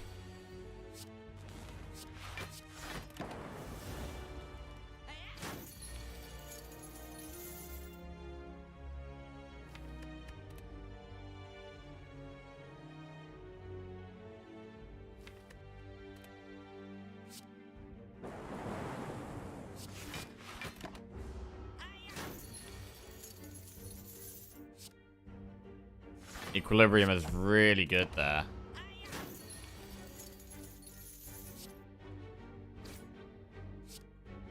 Do we have the damage, though? We do. Ancient pot. Gain 2 artifact. That's not a good pot. Bro, that is not a good pot with Bark. At the moment. Sweeping beam or cold snap? Do we take the AoE?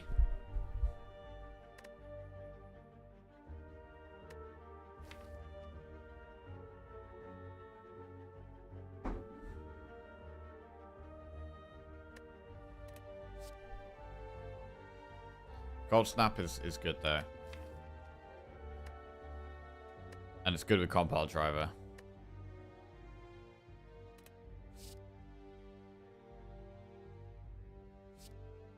I'm gonna take cold snap. Right, enemy or event? We have a campfire straight after. We'll probably upgrade streamline at the campfire.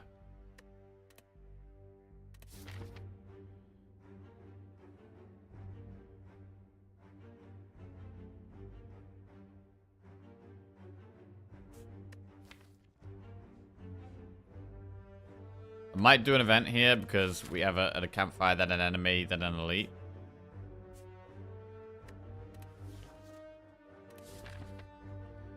Do an event. Lose ancient pot for a relic, 53 gold for a relic, or cold snap for a relic. 53 gold is good value right now. Ancient pot, I mean, I was just saying it's not a very good pot early on. We could toss the pot. Although it is okay against Lagavulin. I think we do toss the pot, which is really weird when we've got Bark. It's just not a pot that is that useful for us right now, I think. The 53 gold is obviously not useful right now, though. Like, we could spend the gold. There's a shop up there, though. I'm gonna toss the pot. Akabeko. Okay, that's actually a pretty good early game relic to get. Just helps with damage a bit. We'll upgrade streamline. And we're gonna go the elite path.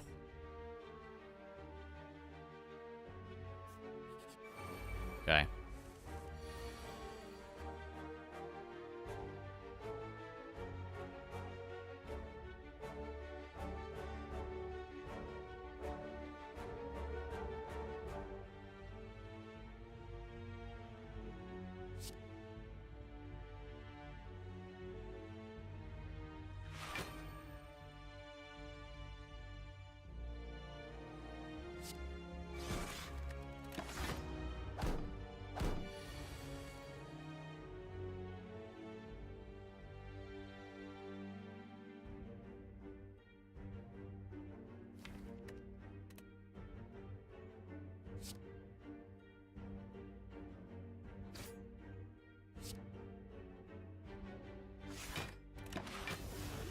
Dex pot we're saving for either Lagavulin or sentries.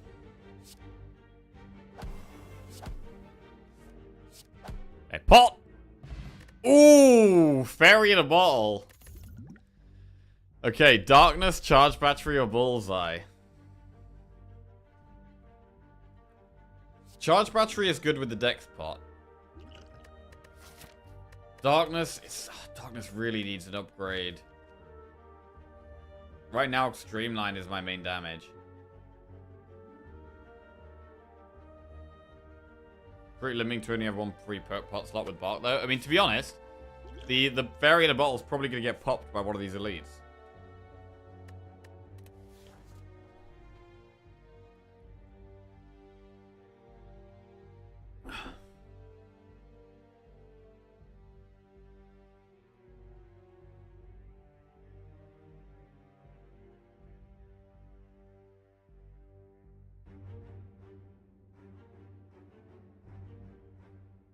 We should probably take one of the damage cards. How good is Bullseye?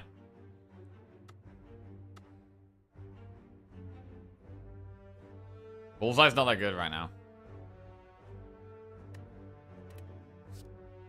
Is Darkness better? It's quite slow.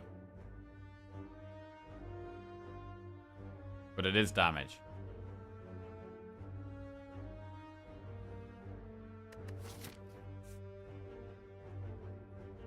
The thing is, if we get Knob, it does not help with Knob at all, really. Unless we get it early and then get dual cast at the right time.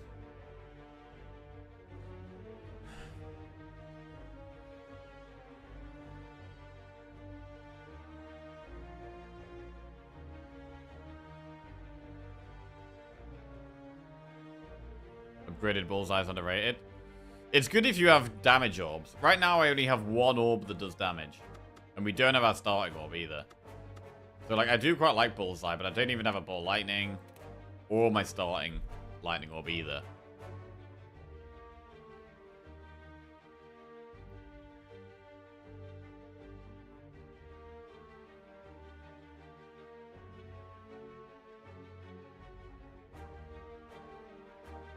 We are lacking damage, though. Darkness does give us a way to do damage.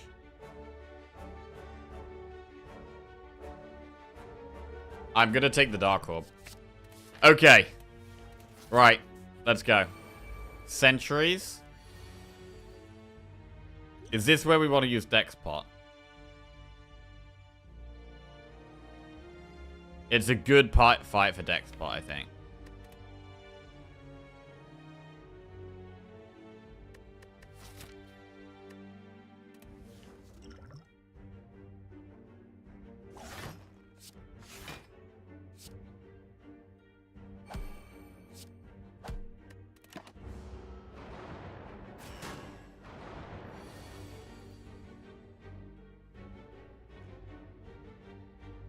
Streamline does just kill one.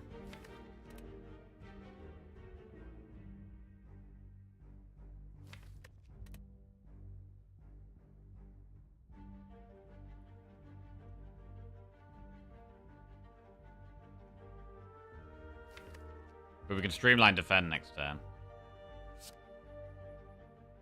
I don't hate just doing Equilibrium Darkness and then Streamline defend next turn.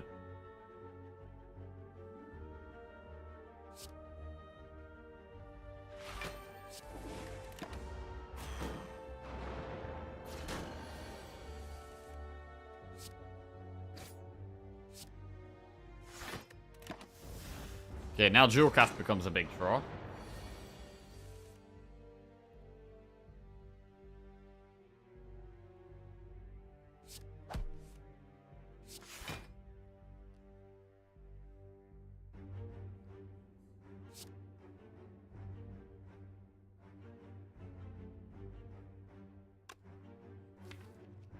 We're not going to proc the Darkness unless we have Dual Cast, so I may as well hit the other one.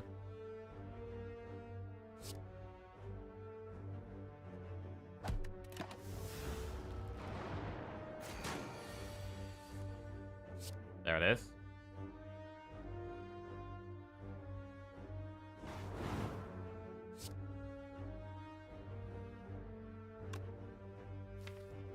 Darkness is not going to get pocked now, so I should strike and zap.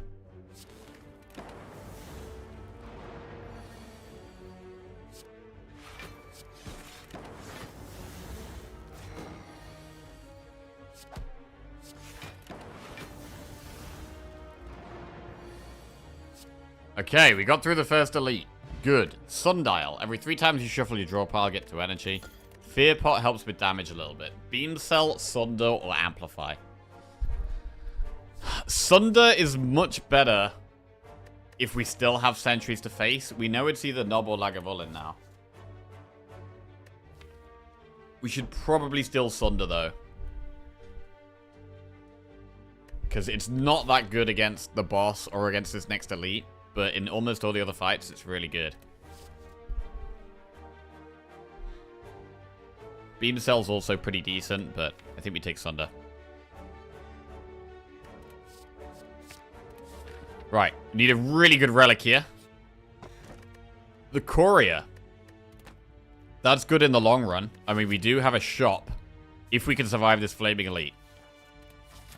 Right, now we've got Flaming Elite in Act 1, which we've, for some reason, decided this was a good idea to do. So let's go. We have Fear Pot. Do we just Sunder turn 1? I mean, really, I want to be playing Streamline or Darkness early on here. So I don't think we do anything yet. I think we relax for a second. We're going to Fear Pot on the same turn we pop it. We could Fear Pot Sunder, but we don't have to do that on turn 1. We can Equilibrium here and wait.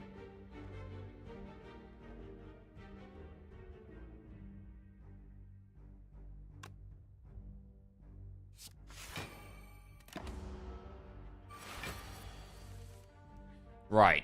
Now do we Sunder or do we Streamline? Also, next turn is only damage. Next turn looks actually terrible.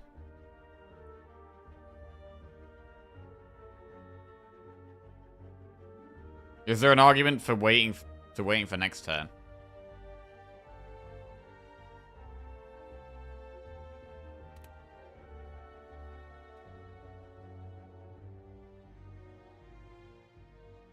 We do a lot.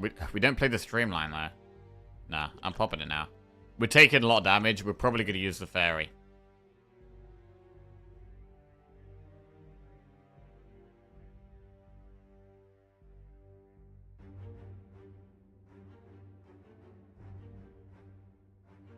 Do we have to play the Streamline?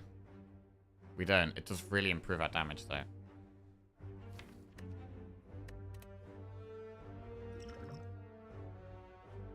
going to throw it.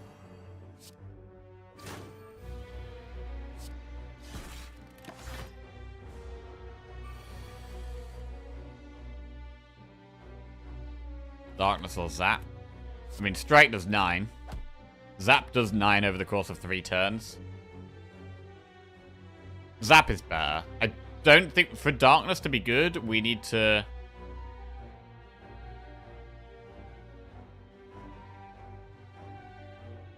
proc multiple orbs. We could do Darkness Zap, to be fair. I think we would put Darkness further forward. I'm gonna do Darkness Zap. Put it further forward. Streamline's good damage. Right, we are taking damage here. We're going quite low, but it's dead. Alright, only got 14 health. Eternal Feather and Regen Pot. Bro, there's healing. Holy shit. Maybe we don't lose the Fairy after all. Beam Cell, Ball Lightning, Rebound.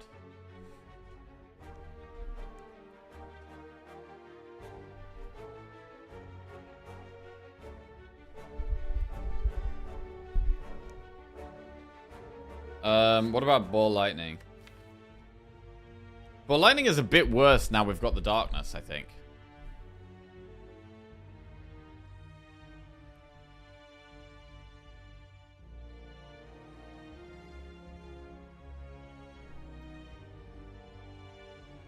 Do we even need to play Regen Pot? Like, I've got 2 campfires coming up. That's going to be quite a bit of healing with the Eternal Feather. We might not even need to use this pot this act. I mean, we've only got 10% pot chance as well now, so it's unlikely we see more pots. We might be saving both of these pots for Act 2. Like, the rest of this act is 3 campfires, which is just heal and a shop.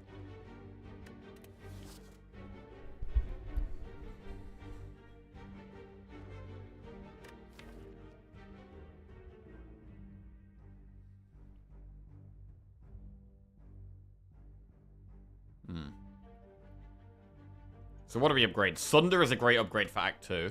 Darkness is a good upgrade for this boss. Wow. I'm actually considering not taking Ball Lightning. Is that weird? Like, Beam Cell is good damage with Sunder and Streamline. Normally, I would always be taking... Like, I almost always take Ball Lightning in Act 1. It's one of my favorite damage cards.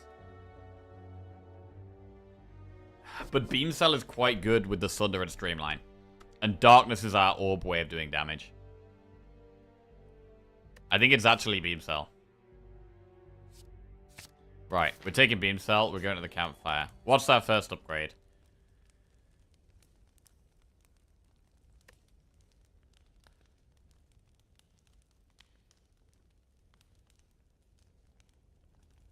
In Act 2, Sunder's big.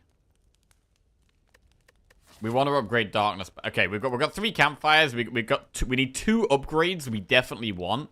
And then we might find something in the shop we want to upgrade. So I need to figure out the 2 most important upgrades right now. And we can upgrade both of those.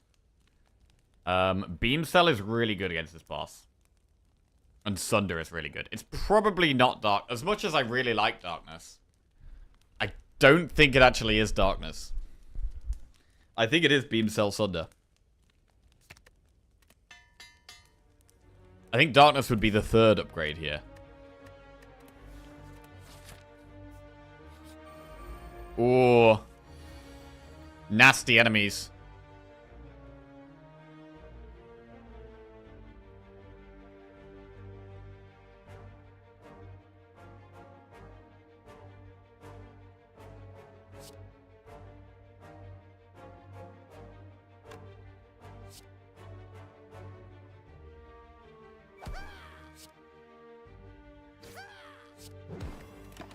Okay.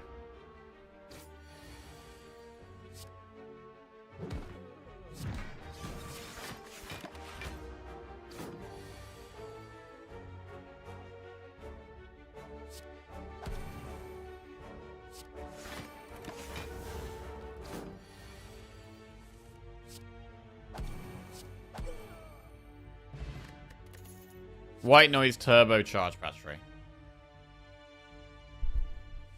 Not massive fan of any of these. I mean, Charge Battery is just better than a Defend. And we do have the boss where block is important. So we could totally go Charge Battery. Our block is not that good right now. It's only really Equilibrium.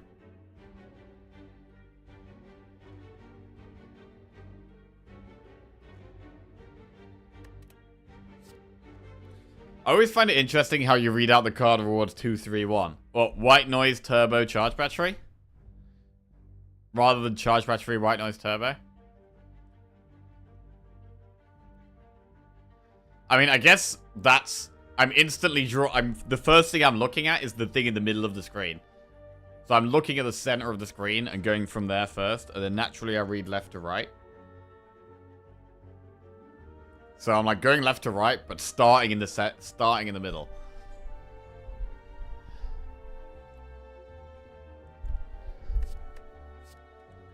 I'm gonna take Charge Battery. Right. Next upgrade, I think, is Sunder.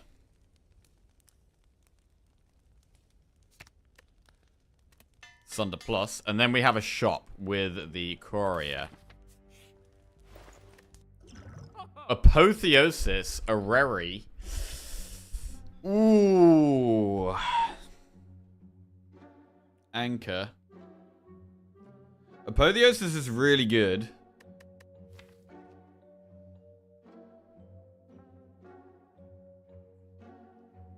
How bad is Pillow? I think Pillow's pretty terrible right now because we have healing. We have Eternal Feather for healing and Regen Pot and Fairy the Bottle. So healing is not what we need at all right now. Areri is really good.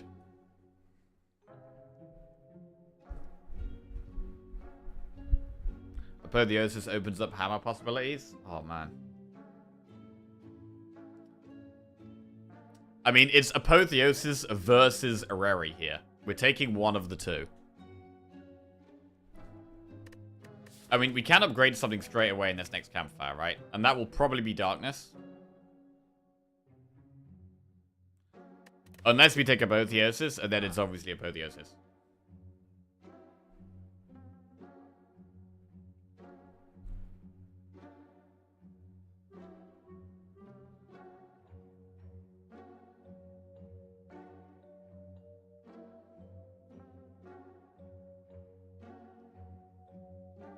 The thing about Apotheosis as well is that you can potentially seek Apotheosis, which you can't do with the other characters.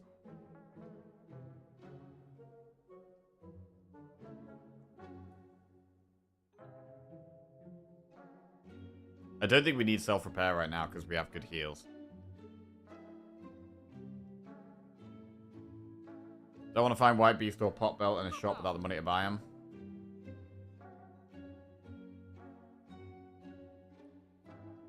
No. But I still don't think that's a good enough reason to not spend our money and get stronger.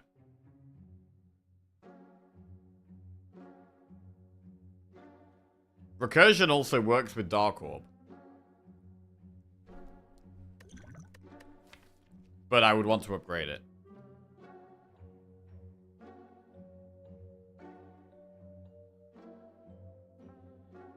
I find it hard to justify not taking Apotheosis. It is very strong.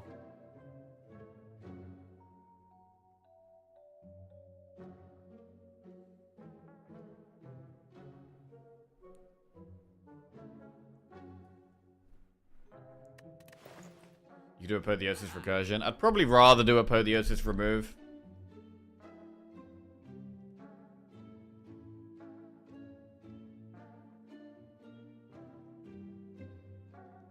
We can heal it. We can upgrade it every campfire anyway. I'm going to do Apotheosis, and I'm going to remove a strike.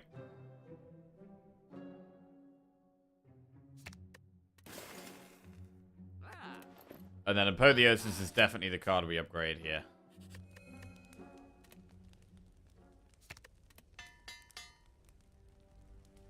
Okay. And now I would like to not use any pots here.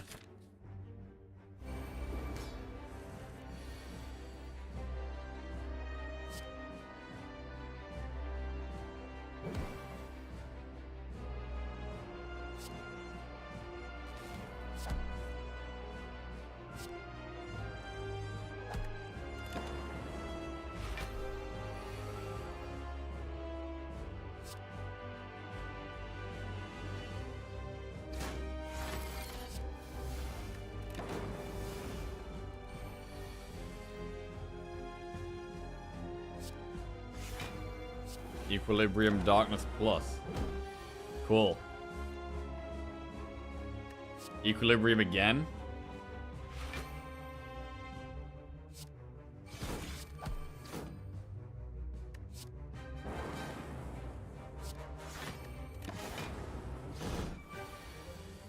Jewel Cast.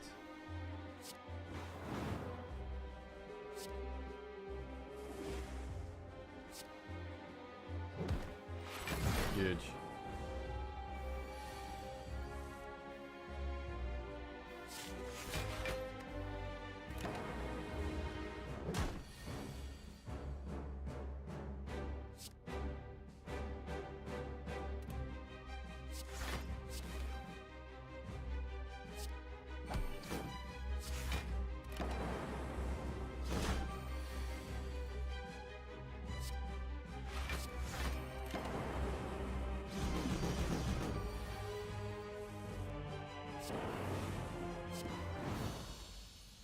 Sweet. No pot, so I'm glad we still have both these pots, so we can use them in Act 2. Fission, Echo Form, or Amplify. Fission speeds us up.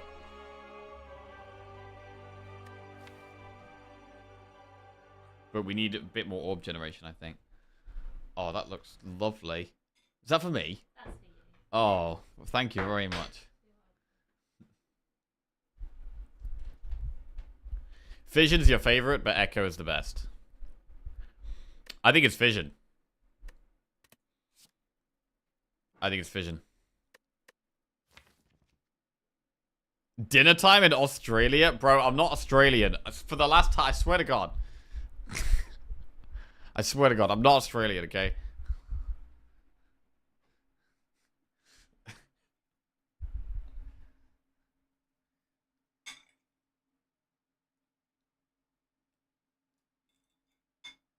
I'm actually Portuguese. Kiwis pick Fission confirmed. You're Austrian? Oh, what a fantastic omelette. Yeah.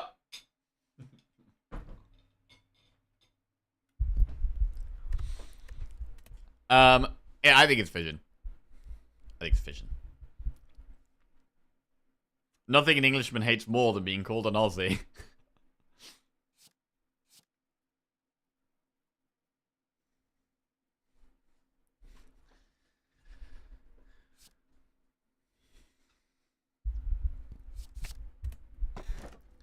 Okay. Nuclear battery, pyramid, or calling bell. Pyramid is good. But we've got a few expensive cards.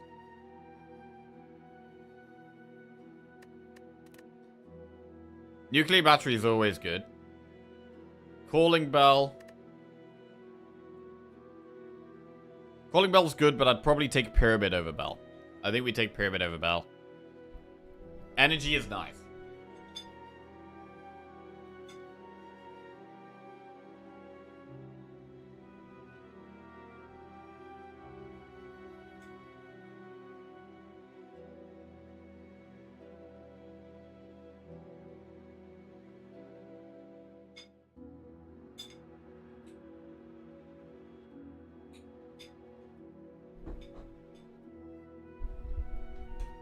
How fat are you? I'm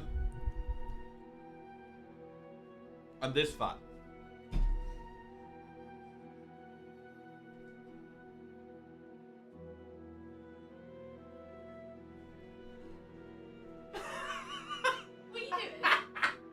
What am I doing? Yeah, what were you showing him? I wasn't showing him anything. No. I didn't show him nothing. That's a guilty face. I showed him how fat I was. Yeah? Yeah. Twitch, how fat am I?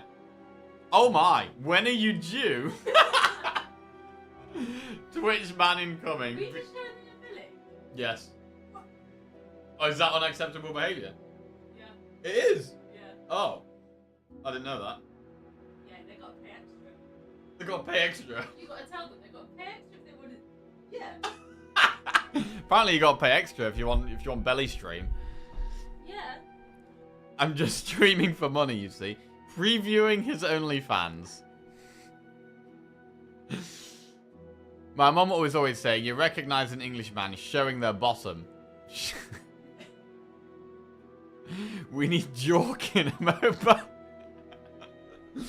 Oh, God. So, yeah. Simply, I am obese, yes.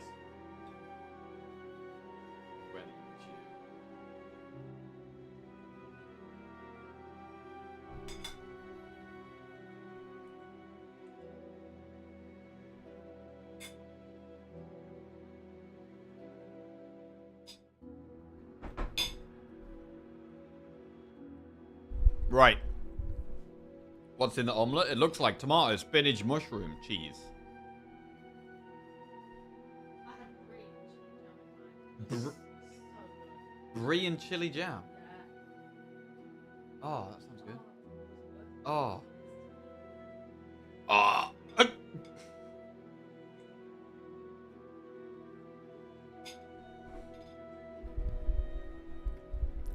Pyramid?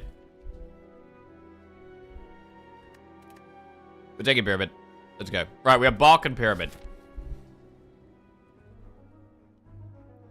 Jack, do you think your weight in kg or your IQ is higher? Definitely my IQ.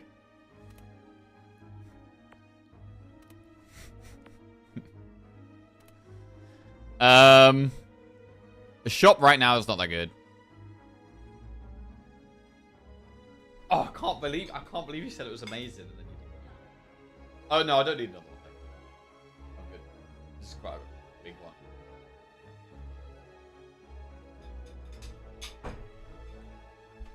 Wow, I wouldn't have thought you were under 70 kg. Wow. He's not 70 kg. What about elites with this deck? I mean, Sunder can be good against elites.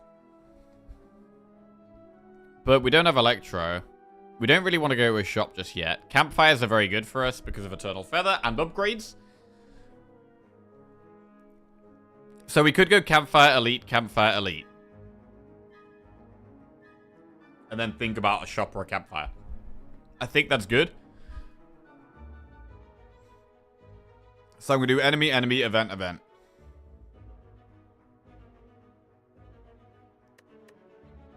Bramwell is browning today. Don't need upgrades. I mean, upgrading fission is still really good.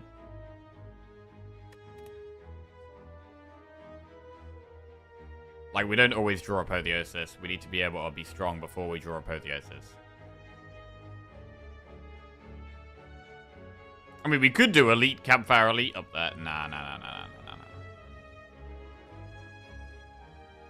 we go up here. That is a, that's bad. Holy shit, do I have to regen pot already?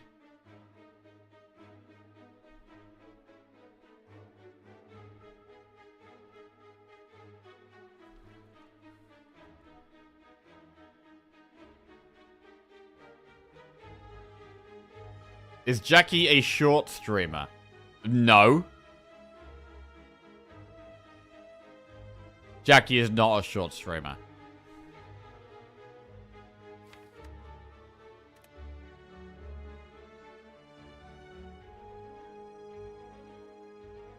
Compile. Oh, wait, I don't even have... Oh, I'm dumb. I'm so dumb. Holy shit, he's so dumb.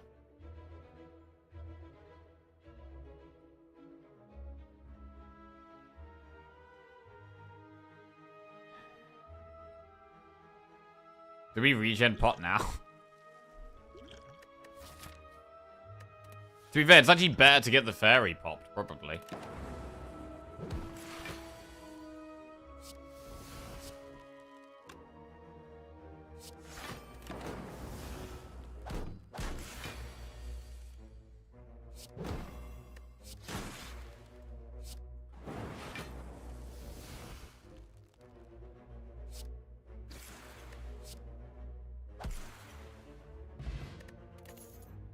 Glacier Plus.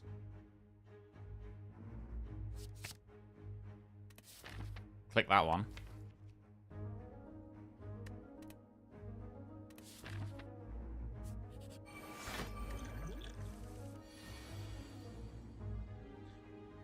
Right, we could regen now. I mean, it's kind of a lot of healing, right? We should probably play it.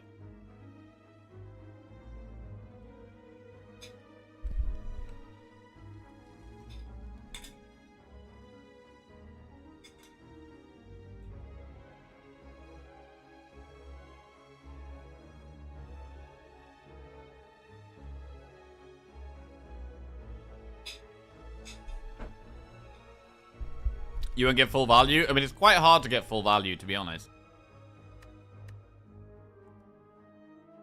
And we've got a high pot chance, so I want to be getting more pots.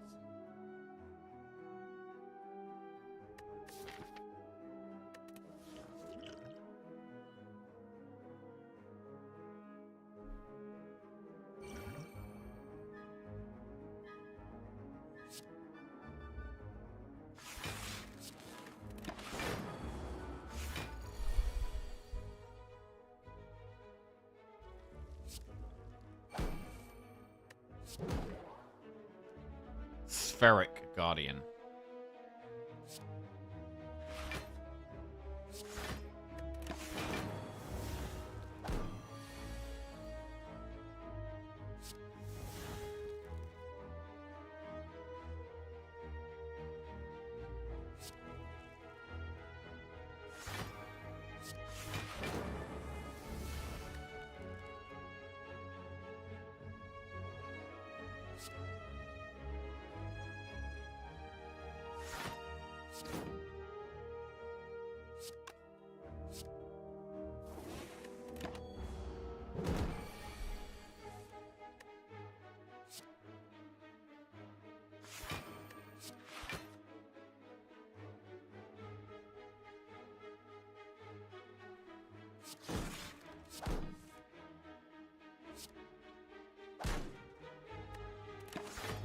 Alright, back to full health.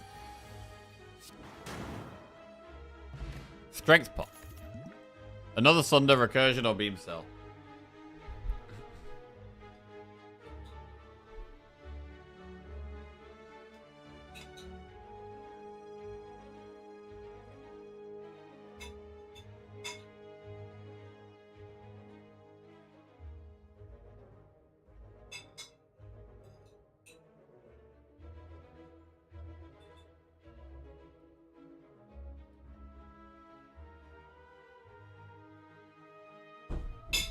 Did you die to S&S with Silent? We died to the heart. We had a turn where we drew 3-blade dance and 1 block card and we died. Can you link the extension you're using? Yeah, there's the link to the mods. Mapmox is the one that shows the icons. If that's the one you mean. The Twitch extension, if that's what you're talking about, is called... Where is it?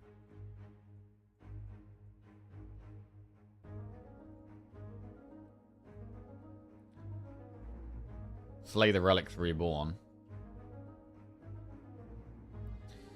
Right, I don't know if we want recursion, to be honest. I'm gonna skip.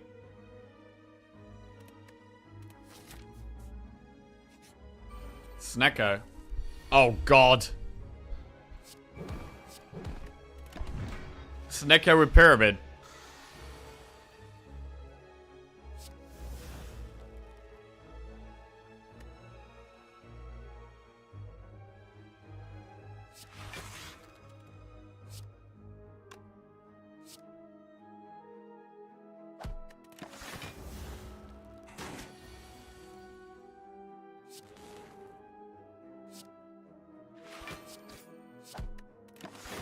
We're okay.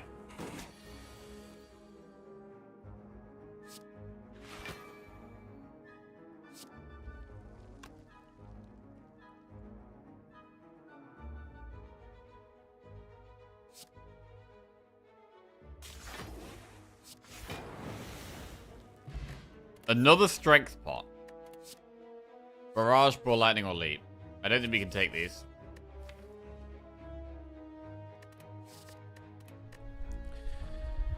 Is Strength Pot better than Fairy? I mean, Fairy is a second life that we're just sitting on. We're just sitting on it.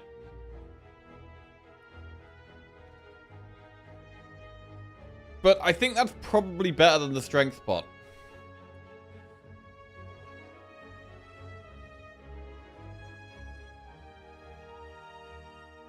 Oh, man.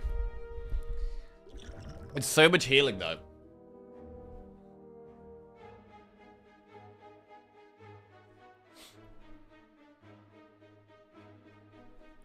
It's like a get out of jail free card.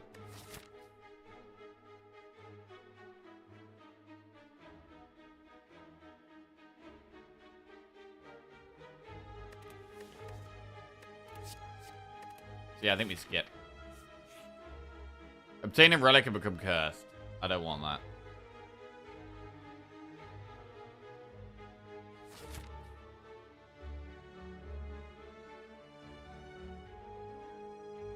Right, do we want to go to a shop or not? Because we could, if we wanted, do 4 elites. And use the fairy. We could go for 4 elites and make sure we get that fairy value.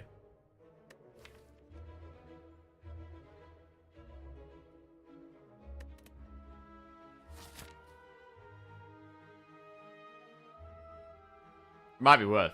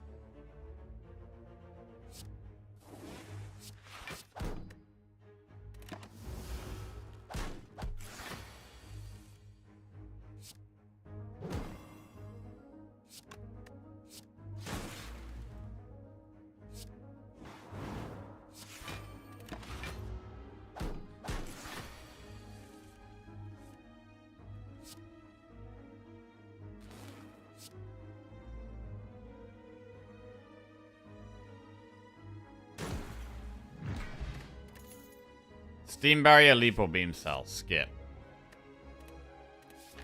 I mean, I'm less confident doing the elites now that we've just Took a lot of damage there.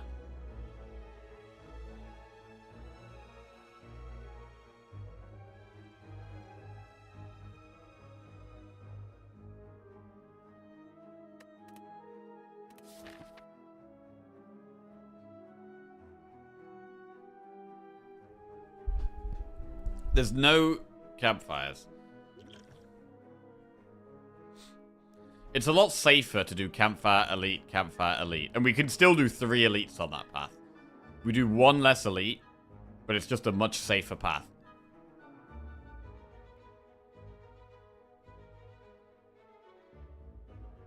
And we have the option to swap to a shop there.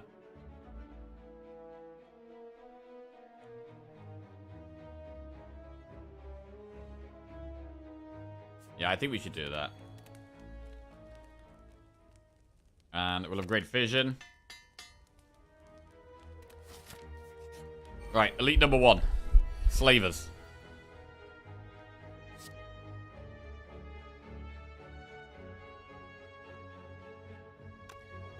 Strength pot fight.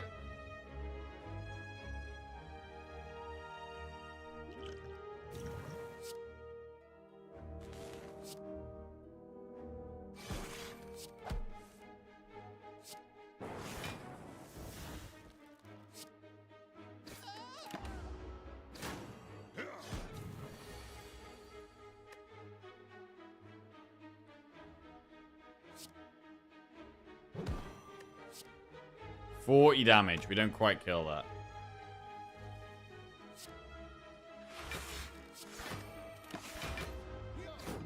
Charge battery is actually really good at pyramid. We strike Sunder here. And then apotheosis.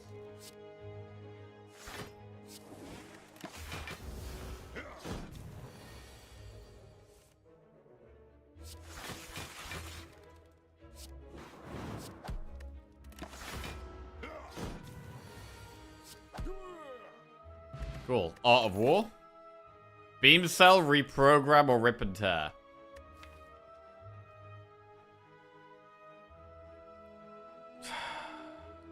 I don't think we reprogram. We've got Glacier, we've got Darkness, we've got Cold Snap. We have Frost Orbs. I think we probably skip again here.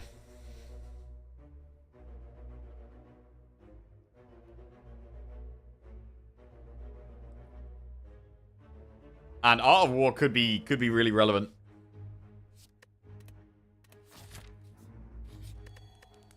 Alright, what's the best upgrade right now?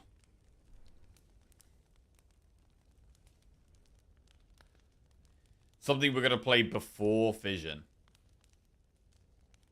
We could also recall.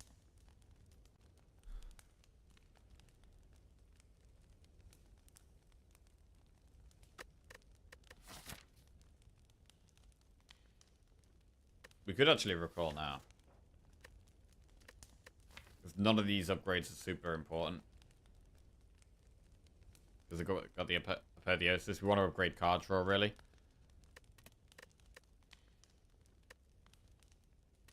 I'm going to recall. Shuriken. Every time you play 3 attacks in a turn, gain 1 strength.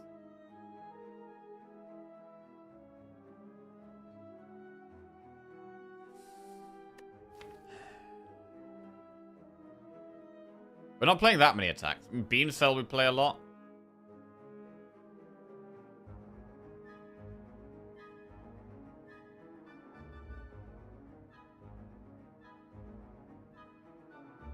We could go for... We could go for the eyes as well. With Pyramid, it's good.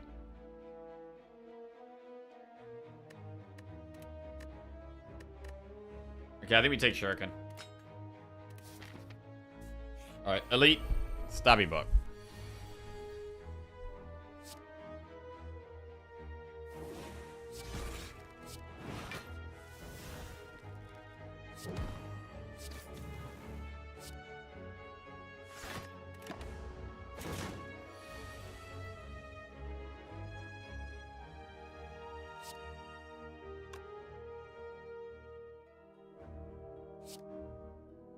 Equilibrium is nowhere near as good anymore.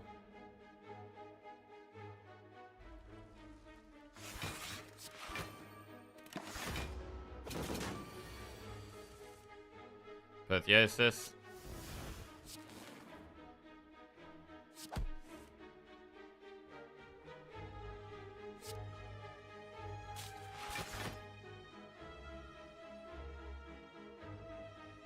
Two strikes gets us 1 strength.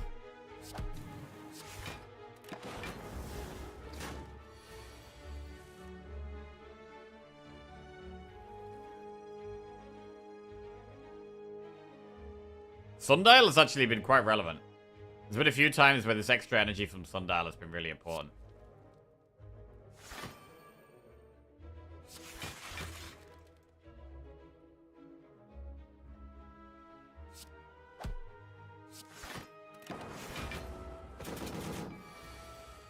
$24.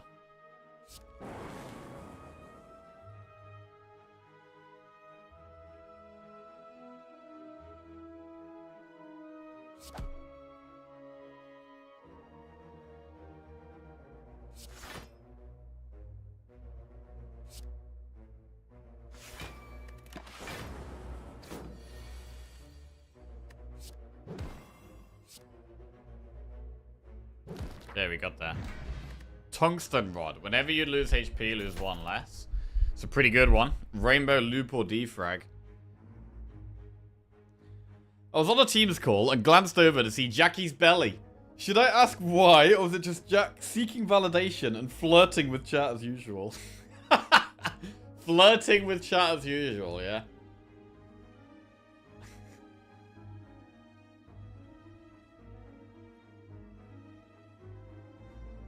Bro, if you saw my actual flirting, you'd not be impressed. I wouldn't even know how to flirt with Twitch chat. Sundial has great synergy with Pyramid. Pyramid ensures you have relevant cards, and Pyramid gets you to shuffle a bit more often.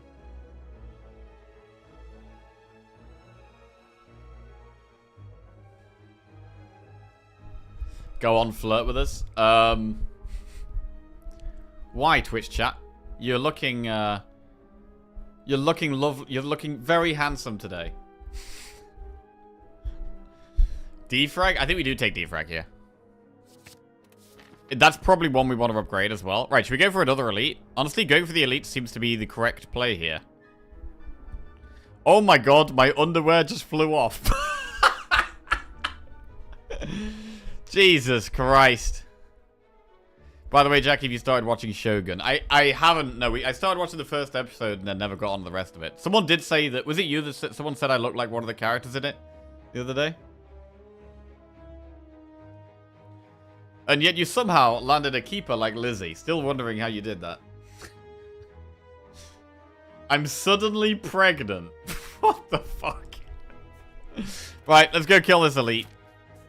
Let's go kill this elite. 75 gold, remove a card from your deck. We should probably remove a strike.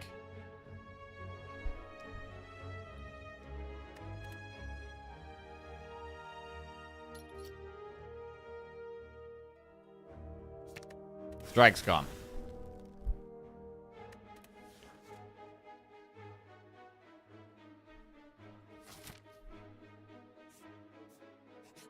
Enemy. Ooh, don't like this enemy.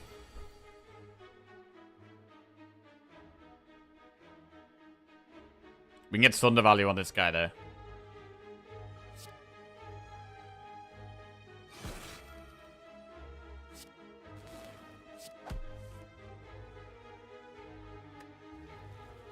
Do it now or next turn? I mean, I don't want the Dazed Medic, really.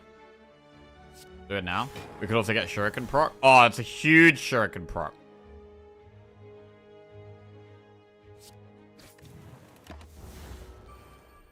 I mean, the Shuriken proc isn't actually that relevant, to be honest.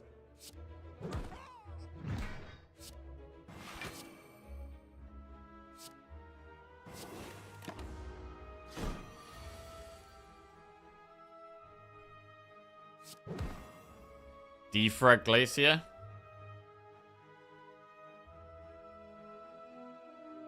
Probably Glacier defend. Bad turn, but can't do anything about it, really.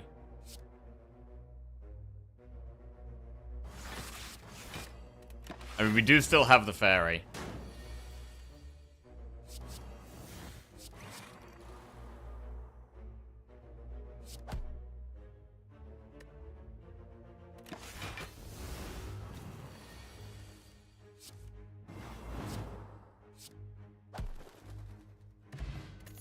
No pots. Charge battery, fusion, or ball lightning.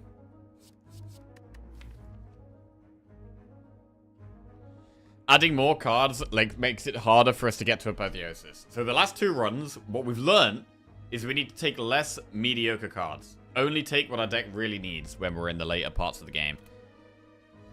And I don't think we desperately need ball lightning. I don't think we desperately need fusion. I don't think we desperately need... I don't think any of these are massively helping us right now. The main thing we want is 0 cost attacks to help with Shuriken.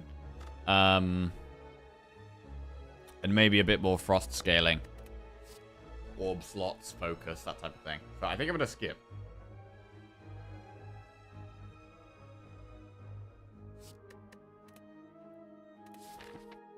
Right, elite. And this might be where we lose the fairy in a bottle.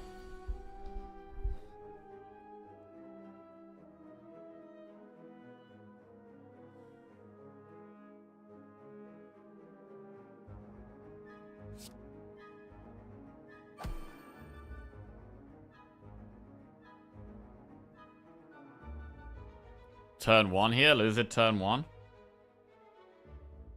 20. Yeah, we have to lose it turn 1. We've got 70% pot chance. We've got a good chance of getting a pot from this fight. And block. Jack always wants one thing and it's disgusting.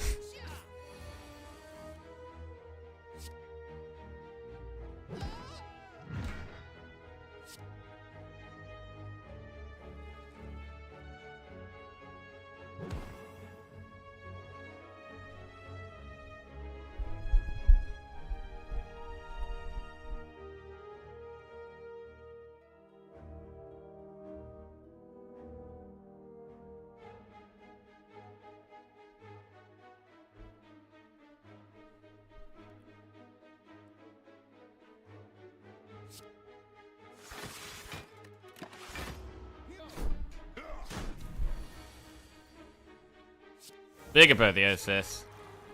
Okay. Now we're doing good.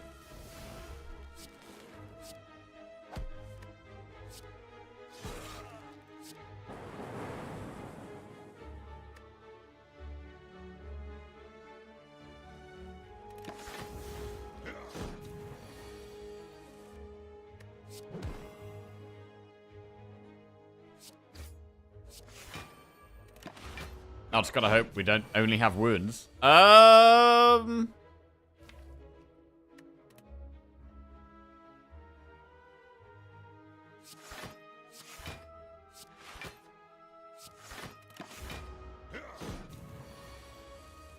okay. That was a little sketchy. But we're okay. Pen nib. Right, cool-headed, melter, or skim. Skim is... Let's think about this. Skim is normally great. But we have Pyramid. Bro, we didn't get a pot again, by the way. 80% pot chance now. Normally, Skim is really great. But with Pyramid, Pyramid is definitely worse. Is Cool-Headed better than Skim because it gives us a Frost? We do have a bit of focus now. I think there's an argument for Cool-Headed being better than Skim because it's hard for us to get us it's hard for us to get 4 draw out of Skim. 3 or 4 draw. Whereas 1 or 2 draw plus a Frost I think is actually better.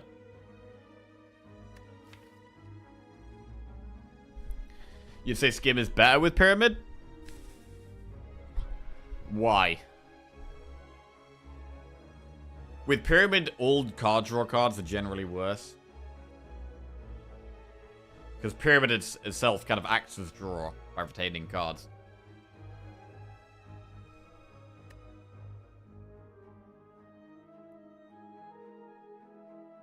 Retain wants to draw to make sure you get retained value. But we are pretty much getting retained value anyway. I think it's definitely cool-headed. Right, one more enemy. Ooh, this guy.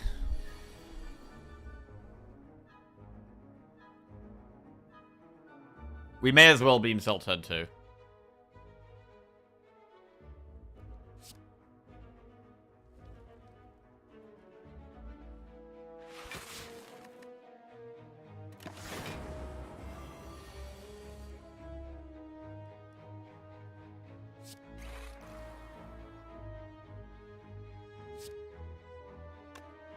Nine plus 3. Not enough yet. 15. May as well equilibrium. That's full block.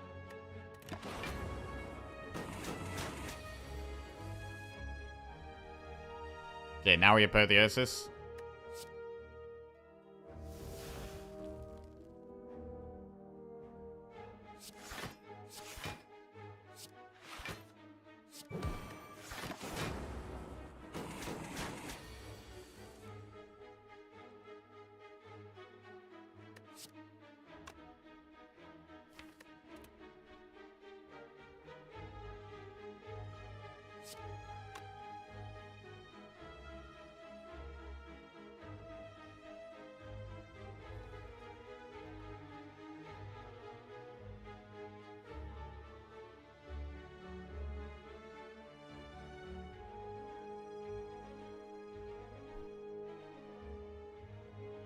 I'm wondering if it's actually worth taking another charge battery.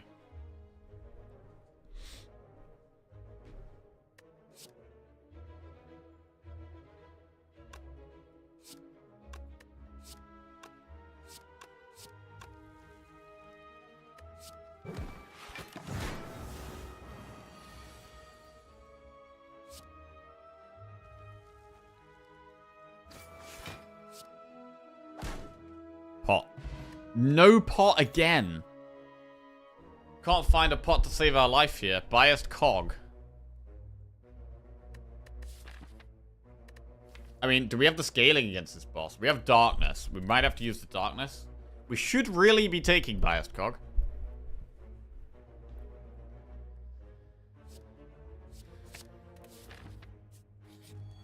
Right, rest are upgrade here. What upgrades do we... I mean, cool-headed is quite a good upgrade. And what else? Not biased cog. We'd rather upgrade defrag over biased cog. Defrag we can play straight away. So it's either cool-headed or defrag here. I'm going to go defrag. So that we can just play it straight away. Right. Now the best way of us beating this guy is sitting on a Dark Orb. Really? I mean, you do also have Shuriken.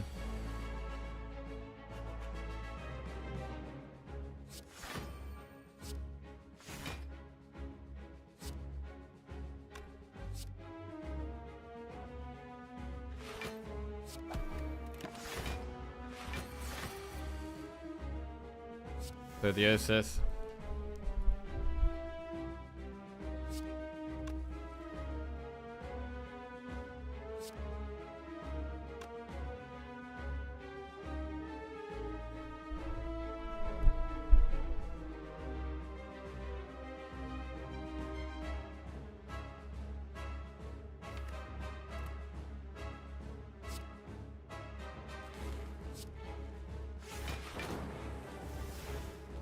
All right. 1, 2, 3.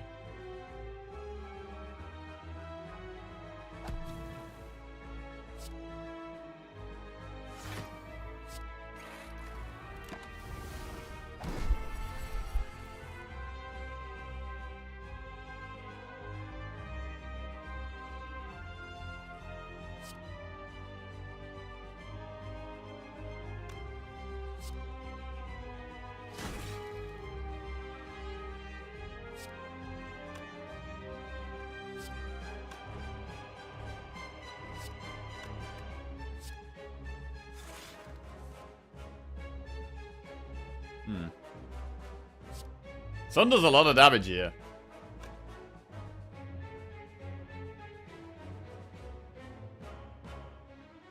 I don't think it's the way to go. I think getting the Dark Orb up is the most important thing.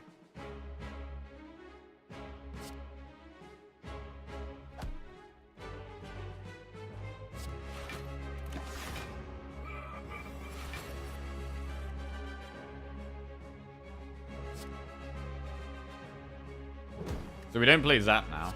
Charge Battery is good.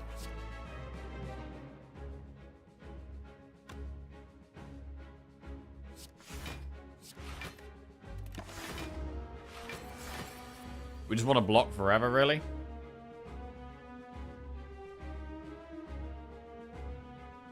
Equilibrium already blocks that.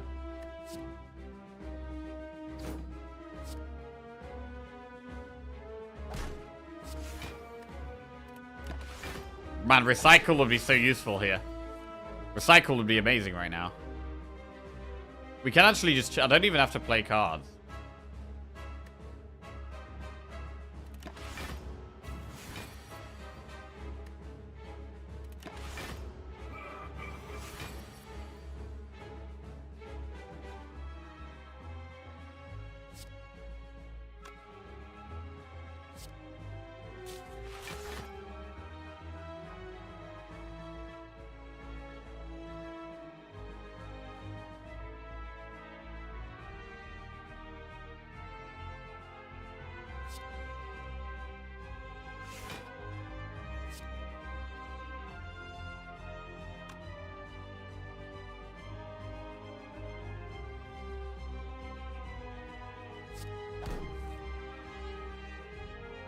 Another darkness?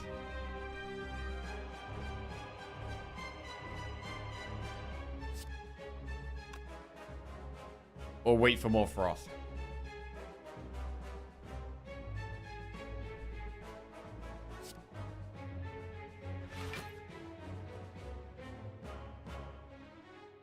To be fair, we can play Bias Cog. If we go with the darkness, maybe.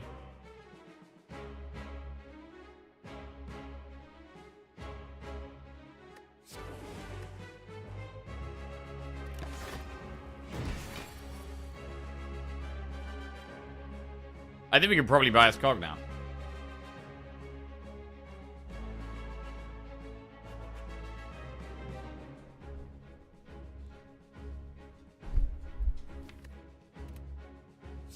Let's do it.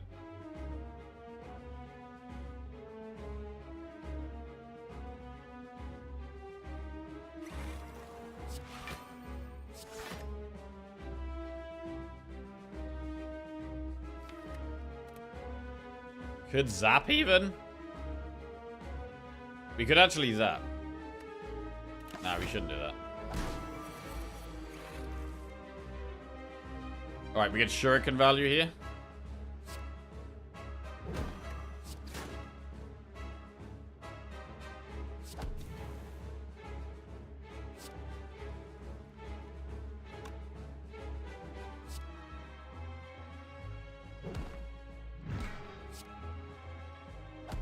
Massive damage. Our next attack does double.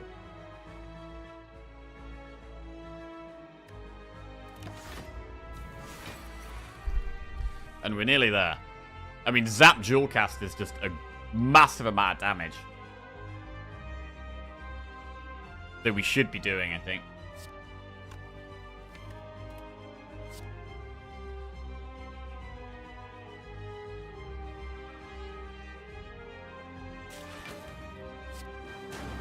Okay, it's down to 78 health.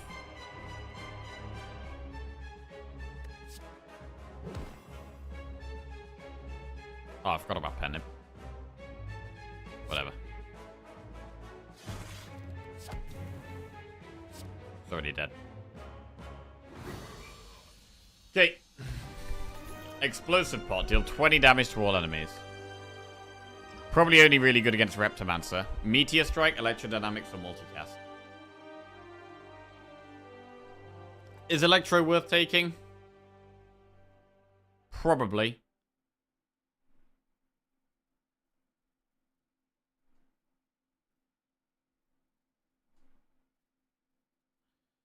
Multicast is interesting. Multicast can work with Dark.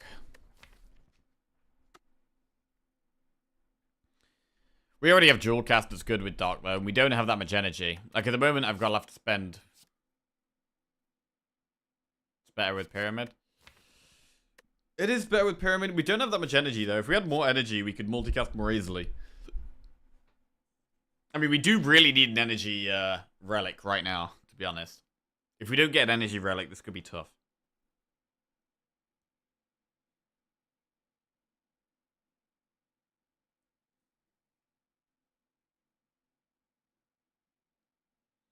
Multicast over Electro.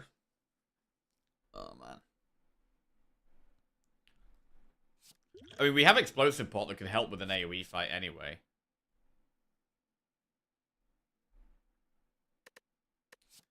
And the problem with Electro is, once we've played it as well, I'm not really using Lightning Orbs. Like, I've only got... We don't have a starting Lightning Orb, and we've only got one card in our deck that actually summons Lightning. So, Electro is a lot worse than it usually would be. It's such a good card, but it's a lot worse than it normally would be here. So, I don't think it is Electro. I think it is multi or skip.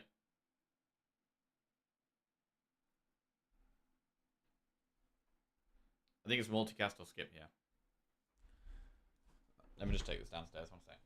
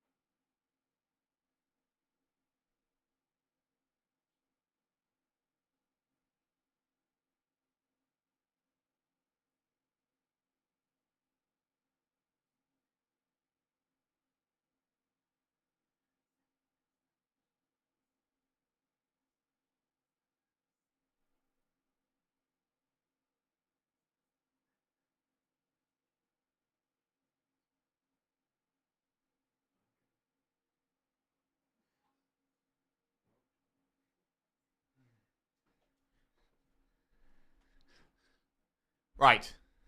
To multi or not to multi? That is the question. Focus, focus, focus. We have our one darkness. We could just multi. I'm going to take it. We're doing it. Right. Astrolabe, Choker, or Coffee Dripper. Two of these are energy. Can we go Choker in this deck? Maybe. Easy Coffee Dripper. We do have a Turtle Feather, which does give us some healing. So we could go, but we don't need upgrades that much. So resting in campfires is fine.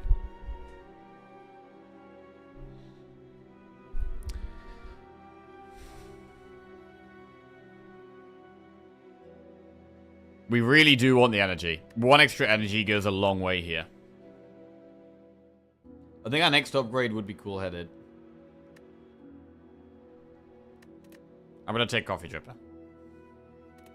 Right, we still need the blue key. And we've got a decent amount of money to visit a shop. We've already done the Flaming Elite because we did it in Act 1. Wow, the left-hand... Elite Campfire, Elite Campfire, Elite Campfire. Bro, there's 4 elites up the left. 3 events in a 4 elites, but we don't get a single shot. Fuck. If we go up this way, then we have to do an elite no matter what. We could do event. Campfire, campfire. Well, we'd want to do the elite in the shop. So we'd probably do elite. Well, we'd probably do elite, elite. Shop, elite. Campfires are still heals. Go for it or absolutely no balls whatsoever. Are you kidding me, bro? Elite, campfire, elite, campfire, elite, elite, campfire. I mean, can I actually beat all the elites? Reptomancer, we have Sunder. Nemesis is probably fine. The head. The head could be pretty awkward. We do have 4 energy now, though. It's much nicer having 4 energy.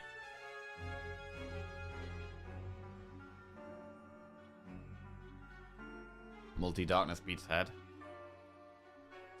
I'm not sure how we survive the big hits from it. Because we need to stall, and we're going to be taking loads of damage. We're not going to be able to block without frost, and then the Dark Orb gets procced anyway.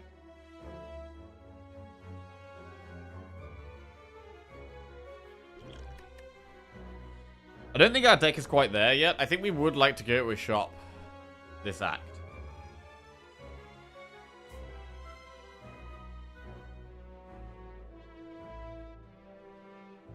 I think doing all these elites on the left, surely that's a bad idea, bro. Surely that's a bad idea.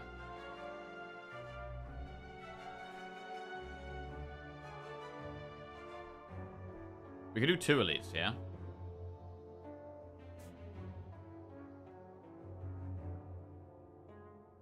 I mean, we have to do an elite anyway.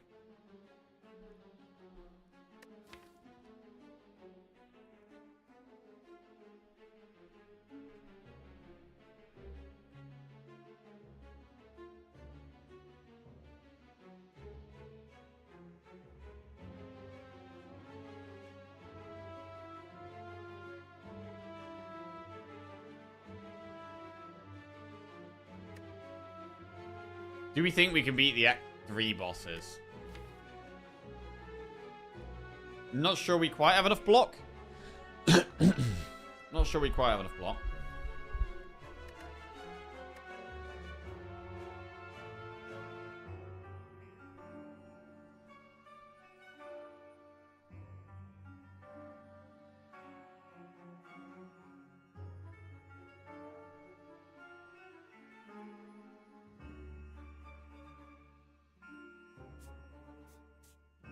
I'm gonna go up the right. I think it's too risky to go up the left.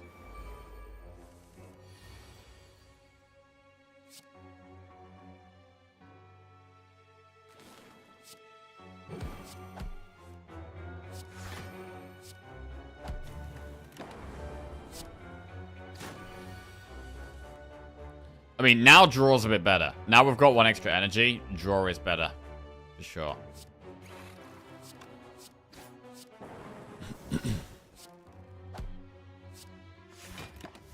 I didn't need to play defend there. Wow, punished.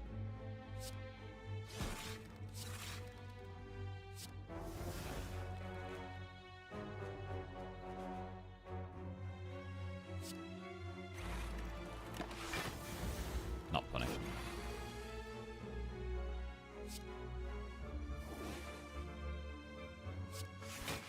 Oh shit. Multicast. Okay. Ball lightning plus auto shields or go for the eyes. I think go for the eyes is good with Shuriken. And we have Apotheosis to upgrade it. So I'm going to take go for the eyes. Right, receive 2 madness. I think we have to turn this down, bro. After the last run, after getting screwed by madness in the last run, I think we are turning this down. Stupid event. No. I don't want it. Do not want it. Right, should we do some fights to try and get some pots? Or should we do an event? I mean, after this event, we are doing enemy, elite, to be fair. So we could do another event.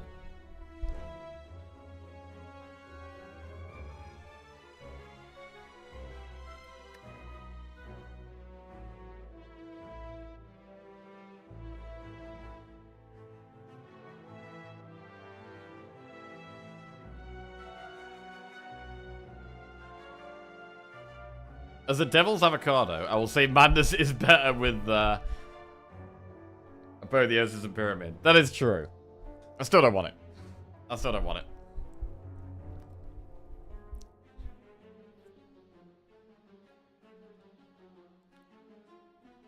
Event or enemy.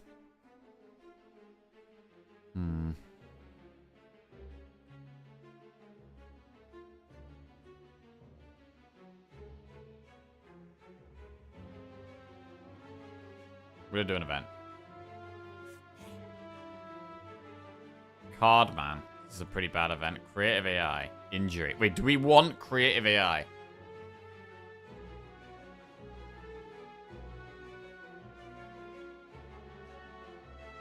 If we do we start looking for it now at the risk of getting a curse?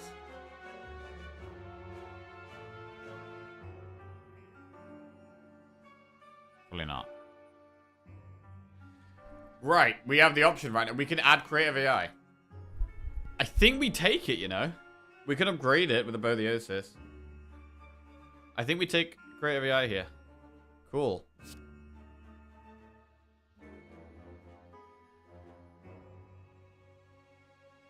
Do we want compile driver? No.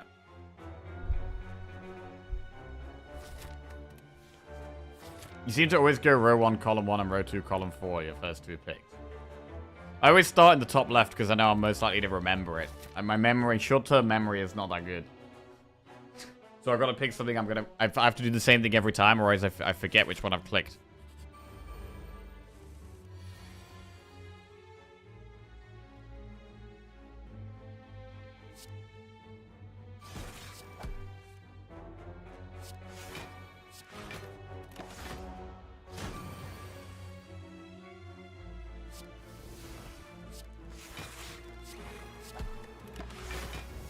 Block for days.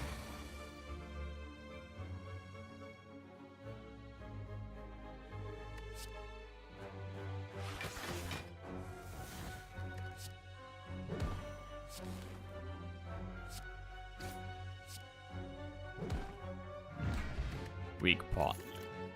White noise plus sweeping beam or auto shield. Probably a skip.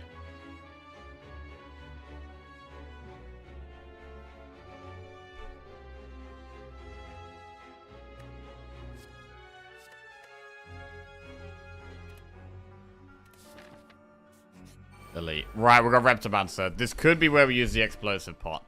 Oh god, do we use it on turn 1? I mean, it's way better on turn 2, to be fair. But that means we're tanking damage turn 1 here. That's the way it's got to go. That is the way it's got to go here.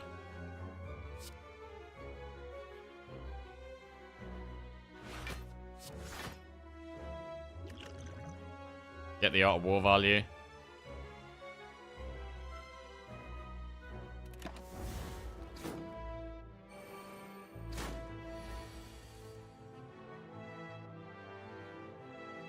Right. Explosive pot.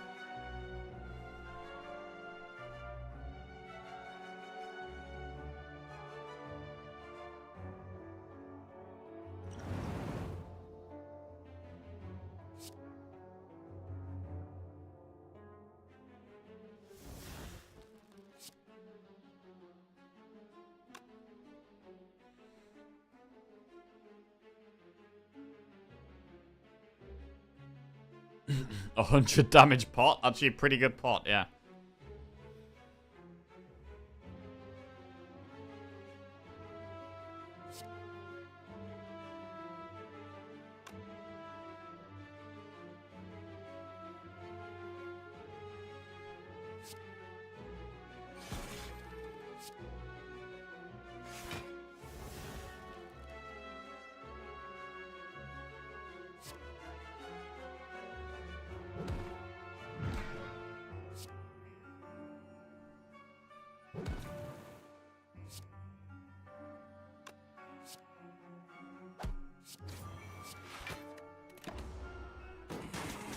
Alright.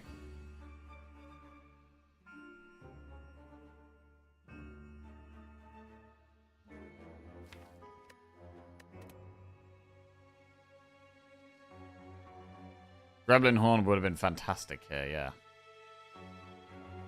I think we just do nothing this turn. Bro, passing a turn is so bad. But I think we have to pass, right? For the sundial. And to be able to kill the little dudes next turn. Just bottom deck everything. Yep, of course. Right.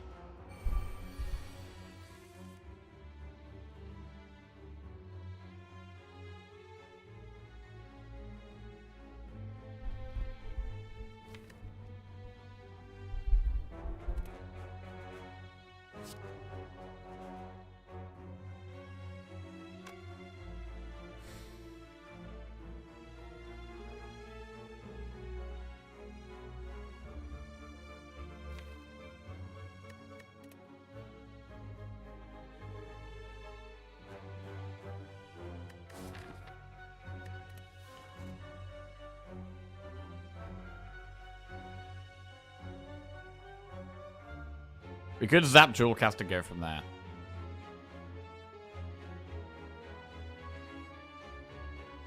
I think we should biased cog. I'm gonna zap Jewelcast.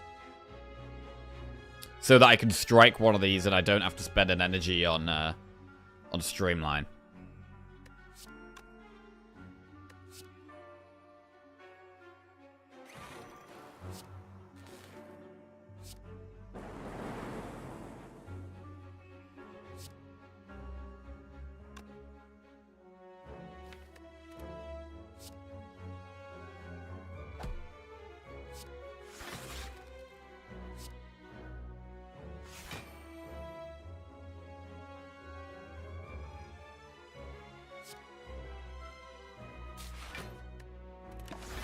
Okay. That actually might not have been worth proccing that.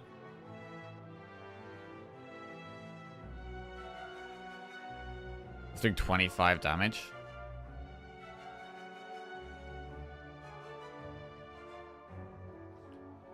Wow, being weakened means we're actually 1 damage off killing the dagger.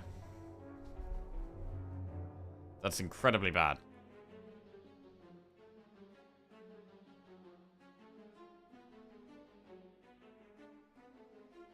I'm going to start with Cool-Headed.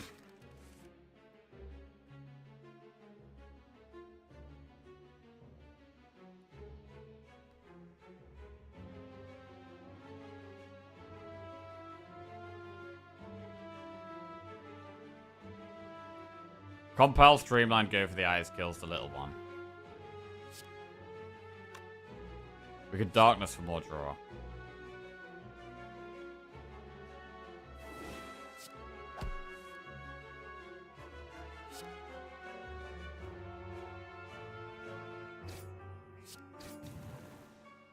Okay, now either Creative AI, we should probably defrag. 8, 16. Dual cast. Okay, now we block that. 16 times 2. So we're going to try and set up the multicast on the Dark Orb, probably next turn. 10.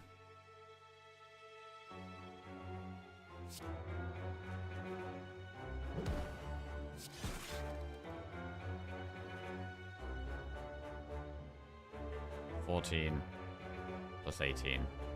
Okay, strike. Charge, battery, defend.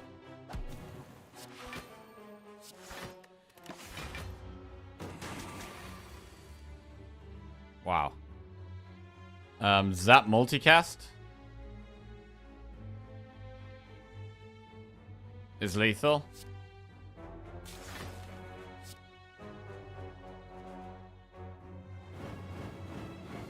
Okay. Strawberry is more max HP. Claw, Core Surge, or Beam Cell. Core Surge is really good with biased cog. So we snap pick that one. Right. Which path do we go here? The pathing here is kind of awkward. We've got so much money and the Courier that a shop is really good. like doing shop elite there seems nice. But to do that, I have to take the left-hand path here, which means we're doing an elite now.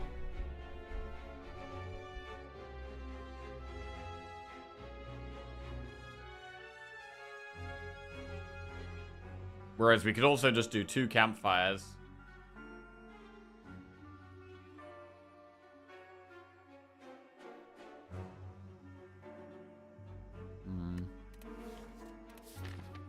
Or event in the normal enemy. We could do the event in the normal enemy, but I mean, if I was going to do this, I would do the elite, I think.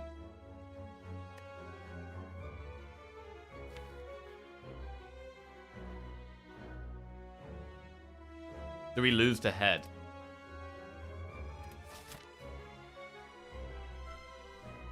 Do we lose to head?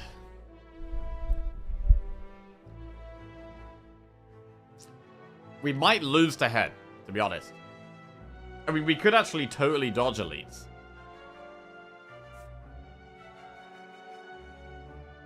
We could totally dodge elites.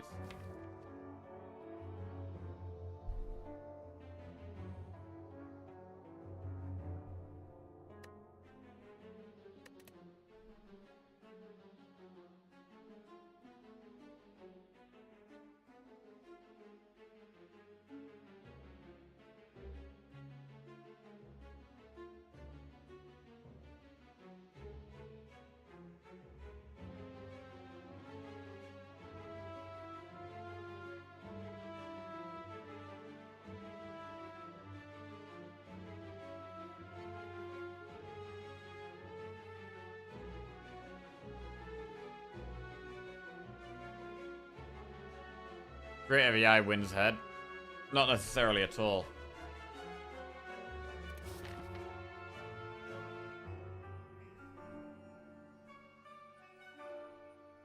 We have weak pot.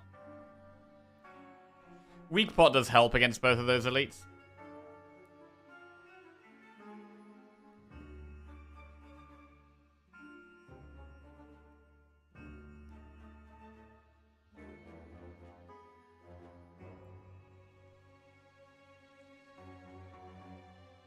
I mean, if we do go for the elite, we don't actually have to do the second elite, right? We go campfire shot.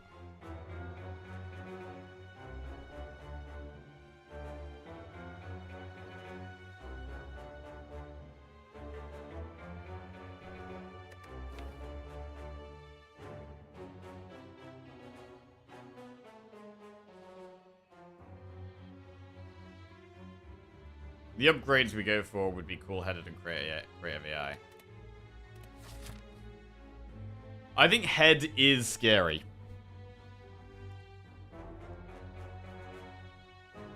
And I think I'm going to avoid it here.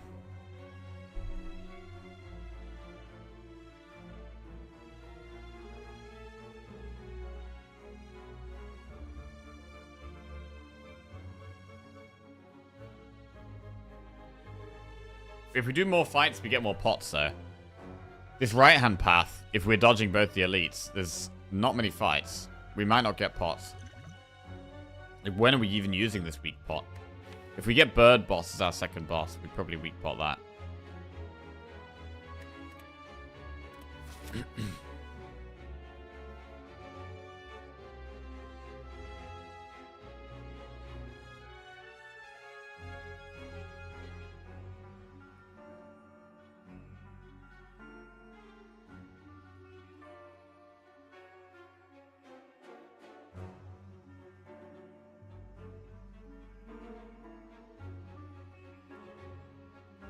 Yeah, I don't think we do the elite. I'm gonna get right.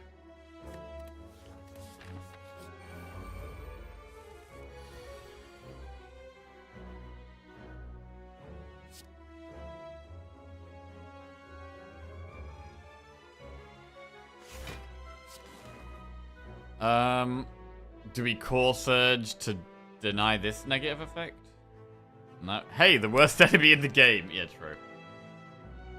Oh god. Do we have a weak pot this thing?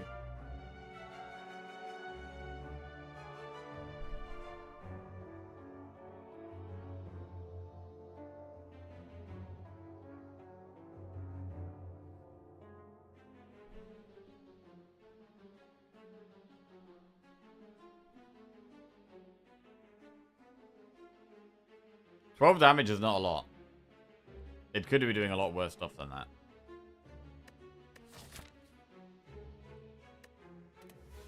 I'm tempted to use a weak pot now. Because by dodging this elite, we're probably not doing the other elite, which means what am I even using the weak pot for? Not Dodo and Decker.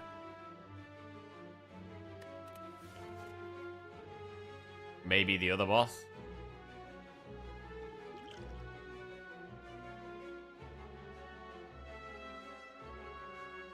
I'm gonna use the weak pot.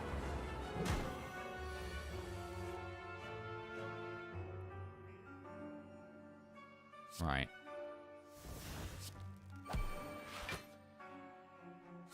That's fine.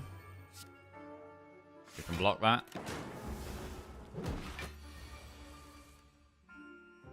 Defrag is good. Glacier Fission. Or Darkness Fission.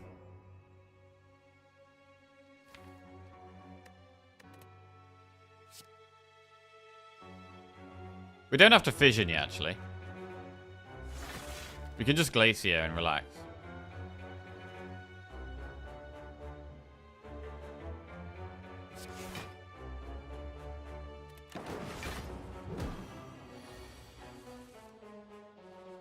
Now we have Core Surge Cog. And now we fission.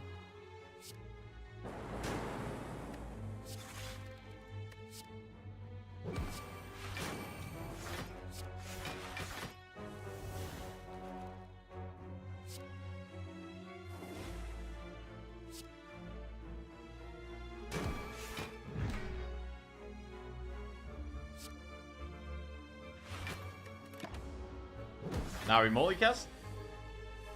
5 times 32 is a lot of damage and definitely enough. Okay, the multicast has been pretty good. I gotta say, the multicast has been pretty solid so far. Liquid Bronze would be good to save for the heart, but then we're gonna be holding it for quite a while if we do that. We could take another Cool-Headed.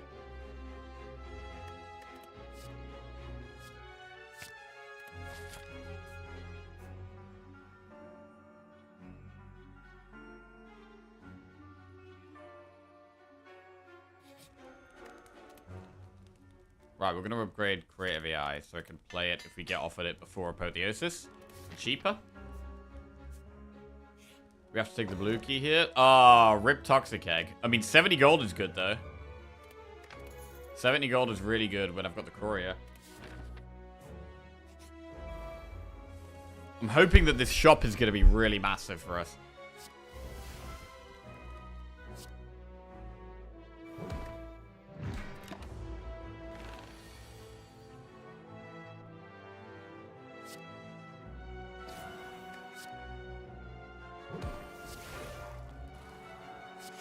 Not enough defensive cards here. Ow.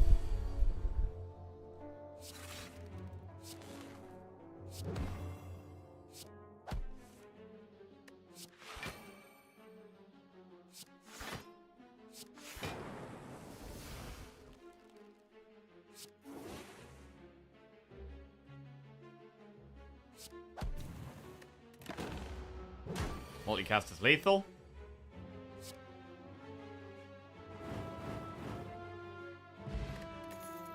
Skim, Recursion, or Beam Cell. How about a Skim? I mean, we can Recursion the Dark Orb, potentially. I don't think we want another Beam Cell.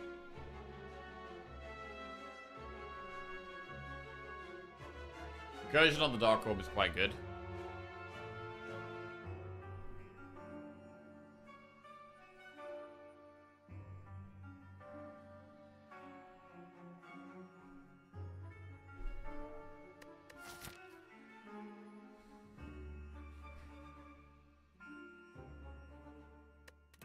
Skim's great. Skim's good if we get it early. Again, I don't know if we have the energy for it, though. Sometimes we do. The Art of War. I'm just Skim.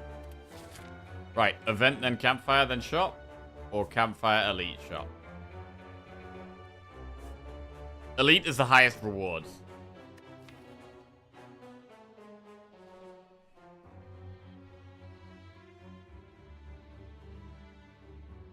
Would upgrade a cool-headed. I am just thinking about the head, man.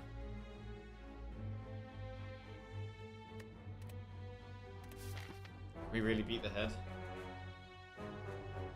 A lot of damage. We have good focus. We can also multicast a frost orb.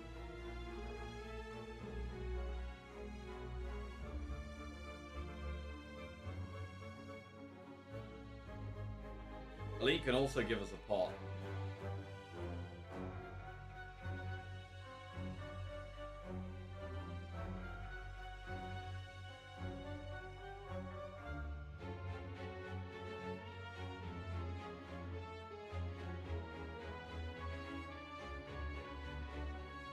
This is pretty tight.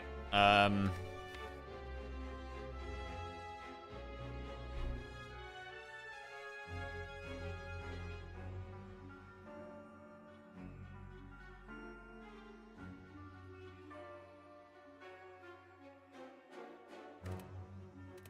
think we want to get to the shop and not do the elite.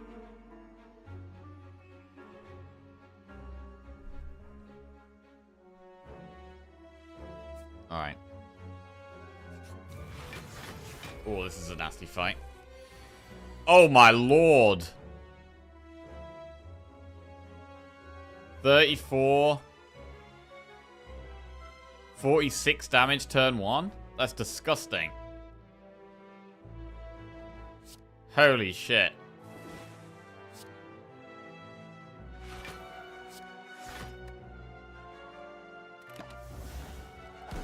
Ow. Ow. Ow.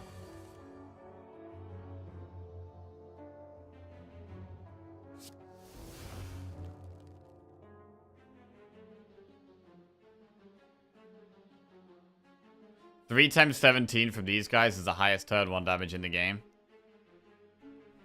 That was absolutely brutal.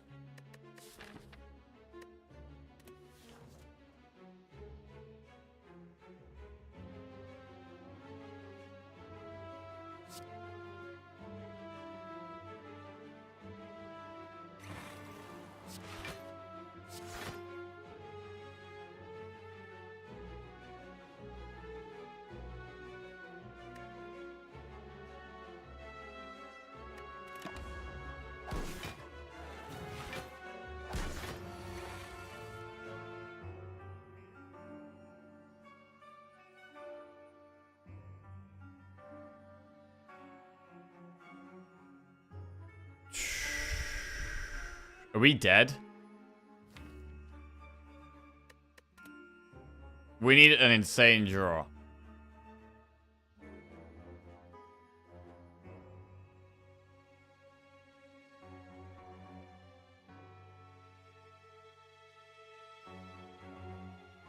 We need like frost orbs and fission.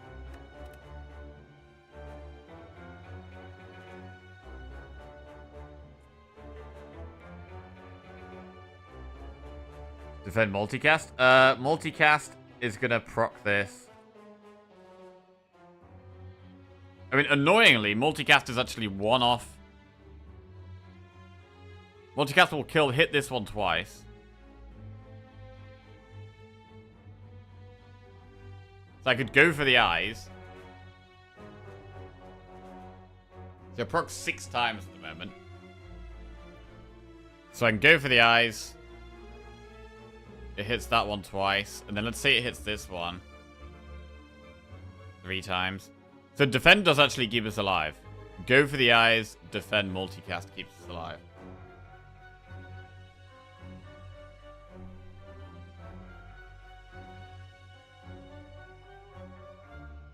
So do we have to just make that play? I mean, there's a chance that Skim doesn't keep us alive. So...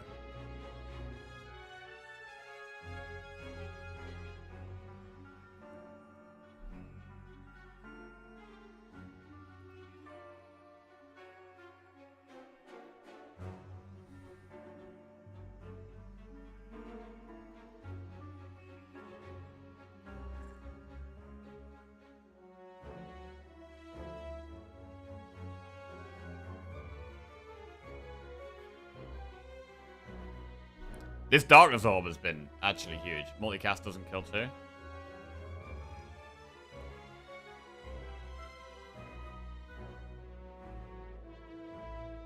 And if we go for the Ice Streamline... No, go for the Ice Defend. Right, guys, 47 health. Yeah, we can go for the eyes in, right? So we defend and then we go for the eyes. Go for the eyes, just 12. Zakabeko.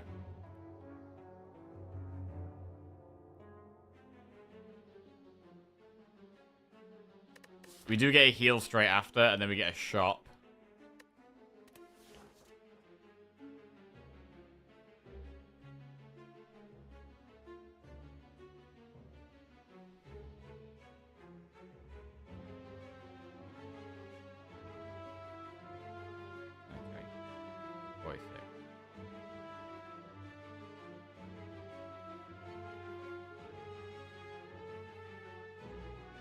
It's technically correct to go for the eyes of the middle one, so you kill that and rightmost.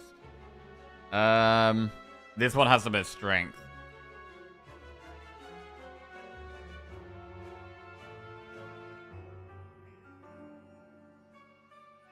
It goes down to 42 health.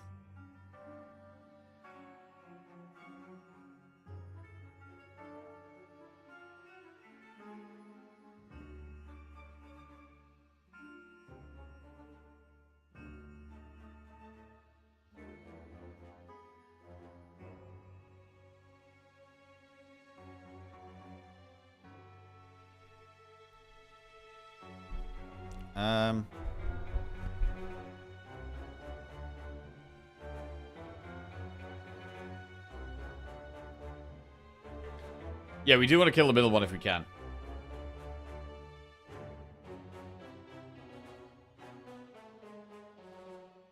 What assholes, man.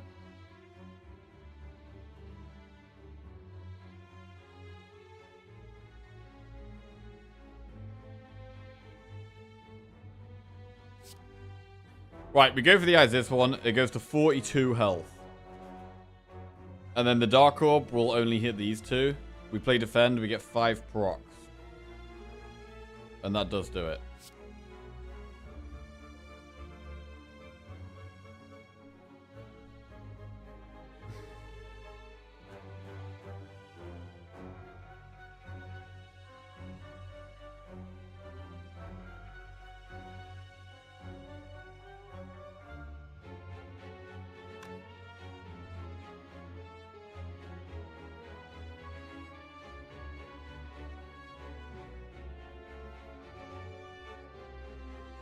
Core Surge and go for the eyes, the right one. Core Surge.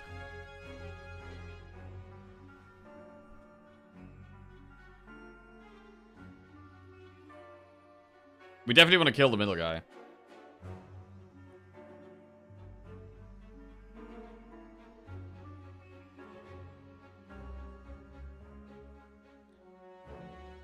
We Core Surge the one on the right.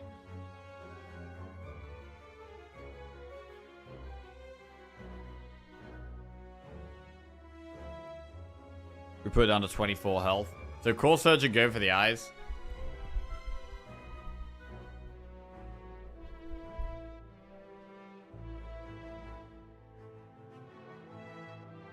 Okay. I'm just gonna do this. We go for the eyes defend multicast, right? Yeah.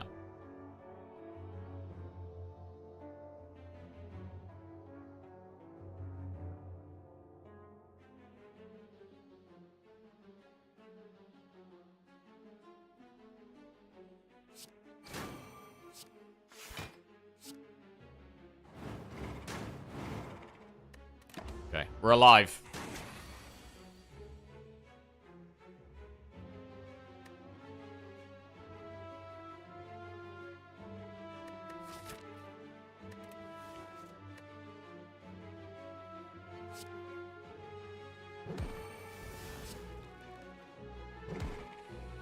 We're alive. Dupe pot. This turn, your next 2 cards are played twice.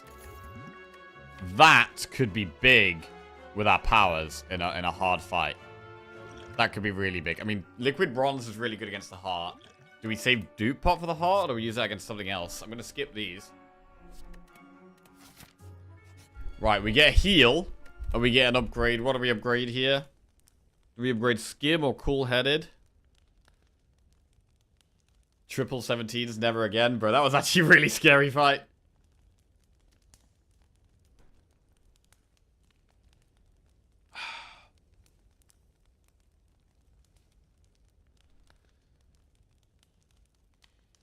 I think we upgrade a cool-headed here.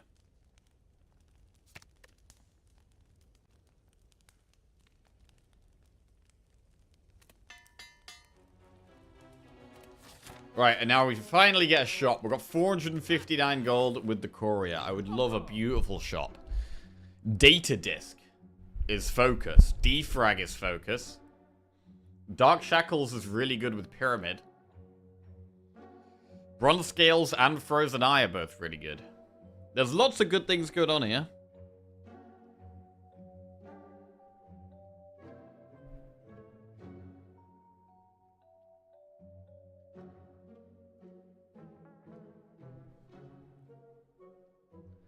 Another darkness.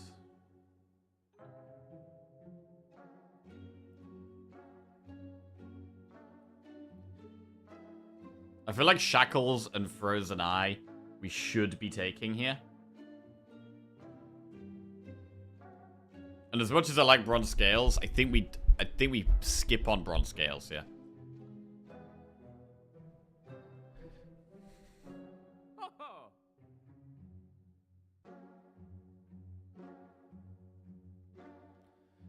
Frozen Eye Data Disc Shackles Defrag is like 150, 166. 266. 326, 334. 404, 406. So we can afford Defrag, Frozen Eye, Data Disc, and Shackles, and not a remove. Shop could refresh with better stuff. It could. I do think we want to spend money here. I don't think we want to hold back. What is the single best thing for us right now? I mean, we have a bit of artifact strip for the heart. Shackles can be insane.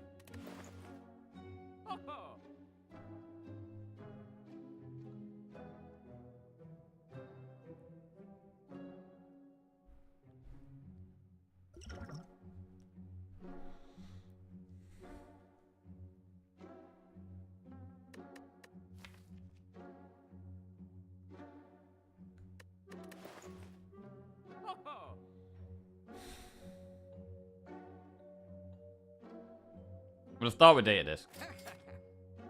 Alright, Juzu's not very good.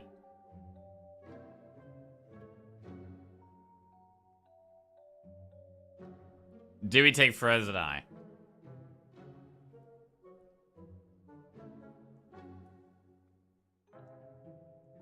I'm not very good at using it, but it's very good. And we need to get better at using it. Defrag we don't really want to play until we play Apotheosis.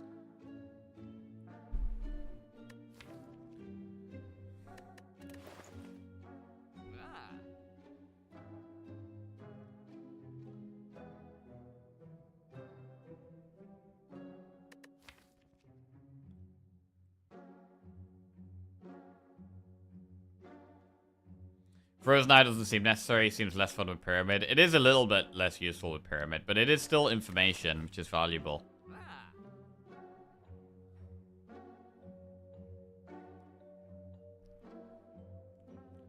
I think Shackles is strong, man.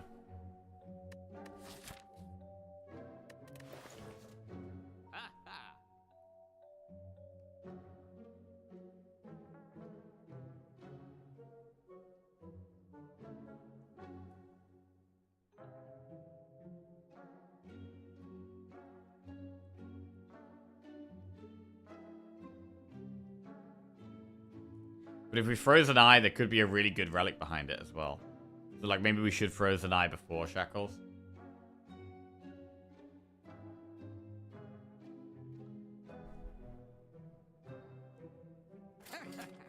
Helix is good, but at this point we're probably doing defrag shackles.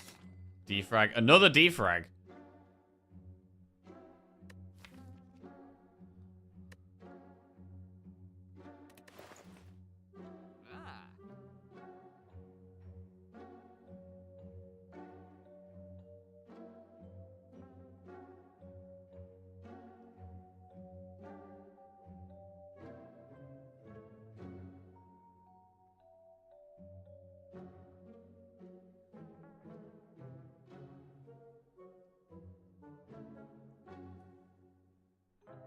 I'm gonna take shackles and move on. Okay.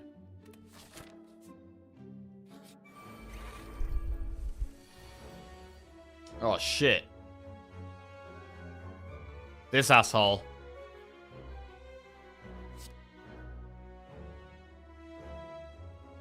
We really need orb slots? We do.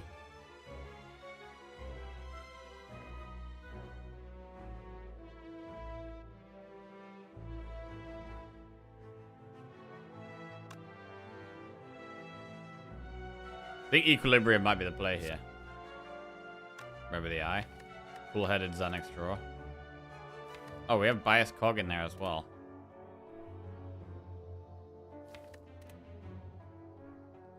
So if we Darkness, we get to compile.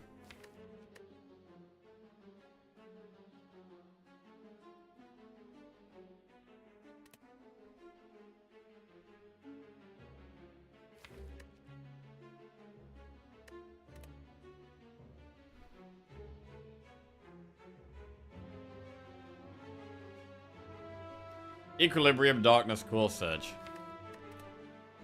Think it's the play?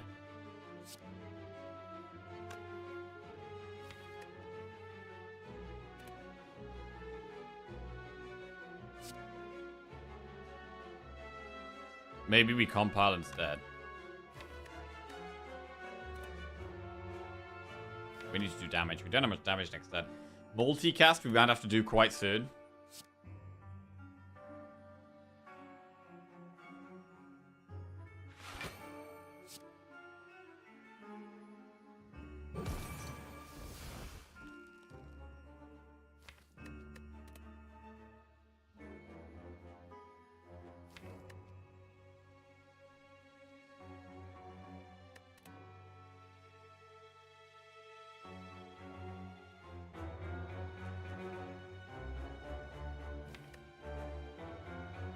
This is really odd.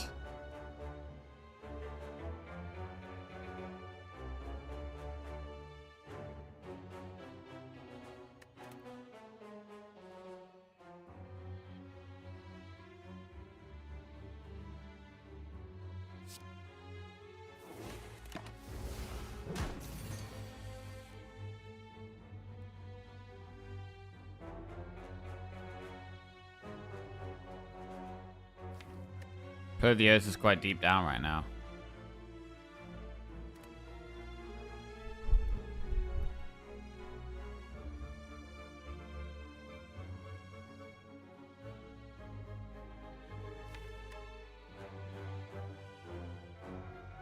If we get 3 draws, we get a Pertheosis, which we can get with Cool-Headed and Compile.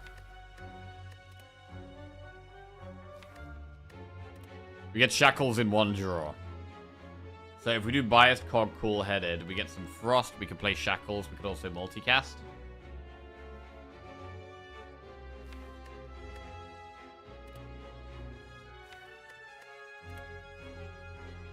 But then Compile can still draw 1, which gets the Pertheosis.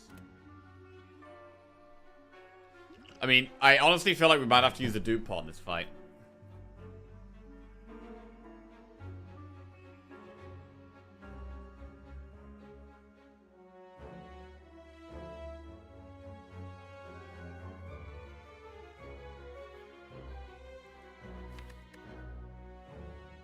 We could dupe pot Cool-Headed.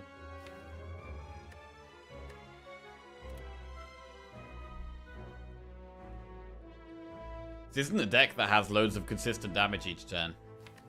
We're more about bursty damage.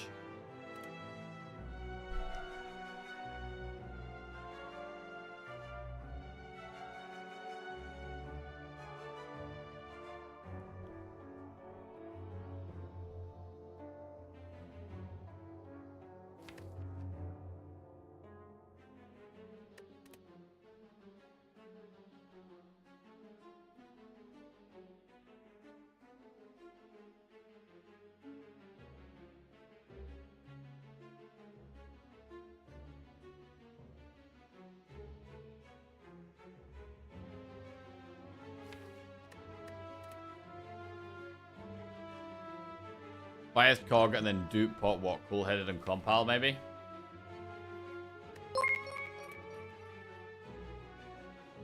Ratbrain just resubscribed for 13 months. Lucky number 13. Yo, Ratbrain. Welcome back to the Jackoffs. Thank you very much. Cheers. Yeah, I'm actually using the Dupe Pot. This is actually a very hard fight.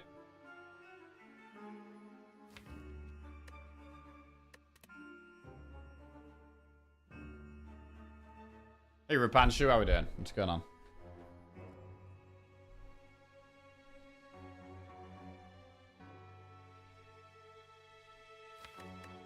I mean, we could multicast now. And then we give 1 extra energy next turn for Art of War. Multicasting now is okay. We have to recognize that we do lose the Dark Orb, though. We've got to do damage in other ways.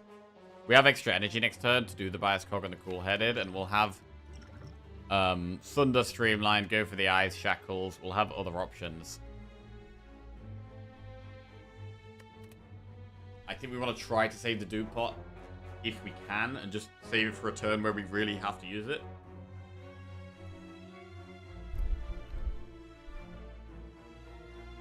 We're doing 60 damage next turn. We'll do Bias Cog, Cool-Headed. And Shackles. 59 damage. Go for the Eyes. 60, but weakened, so it's doing like 15 less. 45. That's 9. 60, so it's doing 51. So a weakened 51 is like... well... it's like 39 damage. After Shackles and Go for the Eyes, it does about 39 damage. And that's only 0 energy. It does. And the thing is, though, it would be nice to save the multicast for a later turn.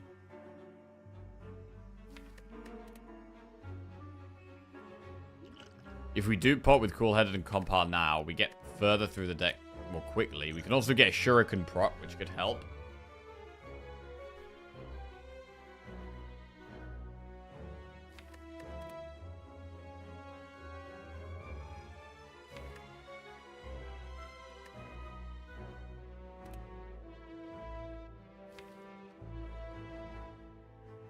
Getting to Fission is how we get big, though, to be honest.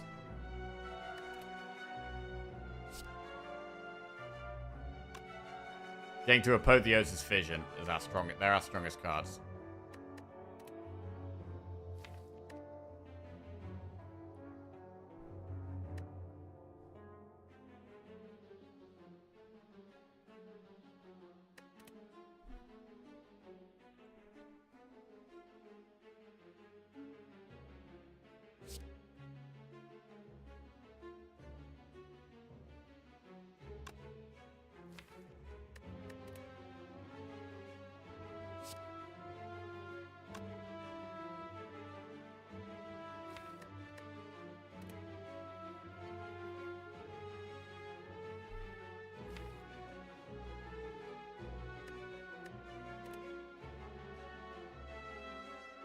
I think we can multicast now.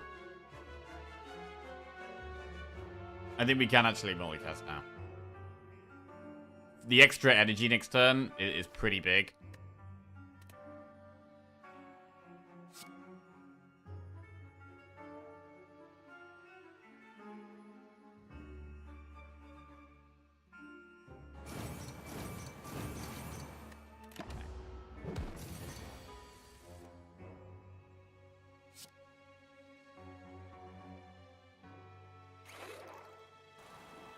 Right, we have 5 focus. Go for the Eyes gets upgraded, so does Shackles, if we can draw Apotheosis, which is 3 draws away.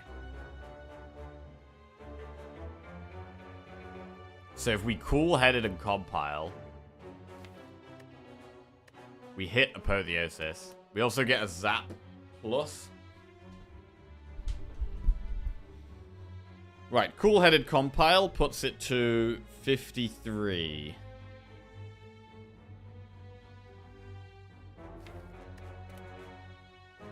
We then apotheosis. Go for the eyes, puts it to 49. Shackles reduces its strength massively. Putting it to like 34. We'll have 7 block from Cool-Headed, so that's going to be like 27 essentially. We also have Zap, which is going to do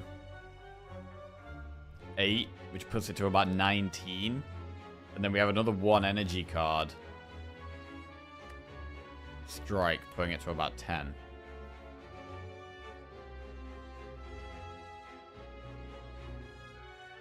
So I think that play does work.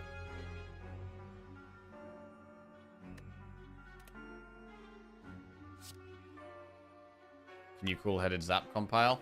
Problem is Zap isn't upgraded, so I don't really have the energy.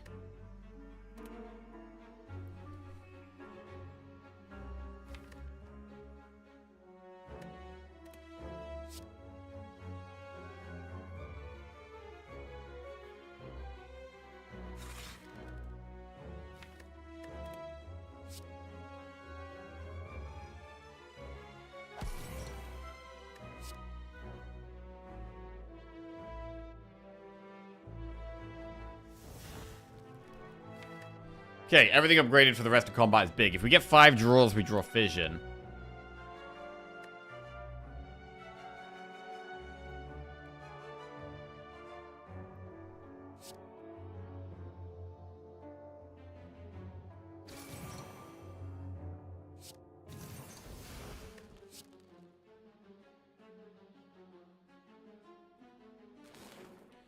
Strike saves us more health than defend. And it also gets a Shuriken proc.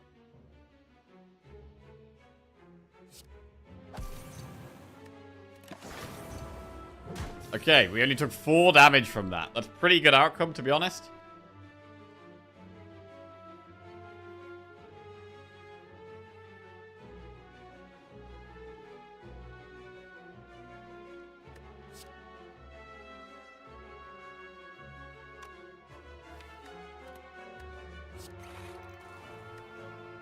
Right, so Glacier... How much does Glacier Charge Battery block here? It blocks 20. Plus 18, which is 38. Plus 12, which is 50. So Charge Battery Glacier blocks.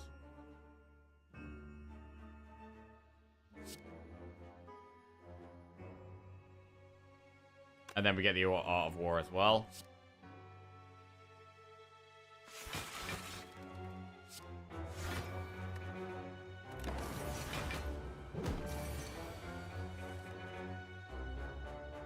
Sunder. I think it's better to not play an attack if we can, so we get Art of War energy.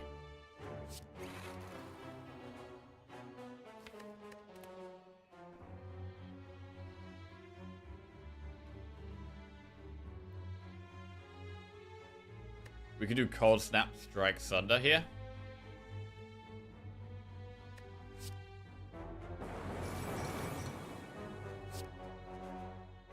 And then Fission next turn.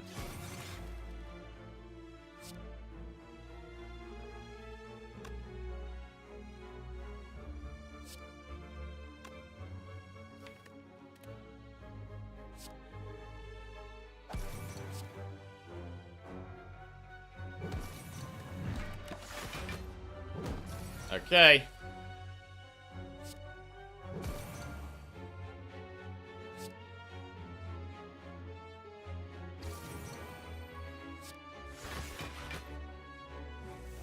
We can leave Pendant on 9 here.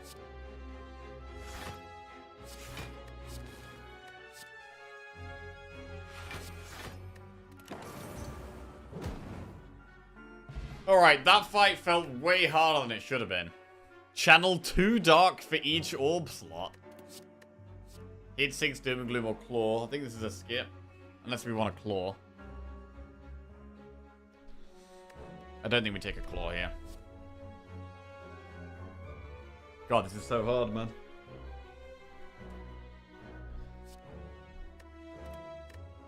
Essence of Darkness?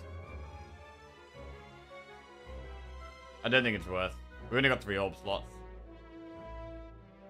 I think Dupe Pot and Liquid Bronze are better. Right, campfire. We gotta heal. We can't rest, and we've only got 29 health.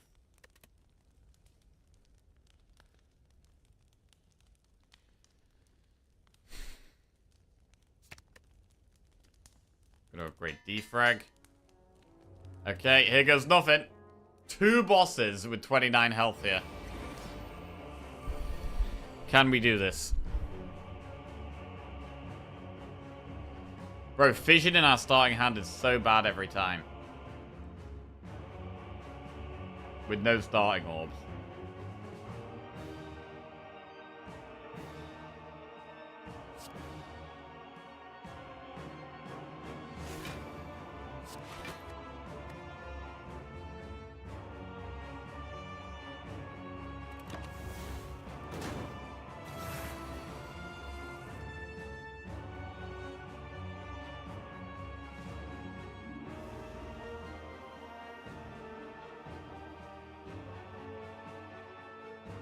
The fuck?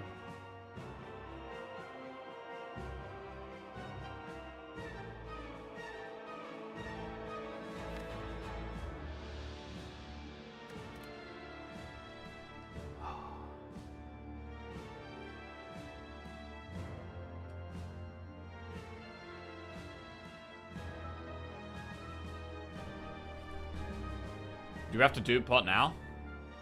I mean, I think we are dead unless we do pot now, right?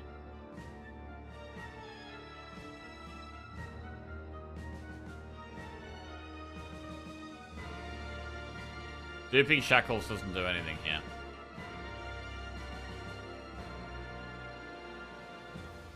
Actually, wait. If we defend...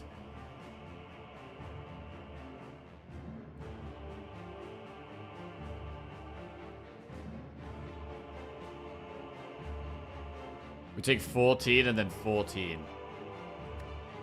The defend is actually 1 off. So I could get away with not using Dupe Pot here. And we're on 1 health.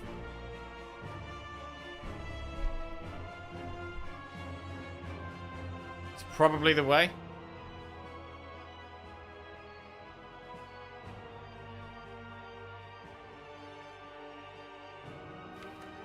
Our next draw is a defrag, go for the Ice Cold Snap multicast. I mean, that's actually not much block.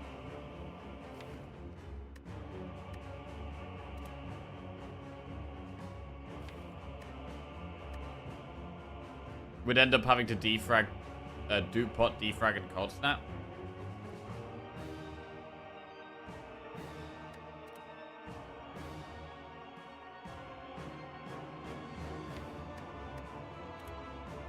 Would that even save us?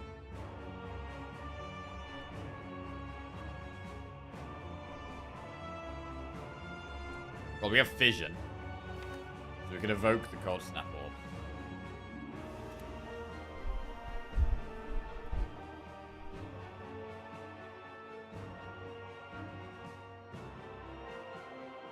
So yeah, we literally just streamline, defrag, defend, core surge.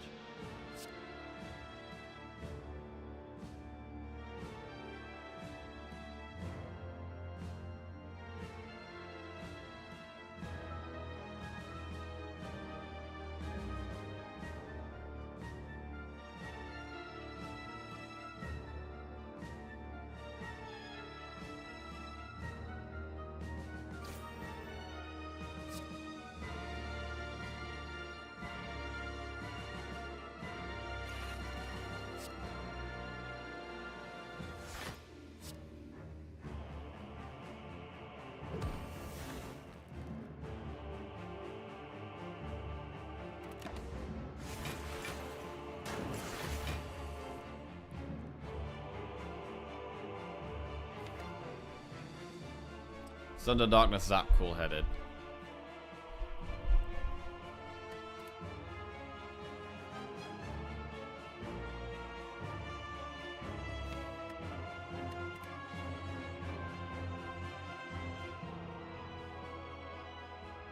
3 focus. If we double defrag, we have 7 focus. Which means Frost Orbs are giving us 9 block. We evoke 2. For 24 block.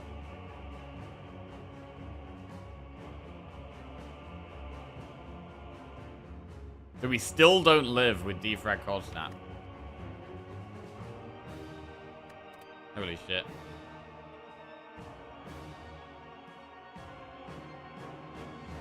What about multicast?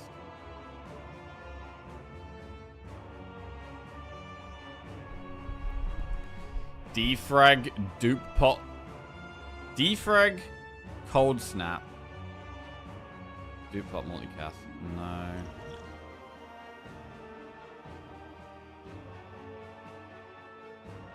It's so hard to get the defense to live here.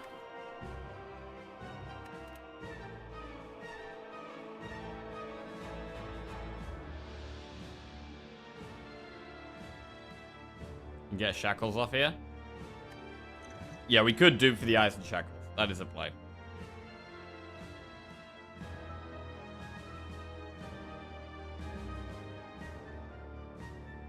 It goes down to what? 6 times 2, which is still 12.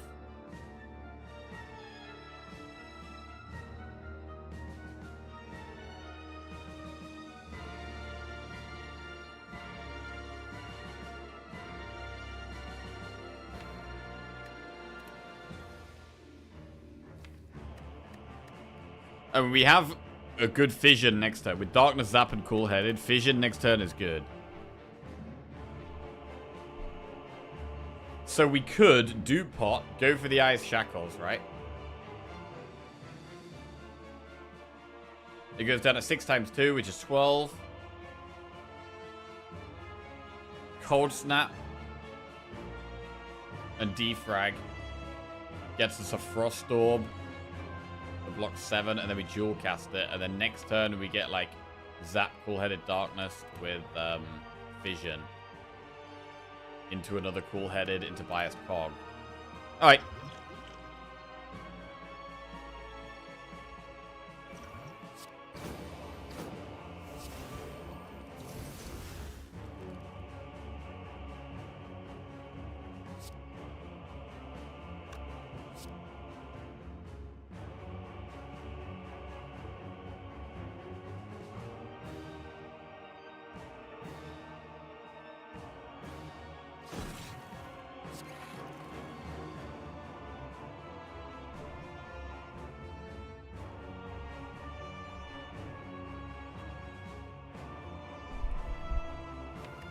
Dual cast. Vision is not it.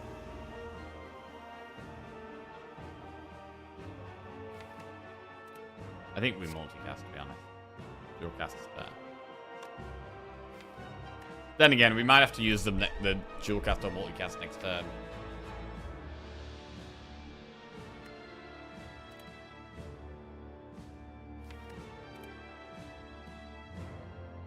Costing 0 is big.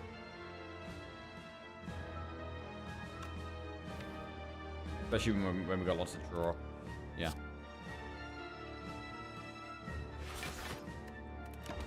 Okay.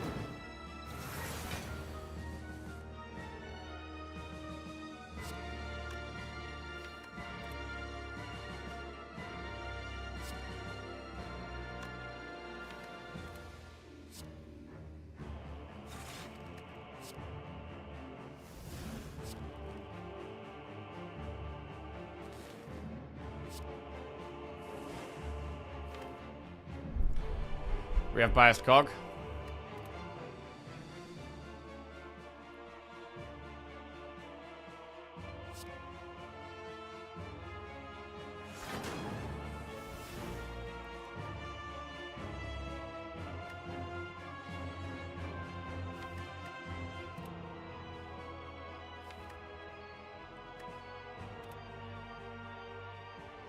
$36 damage.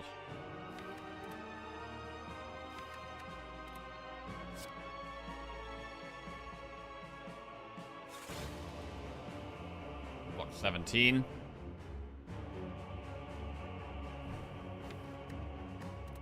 We can dual cast this to get to 30.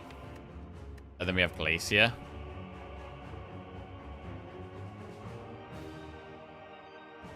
Art of War's active right now, so if I don't do anything else, we can just dual cast. Skim, Glacier, and then we have more block next turn. And then we just die turn 1 or 2 of next boss. Probably. I mean, on 1 health, it's going to be very hard to beat any boss, right? Unless we have insane draw order. The creative AI has actually been useless. We haven't played creative AI once.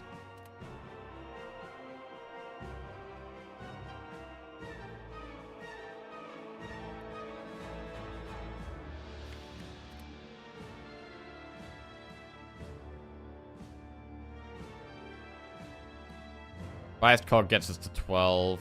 So 10 plus 12 is 24.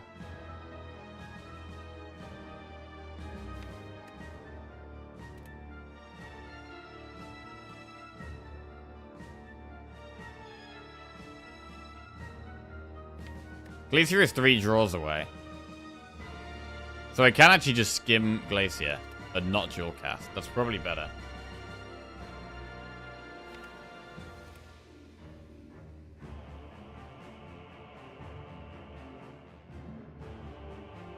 $17, 24, 31.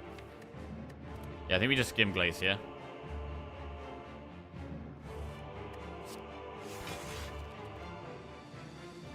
And wait.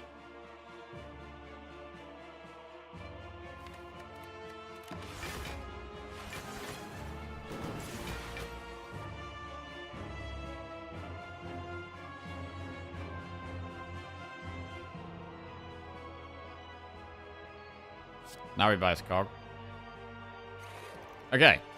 We've got good frost orbs up now.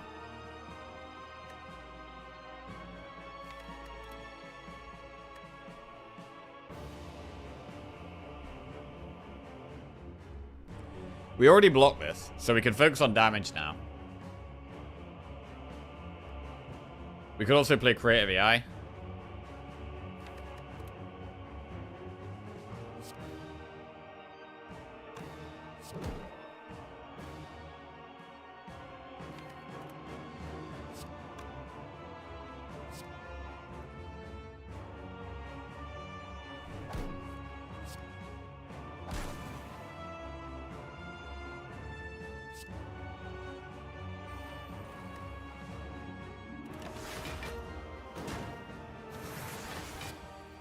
Buffer.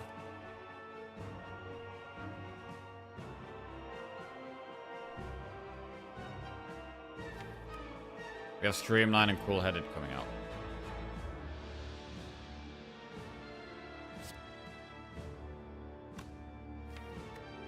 With Draw, it's definitely a good turn to use the charge battery.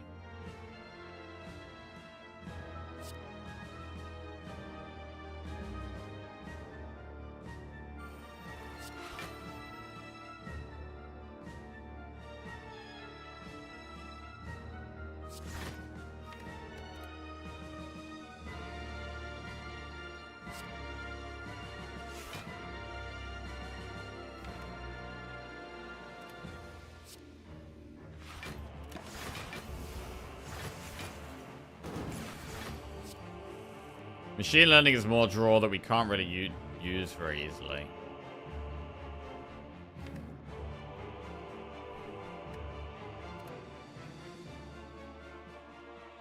We would like to keep the frost up if we can.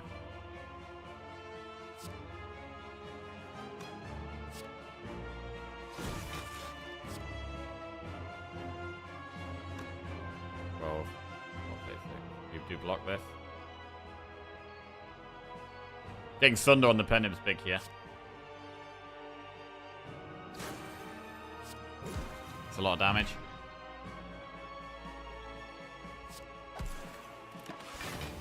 Okay, Donu's starting to go down. Loop helps.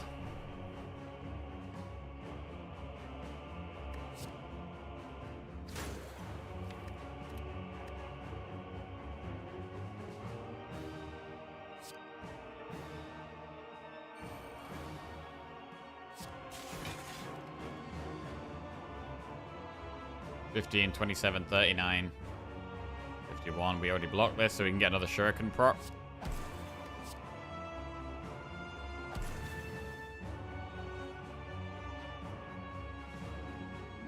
Realistically, though, shuriken is just very slow in a deck like this.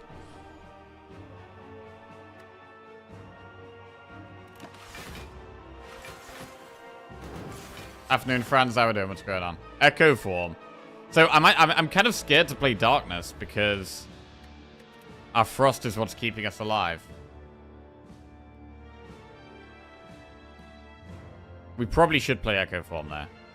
What we could do here is we could dual cast and then echo form darkness. Because we do have Glacier next turn, which is good.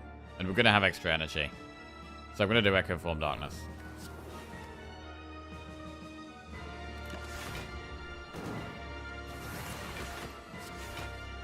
So Glacier going off twice here is pretty good.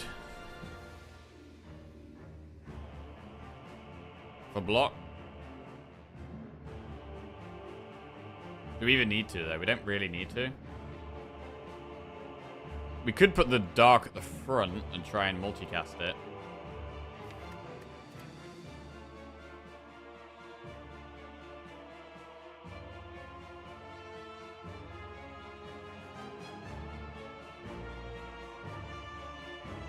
Emptying our hand seems to be the most important thing, though, right now.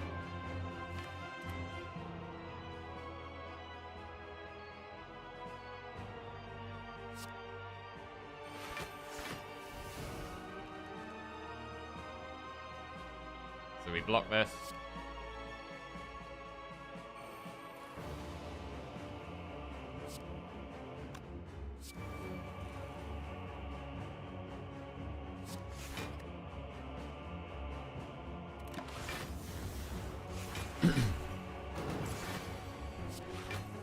Another loop.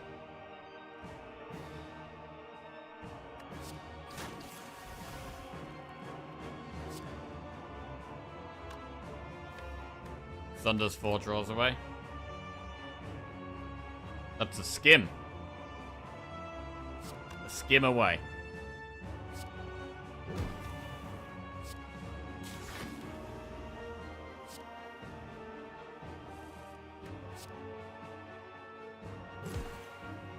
Okay.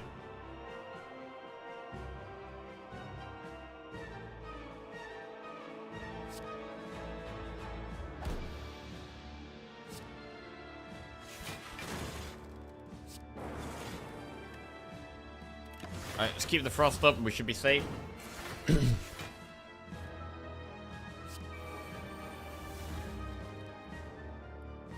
We can put a loop at the back. Maybe darkness at the back here. Because of the loop now. Seems fine.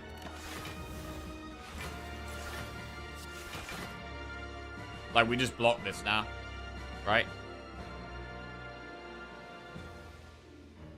48. Yeah, we just block this now.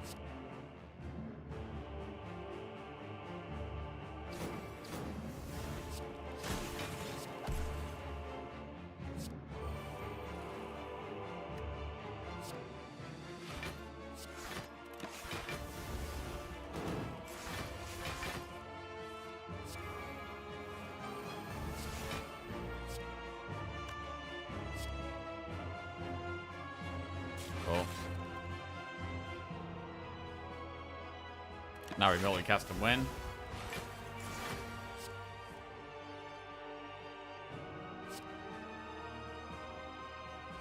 Alright, we got through one boss. Holy shit, we got 1 HP. Oh god, we've got 1 HP going into either Bird Boss or Time Eater. I think, death is guaranteed. Oh, let's see. Birdie boy.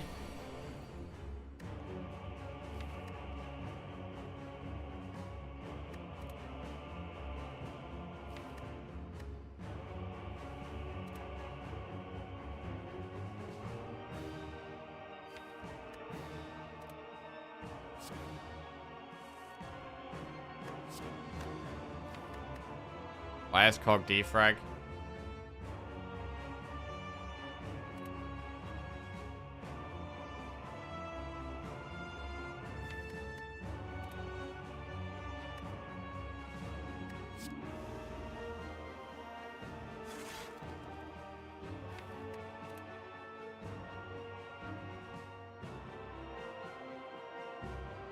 Wait, if we'd set up Pen Nib, we could have had double Sunder here, right? And we would be able to snipe one of these off with Sunder.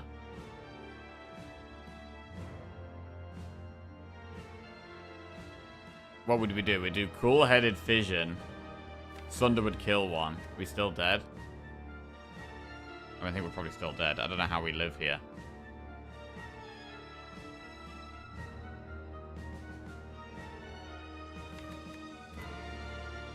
I mean, I can't survive this 22 attack right now.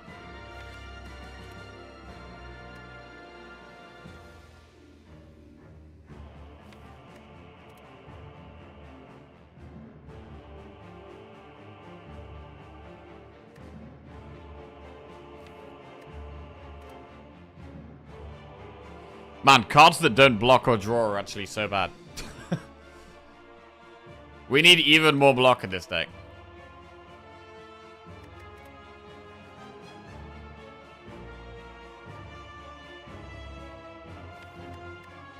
Defrag Cool-Headed Fission.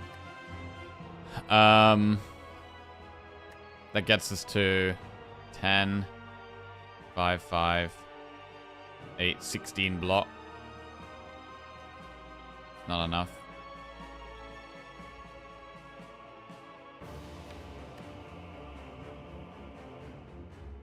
Next turn we would draw Core Surge for the Bias Cog.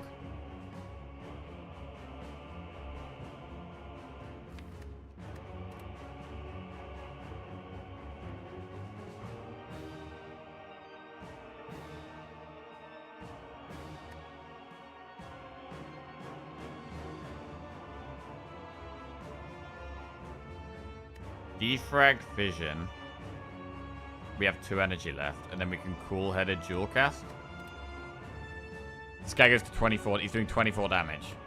Defrag Fission gives us 8 block, and then Cool-Headed Dual Cast.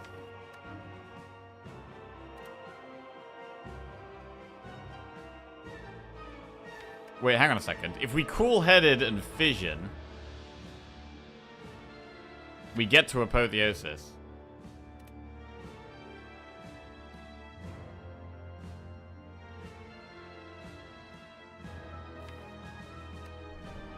But there's no way we can live.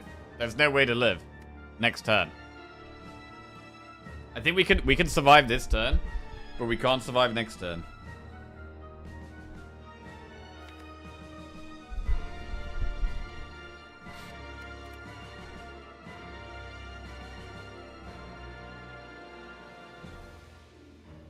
Do you know how to play poker? I know you're good at all the Counter-Strike games.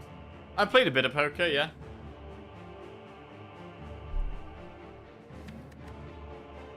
I'm not that good, though.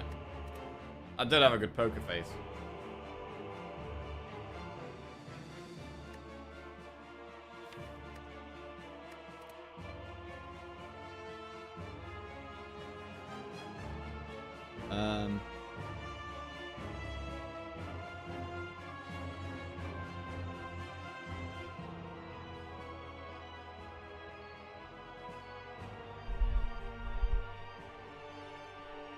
Poker streams back in the day were top tier. I think we did 2 poker streams.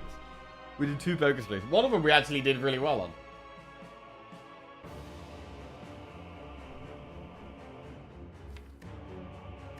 Trying to figure out a way, but there is no way, right? There is no way.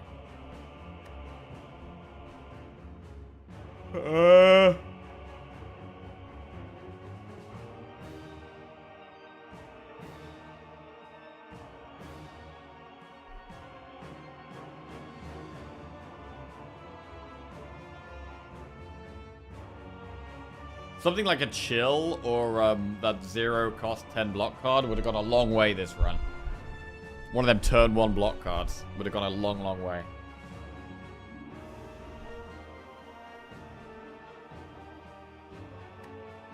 Bias Cog, Cool-Headed, Visions, 22 block. Bias Cog, Cool-Headed.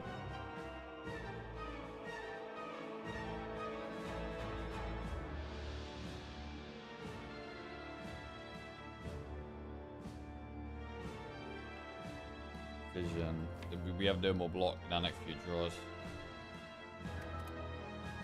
I mean, there's only one way of surviving turn 1, right? So I think we have to do that. And that play is... what? Defrag? Vision. Cool-Headed Jewel Cast?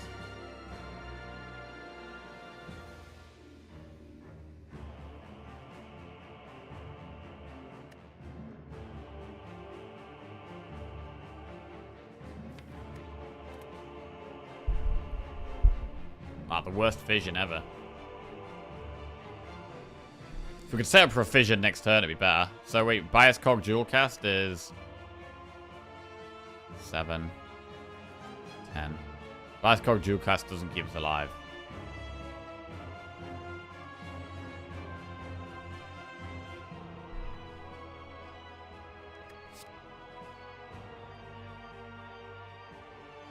Alright.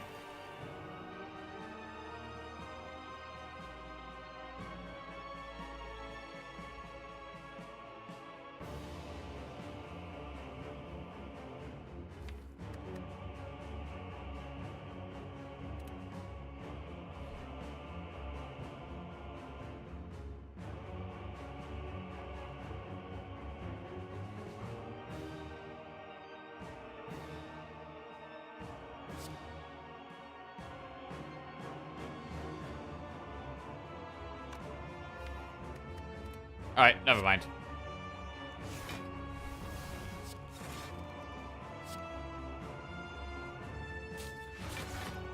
We tried our bestest.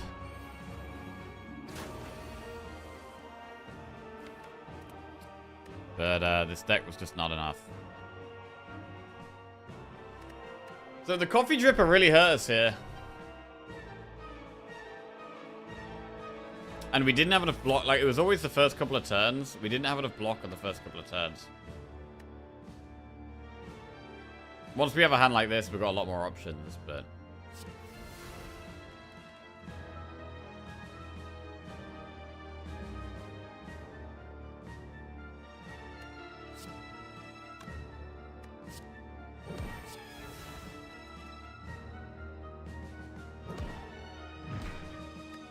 that was bad, man. Shit.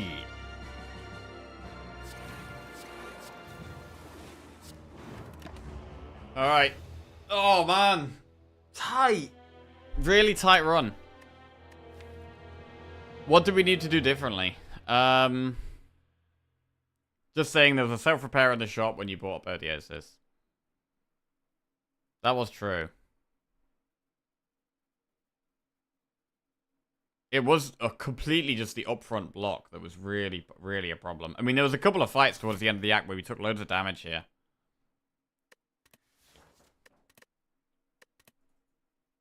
Like a chill or a boot sequence would have gone a long way. Man, all of our runs today have been really well. I feel like we've been playing pretty well, but just missing one or two small things that could have got us through. Like, so many almost runs today. Where our deck is almost there.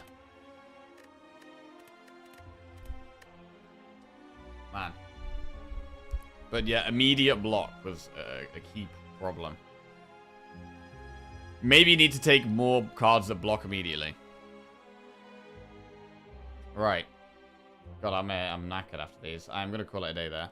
I hope you guys all enjoy the rest of your day, wherever you're up to. Hopefully, we can... increase our watcher number tomorrow, because at least our watcher number is not 0. But a good learning day. A good learning day. Haven't had the victories we wanted, but we've definitely learned some stuff. And we're never going to go on streaks unless we will learn some stuff first. So, good learning. Catch you later. Love you all. Have a good one. Equilibrium Pyramid was kind of annoying. Yes, it was.